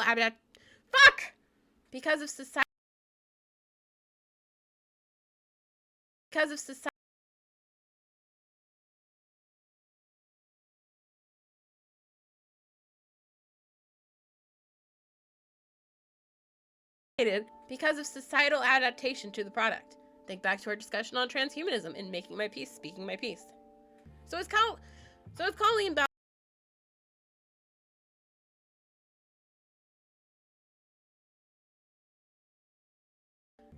Ballinger trying to sell me a ukulele? No.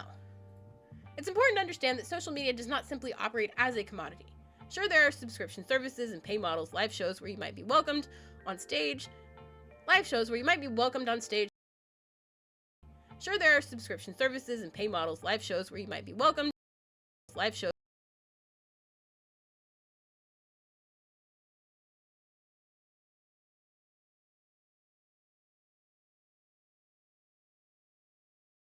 Live shows where you might and pay models, live shows where you might be welcomed on stage to become a part of the action, or ukulele themed merch.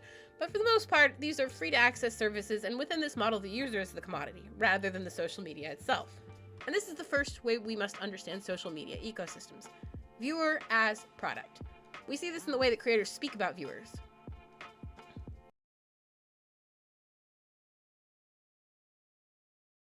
Hold on, I need to edit this actually. Creators. See this in the way that creators the way they treat their milestones with different play buttons. Okay. The way they milestones with different play buttons.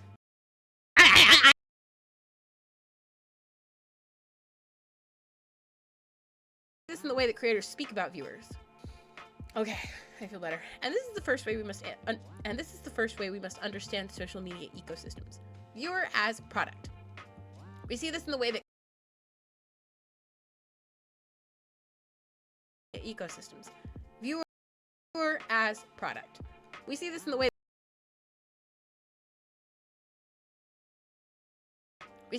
that creators and We see this in the way that creators and platforms speak about viewers, the way they celebrate subscriber milestones with different play buttons.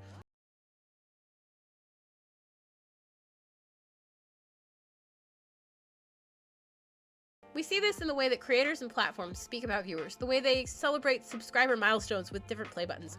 We the viewers have become the commodity, and the algorithmic view count monitoring system is an example of commodity fetishism. We see commodity fetishism in action when creator gravitoid. We see commodity fetishism in action when it. Hey, come out and play. All the girls say I'm pretty fly for a white guy.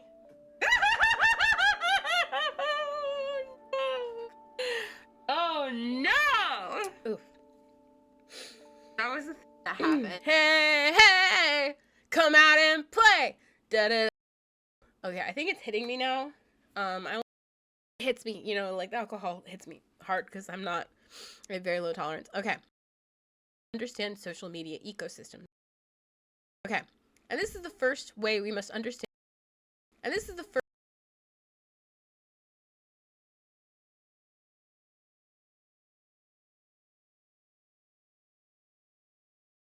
user is the commodity rather than the social media itself. But for the most part, these are free to access services, and within this model, the user is the commodity rather than the social media itself. And this is the first way we must understand. Shush!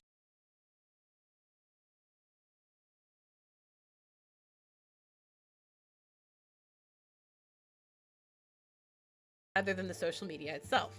And this is the first way we must understand social media ecosystems. Viewer as product. We see this in the way that creators and platforms speak about viewers, the way that they celebrate subscriber milestones with different play buttons. We, the viewers, have become with different play buttons.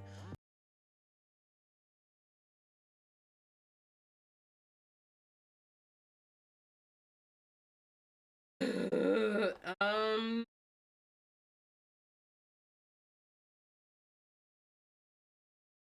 Where is it? Where is it?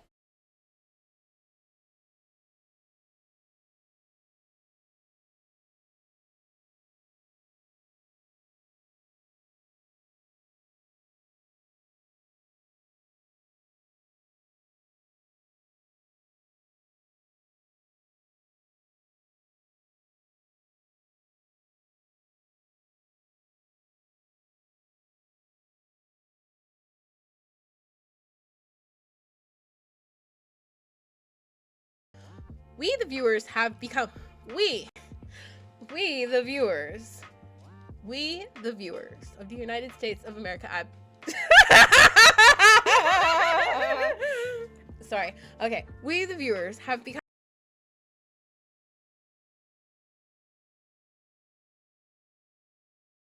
We, the viewers, have become. We the viewers. We, the viewers of the United States of America.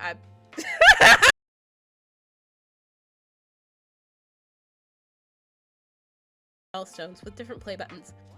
We, the viewers of the United States of America. States of America. We, the viewers, have become. With different play buttons. We, the viewers, have become the commodity, and the algorithmic view count monitoring. Fuck! I still couldn't say it! And the algorithmic view count monitoring. And the algorithmic. God, I hate it when I do that because there's not space. And the the commodity, and the once.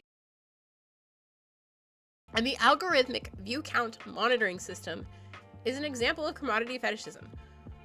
We fuck. We fuck, you know, we do. Fuck.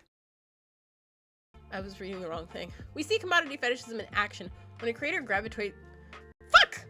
We see commodity fetishism in action when a creator.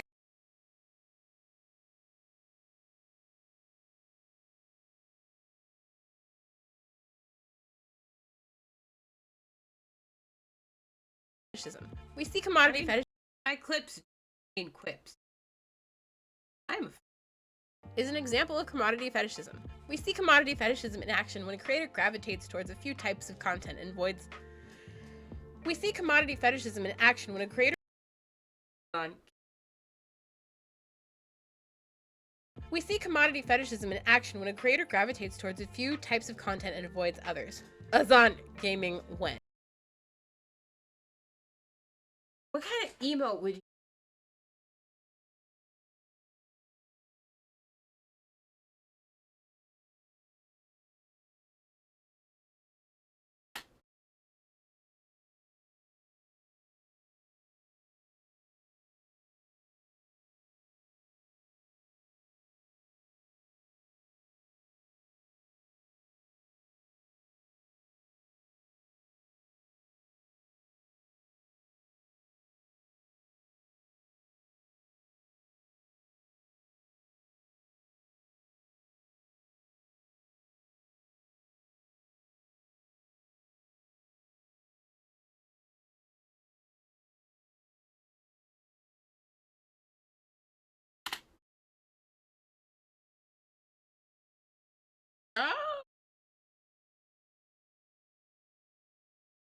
Oh, there we go.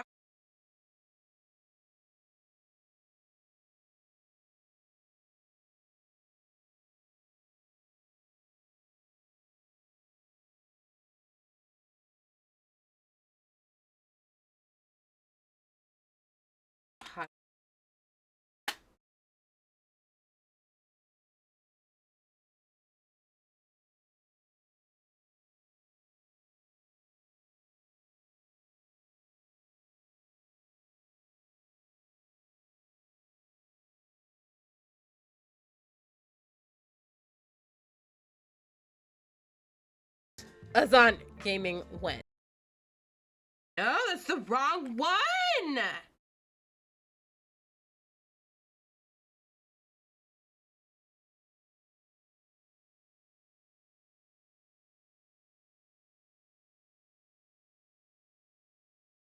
there was one I would kind of make it get tech.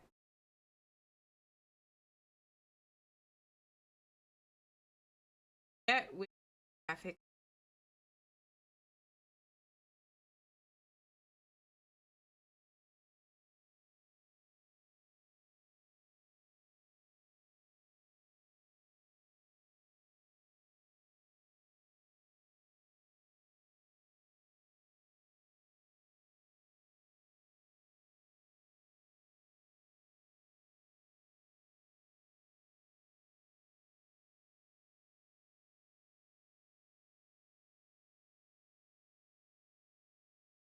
Others. Azan Gaming when?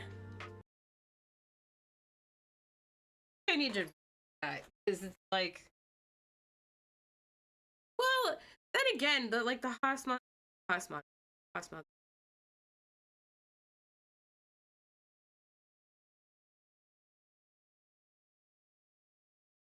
Azan Gaming when? Viewers are going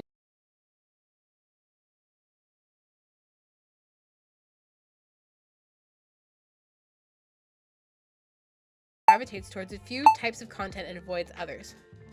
Azan Gaming when? Stop recording! Azan Gaming when?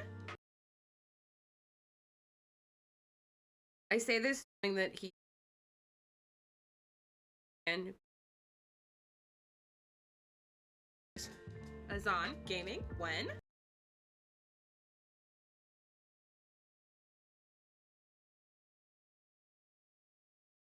Look, man, I am just doing my best. Scientist. Azan Gaming when?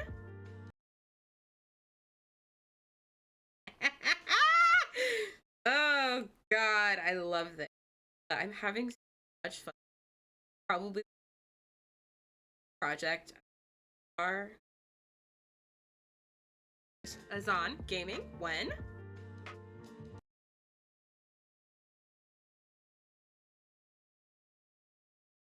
Others. Azan Gaming when?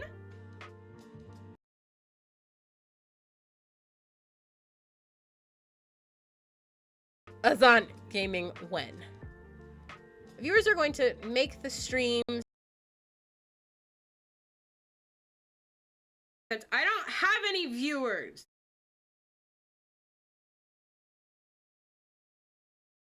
So I make the stream happen because I am my own viewer. Speaking of happen, I need a break. Verb.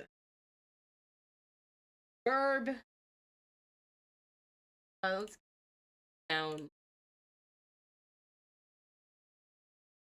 Closed it. Fuck. Snuggie commercial. We have to cite this. We have to cite the Snuggie commercial.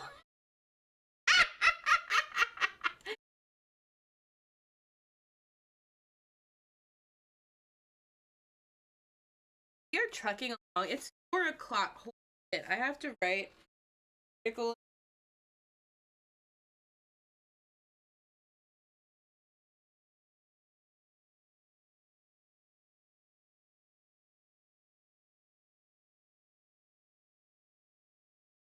Yeah, I need a.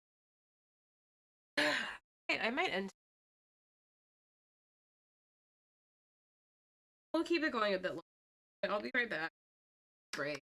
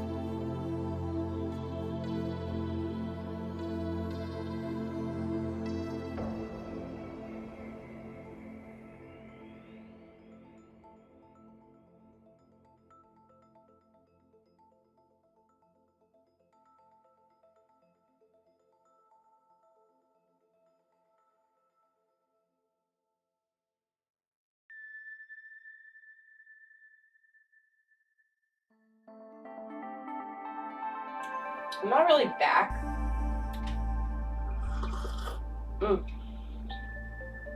What sound is that picking up? What sound is that picking up? What sound is that picking up? Oh, my headphones. I'm not wearing my headphones. Oh, my headphones. I'm not looking at headphones. Oh.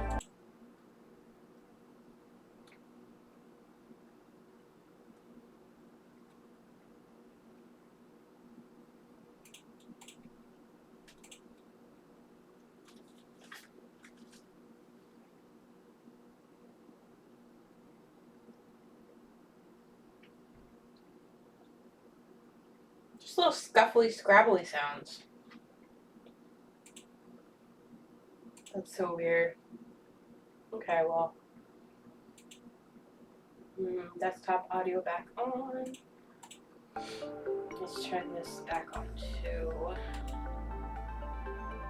I'm gonna unplug my headphones. Because I'm taking a short break, you know. I'm tired of sitting at my desk.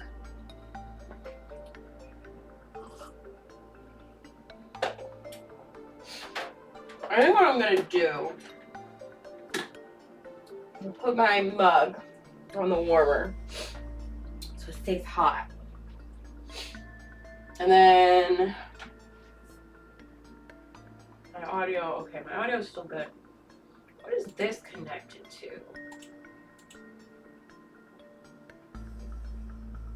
It's not connected to anything. Oh. Okay. So this is connected to the screen cam. That's weird. Okay.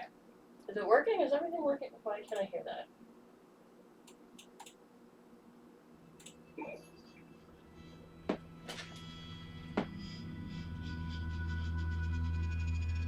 Okay.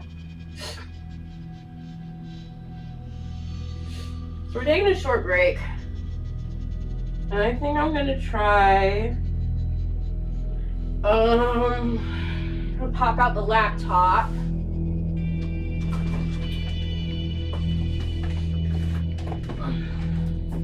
I think the first thing I want to do is like turn it off and turn it back on. Hey Baba! Come on, join me.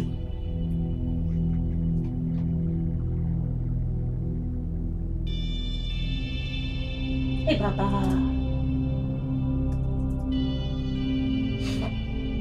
So I'm gonna make sure all my tabs are on the same page. I'm gonna shut it down.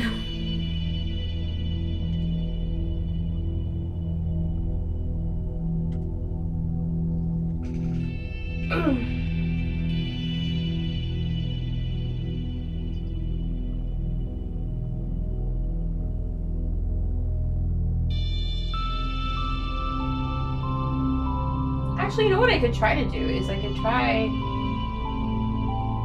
I mean, it's gonna be harder to do, but if I could find a mouse, that's the problem. I don't know where I put the mouse. But I have the keyboard right here. Oh, here it is.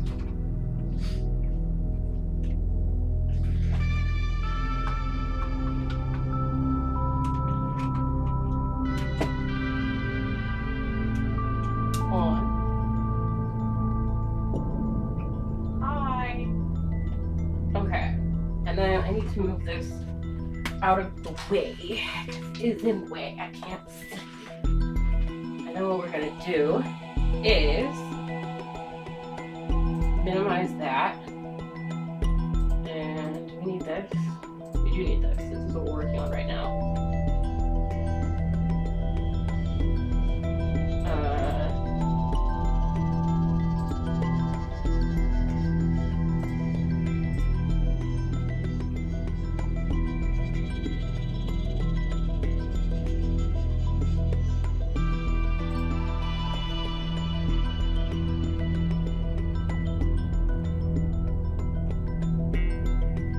I think what we can do, minimize that. out of that.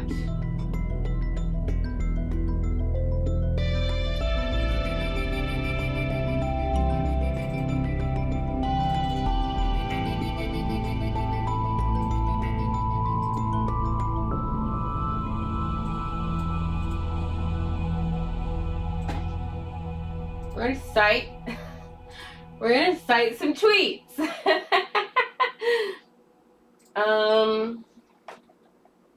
Backspace.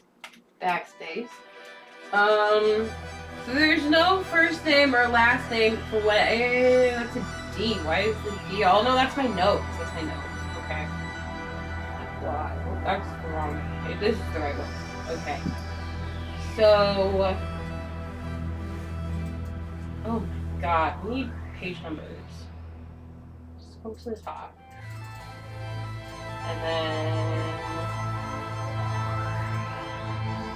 options.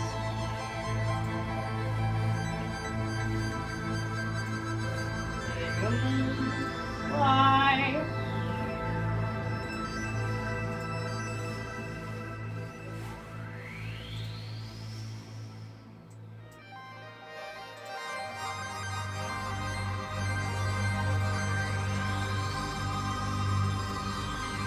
There we go.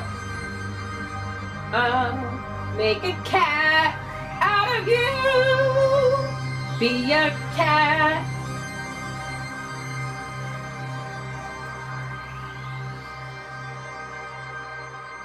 I can't see the chat right now, so if you have anything to say, don't say it.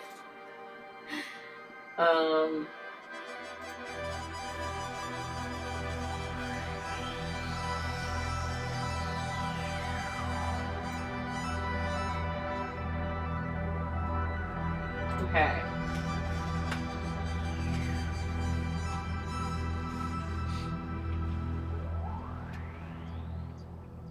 That's an article.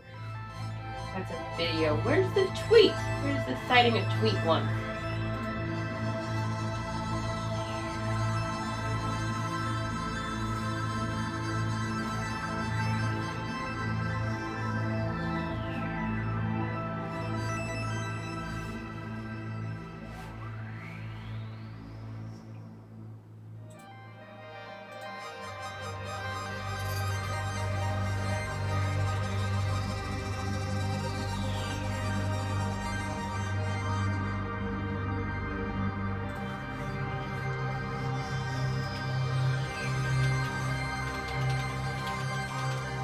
There we go.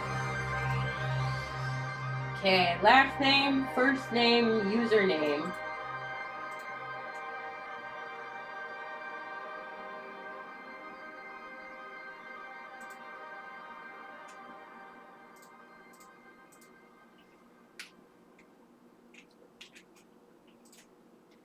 Okay.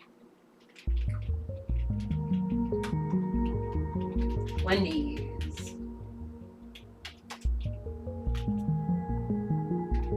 Time for everybody's favorite made up social media holiday. It's hashtag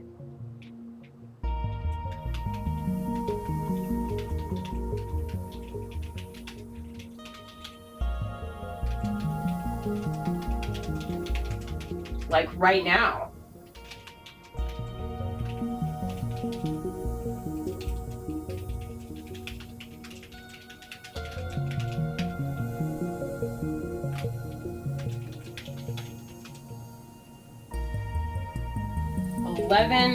February 2021. Oh, I don't have the URL. Don't you find the URL? Ah!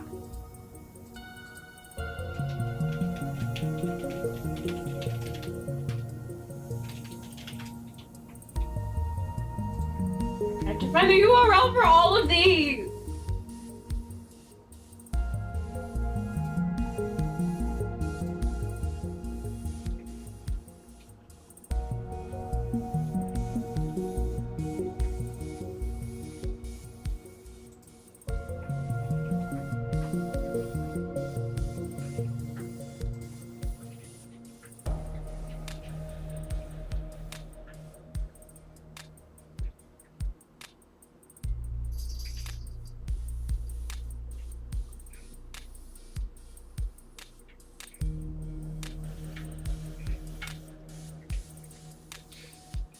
Oh, this is annoying. Okay, well, in that case, let's go here.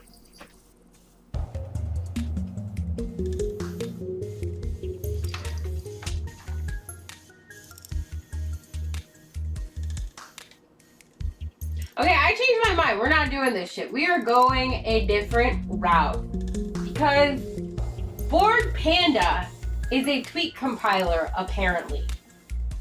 So we are gonna cite, instead of citing individual tweets, we're gonna cite the Board Panda article. Those are our notes, right? Video number 3 notes. Okay, so we don't need that anymore.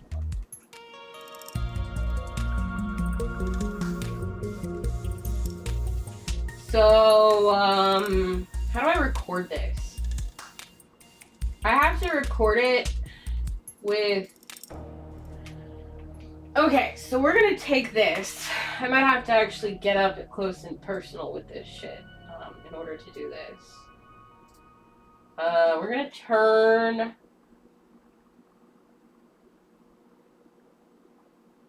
hold on.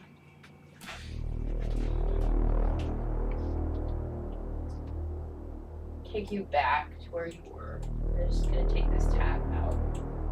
Make it full screen. We're gonna go down here, we're gonna hit start recording.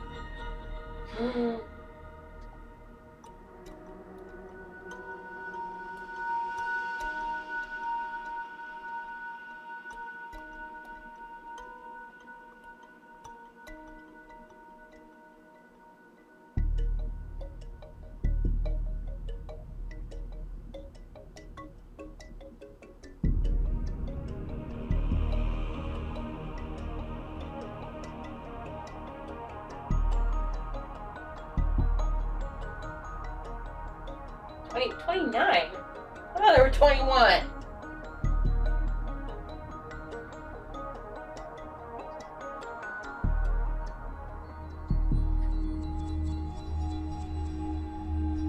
There we go. Okay, we're done. And then we can stop recording. I don't know where that recording dropped, but... Videos. Oh, it's right here. We're gonna take it to the desktop. We're gonna take it, and we're gonna put it in Wendy's. We're gonna delete all of those. Now, I don't think recording. I don't know if we can... Oh, did I forget? No, I didn't. Shit, I did! I forgot to turn the little tree off. Well, that's okay, because it's gonna... Wait, I don't know if I can crop it! Well, I can. I can't, like, technically crop it. But I can kind of crop it. Did I close the Board Panda? No, I didn't close the Board Panda article. So that's good. We're good. We're good. We're fine. We're fine. It's good. It's fine. It's gonna be okay. We will survive.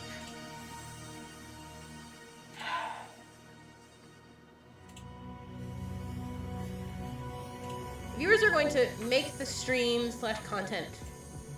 Viewers are going to make the stream or content happen. Without viewers, there would be no content. I love all of my viewers and all that they contribute. You, viewers. Get away from me. Azan Gaming, when?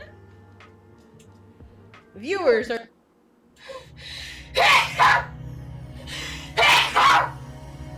Holy shit, dude, why?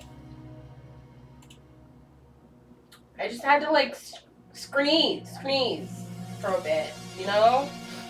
But I hate that shit. Get like as close as possible. Viewers are going to make the stream or content happen.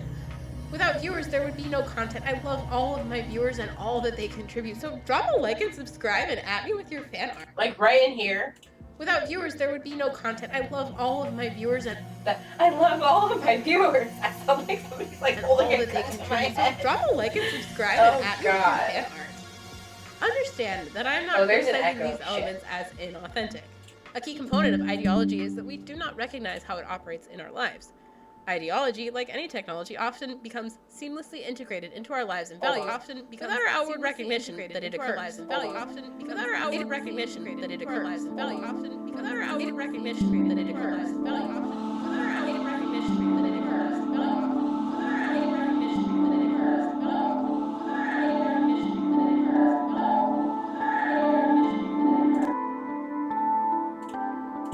Look, I enjoy it. I don't care if nobody else enjoys it. I enjoy it. It is entirely possible for a content creator to be genuinely grateful. Fuck. Ideology, like any technology, often becomes seamlessly integrated into our lives and values without our outward recognition that it occurs. Without our outward recognition that it occurs. Without our outward recognition that it occurs. Okay. We need to duplicate this. Duplicate it again. Duplicate it again.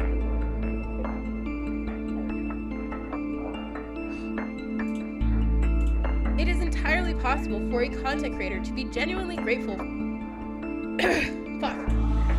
It's for their viewers, not of. It's entirely possible for a content. It's entirely possible for a content creator to be genuinely grateful for their phone. Fuck. It's entirely possible for a content creator to be genuinely grateful.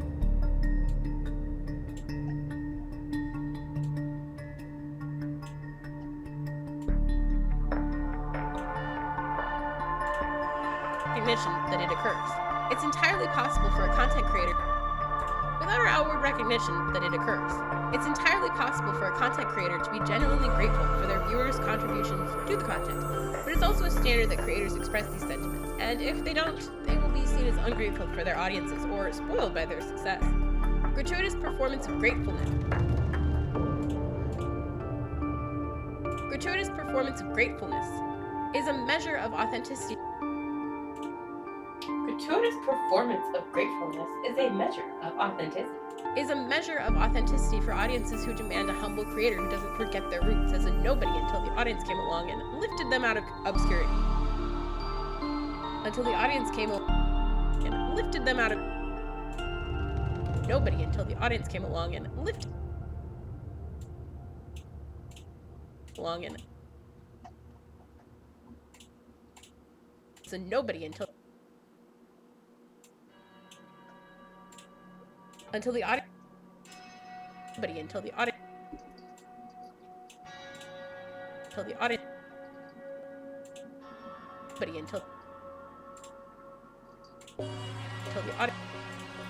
until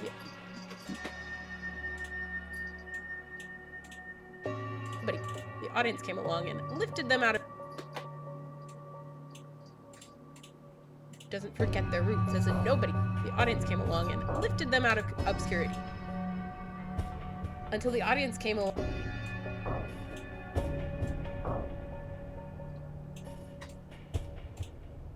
Roots as a nobody. Until the audience came along and until the audience came and lifted them out of obscurity. Obscurity.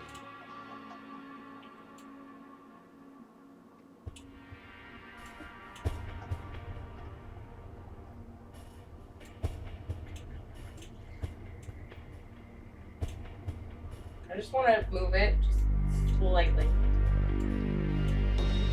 Nope. Nobody.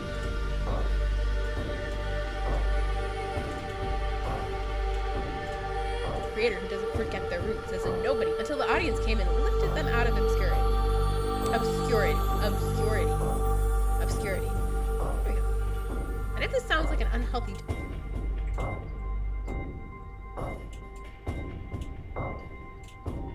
and lifted them out of obscurity. And if this sounds like an unhealthy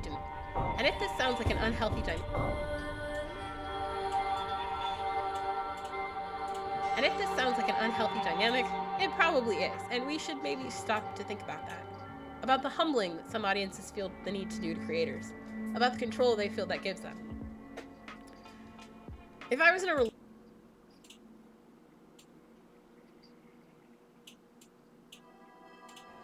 relationship with somebody who told me I could only afford to be housed because of them,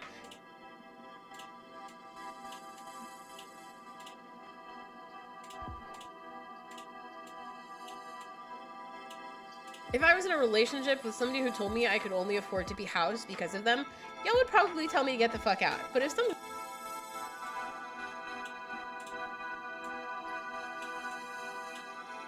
y'all would probably tell me to get the fuck out.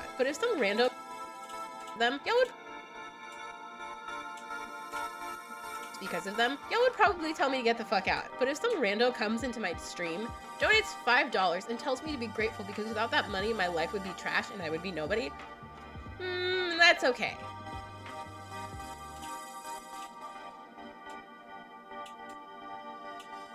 In spite of the obsession with view count and follower count, a creator's income will not necessarily correlate to subscriber or views.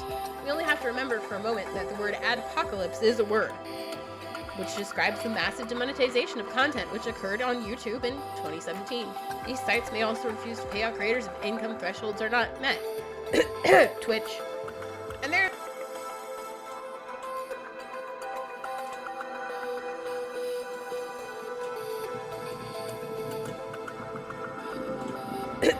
Twitch. We can get an article on that.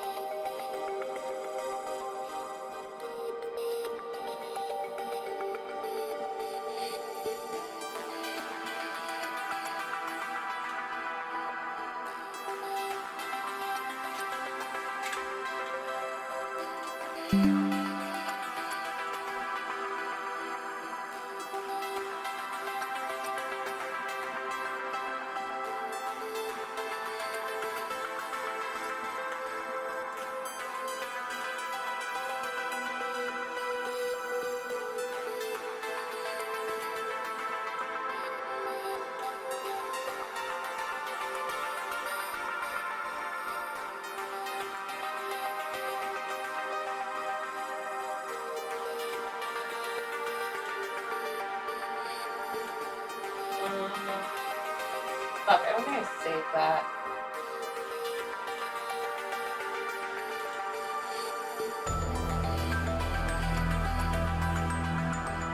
No, I didn't.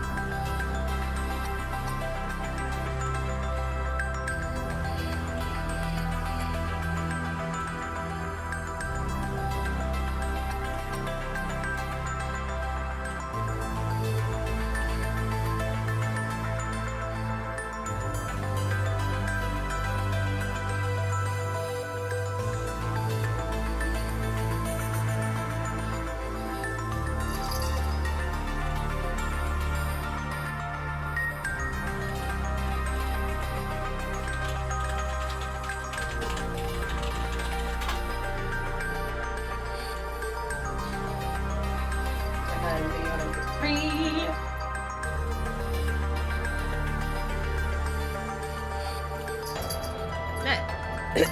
Twitch. Do dissolve. Thresholds are not met. Twitch. And there is always the threat of copyright.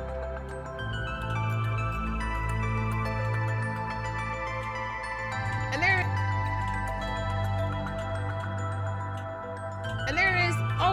copyright claims, both valid and false, which can shut down a channel altogether. Rest in peace, Hobnob. Rest in... How's mommy? How do we? I don't know how I would.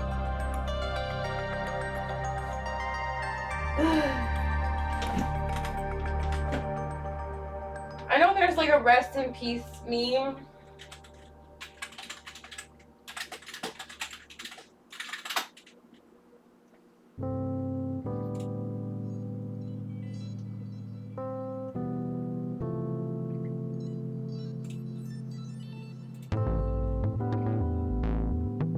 Save image as RIP,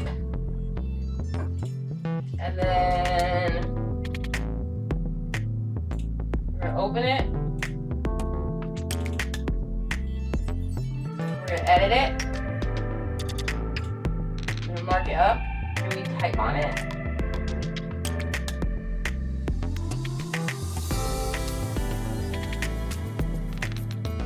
Open with paint.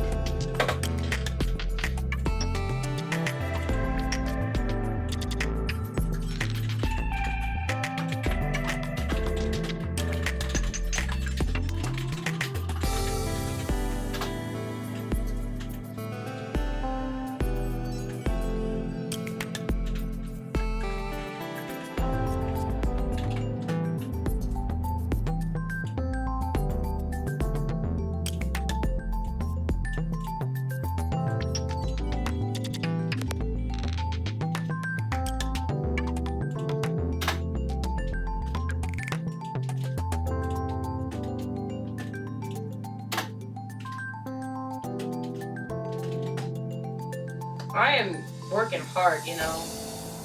We are making shit happen.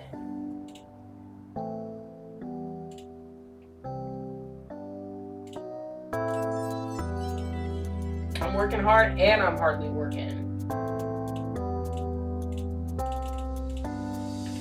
Shit, I fucked it up. No!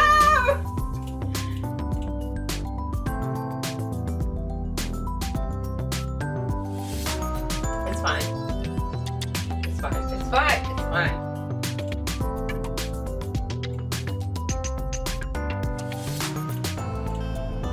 channel altogether.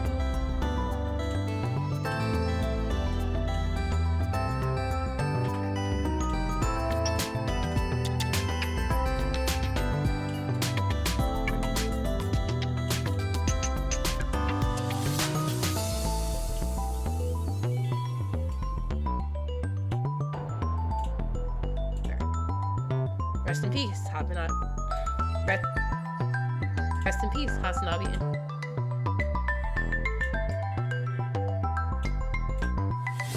All together.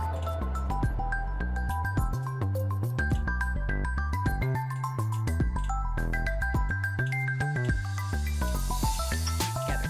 Rest in peace, Hasanabi Industrial Equipment Complex. Other things.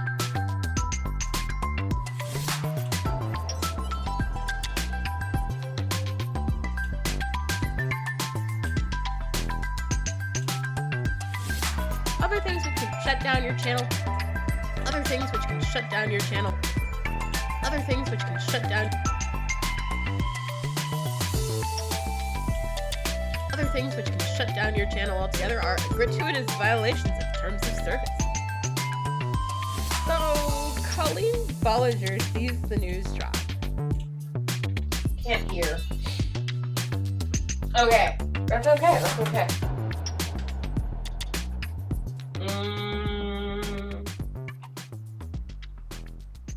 So we're gonna, what are we gonna do? We're almost fucking there. It's fine, it's fine. I'm just gonna put the headphones on. We're almost fucking there. And then we'll do this and it'll be done. Maybe we won't be done, but it'll be, one step closer to being done. Of terms of service.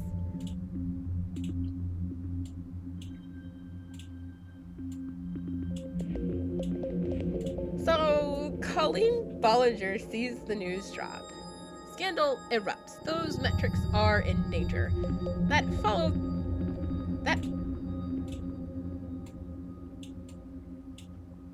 That follower count is dropping. Lawyer says to keep quiet. Anything you do or say will be used in a court of law and all that jazz. But the follower count, the metrics.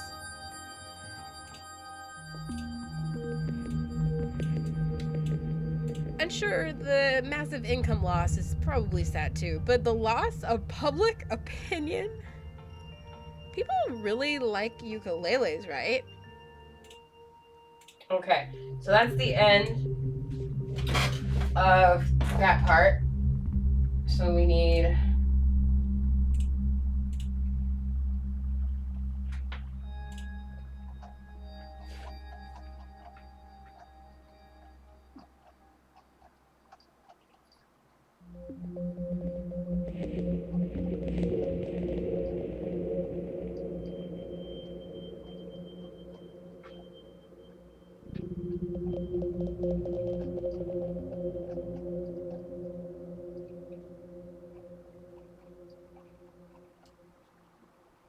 people really like ukuleles, right? Part 3. It's not the ukulele. Where's my part? Where's my little part thing? Where is it?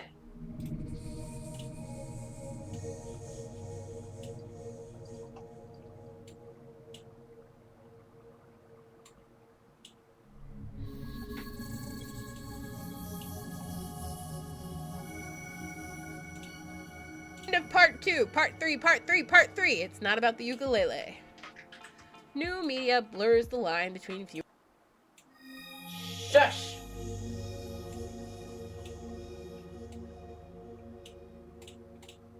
Ukuleles, right? Okay, so we're gonna chop, chop, chop, and then we're gonna ramp up the audio. 9. You're gonna be an 11.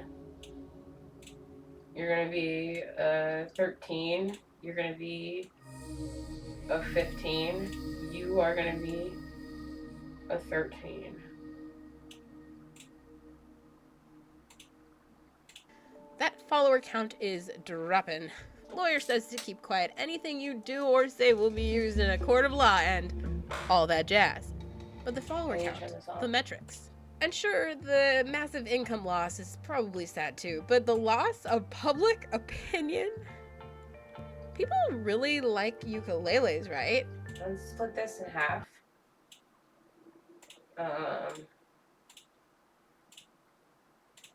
So you are 15. You are 17. You are 19. You are 17. You are 15. And then let's give it one more click. And we're going to make you back down to 13.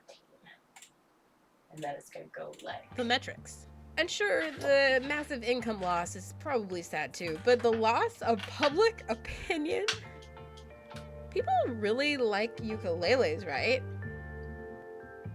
End of part 2, part 3, part 3, part 3. It's not about the ukulele. New media blurs the line between viewer and... There we go. Okay, we're going to set it right there.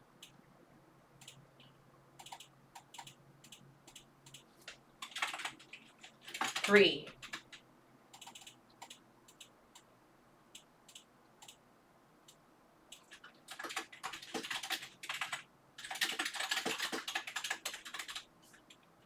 What about the ukulele?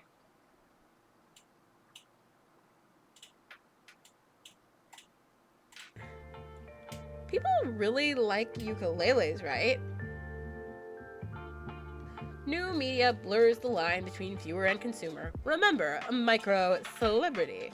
With this shift from production studios like Warner Brothers or Disney or even Netflix to your dad or your cousin or you, a shift from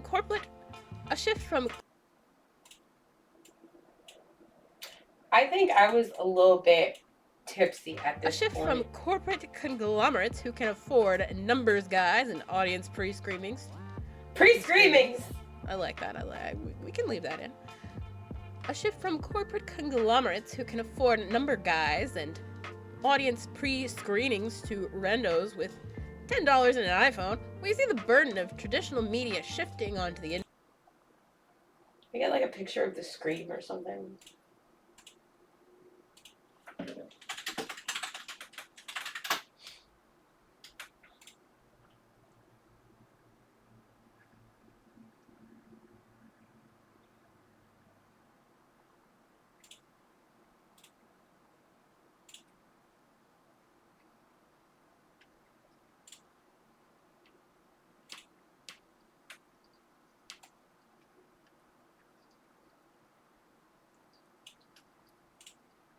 guys and audience pre-screenings.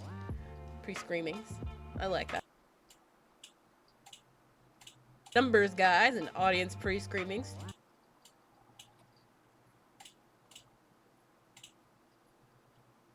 I wish there was like a way to make the fade in like a standardized longer fade in.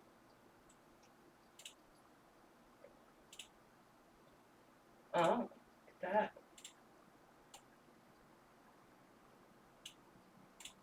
Guys and audience pre-screenings. I like that. We can leave that in. A shift from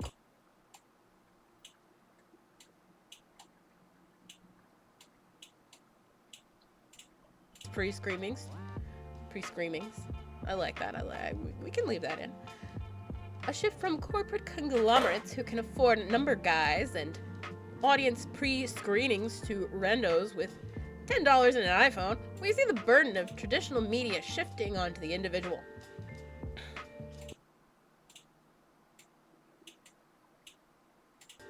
We see the burdens of $10 and an iPhone. We see the burden of traditional.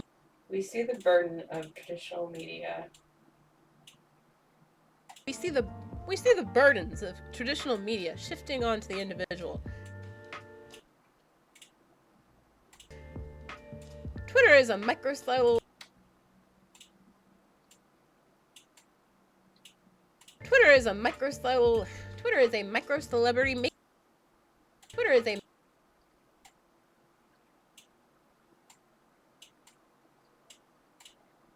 Twitter is a micro-celebrity making site where traditional media and new media collide. Stars in your favorite shows on Netflix today are tweeting things that will get them fired tomorrow. Your favorite YouTuber or Twitch streamer is probably tweeting up a storm and getting canceled every third day of the week. It's a shitstorm. We can read that a little bit like happier, though, I feel. It's a shitstorm. It's a shitstorm. We can read that a little bit like happier, though, I feel. It's a shitstorm. I love that. Like I simultaneously love the little like edit, like the parts where I'm editing as I work. It's like so fucking like good. But I also like I like the second take on that too. Week. It's a shitstorm. It's a shitstorm. But there are also brands on Twitter.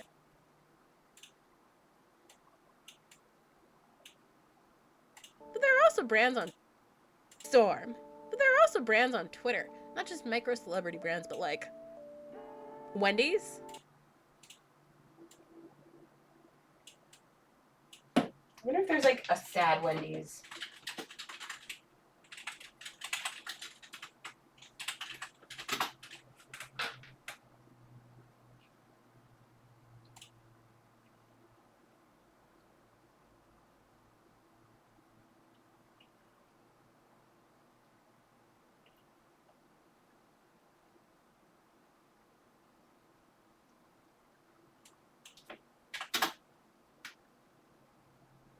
So I guess I could make a sad Wendy's.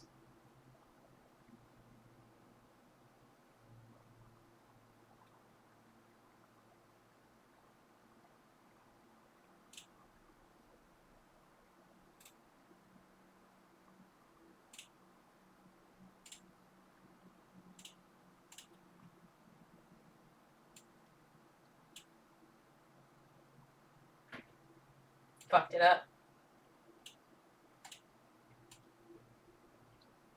Holy shit, it's invisible. Wendy's? That's funny. It pops up like right. That's fucking hilarious. I want to do that thing where it gets bigger and it gets smaller. But I don't know how to do that.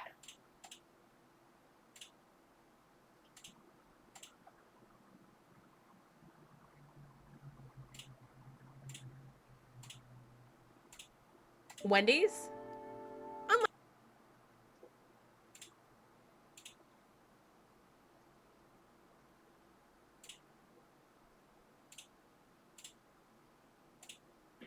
Wendy's? Unlike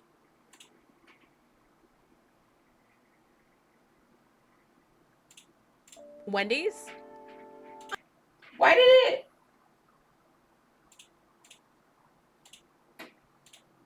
Wendy's?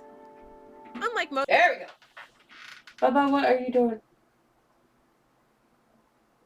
It sounded like he was doing something. Wendy's?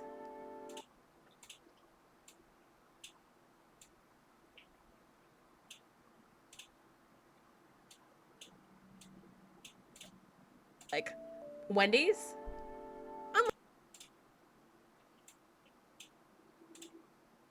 Slower slide in time.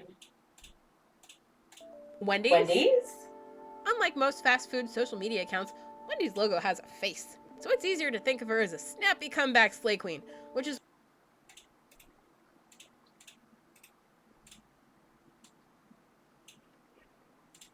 of her as a snappy face. So it's easier to think face. So it's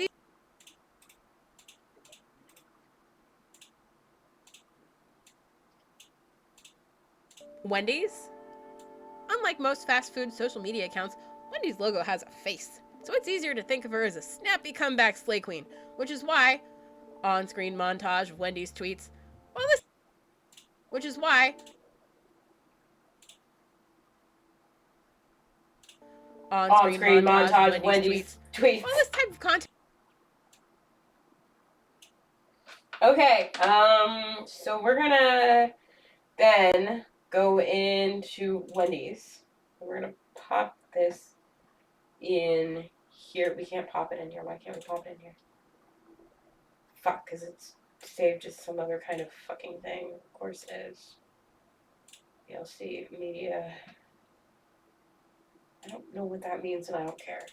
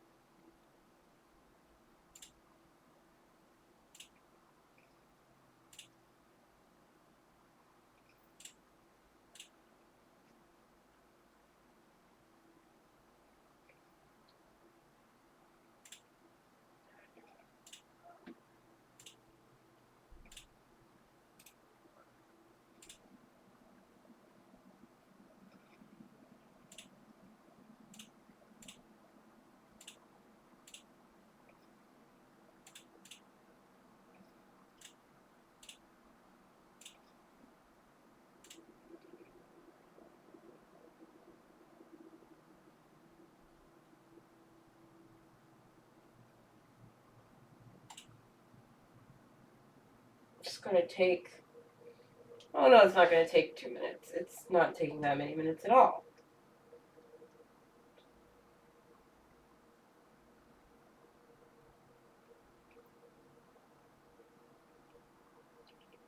So I'm thinking for the video, thinking what we'll do is we'll just include,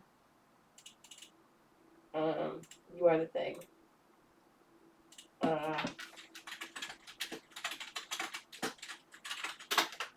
From the panda. Say what you will, but the panda has got us covered. The panda. What the fuck? Why can't I put it in? What the fuck is going on here?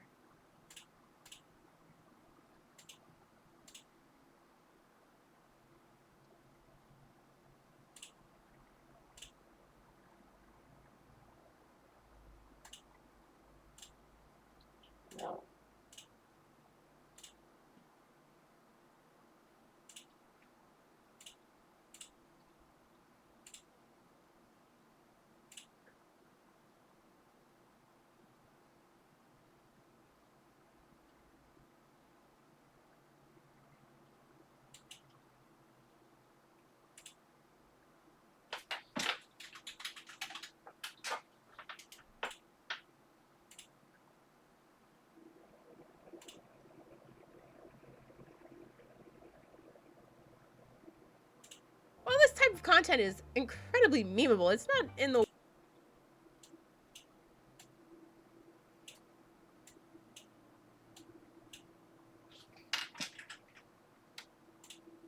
Slay Queen, which is why, while this type of content is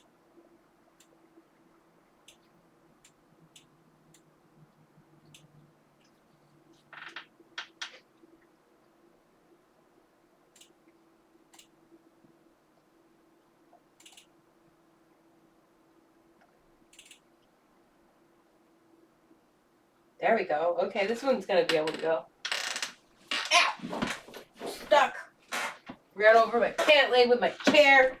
What the hell? What the hell? What the hell?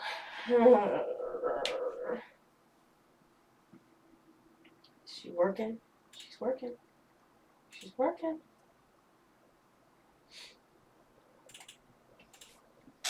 Add. Back.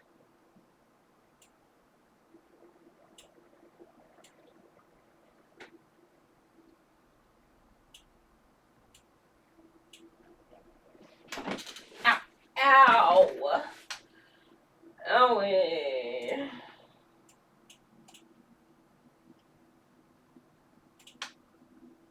Mute.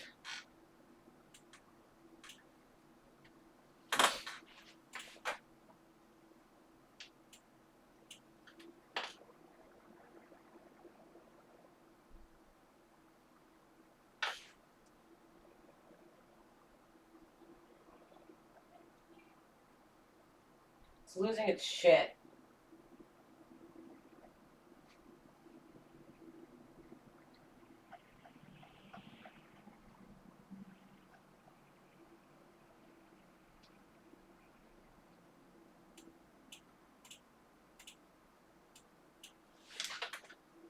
media accounts, Wendy's logo has a face, so it's easier to think of her as a snappy comeback Slay Queen, which is why, while this type of content is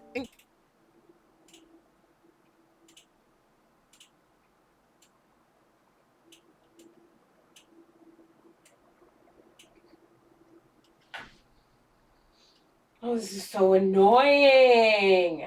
Why is it happening? Like, why is this happening? Explain it to me. Somebody explain it. Explain it to me. Explain it now. I demand it.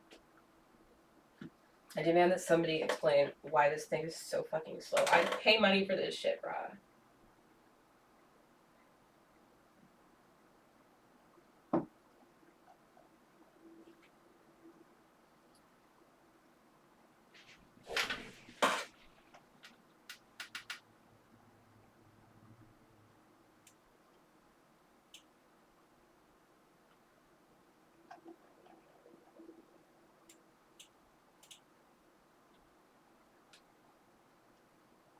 comeback Slay Queen, which is why, while this type of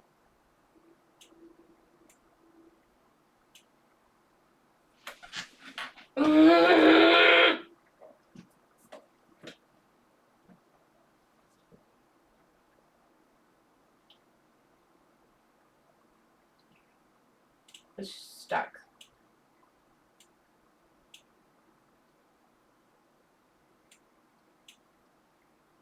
What is the point of here? What is the point? Please tell me what's the point.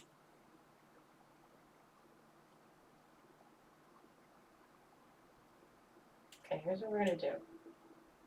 Oh, I'm still on fucking one. Oh my god!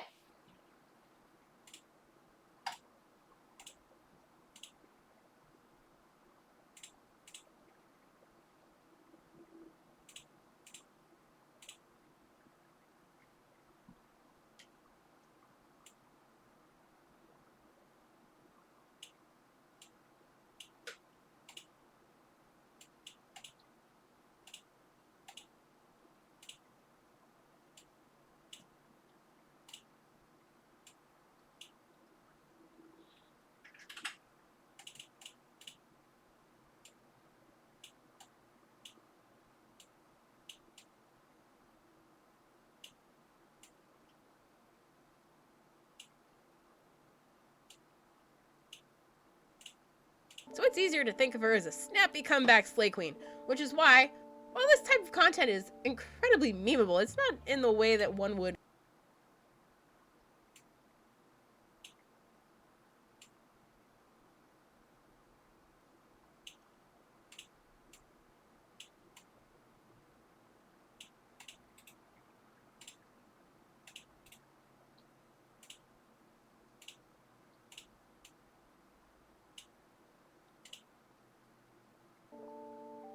While this type of content is incredibly memeable, it's not in the way that one would think. Or actually not in the way that corporations which created these incredibly memeable, it's not in the way that one would think. Or actually not in the way that corporations which created these accounts would like it to be. Oh, that is ass. God. How did that, what the fuck just happened here? Forget that happened. Or actually. Okay, I think I need to just like shut it down. And oh god, what the fuck happened?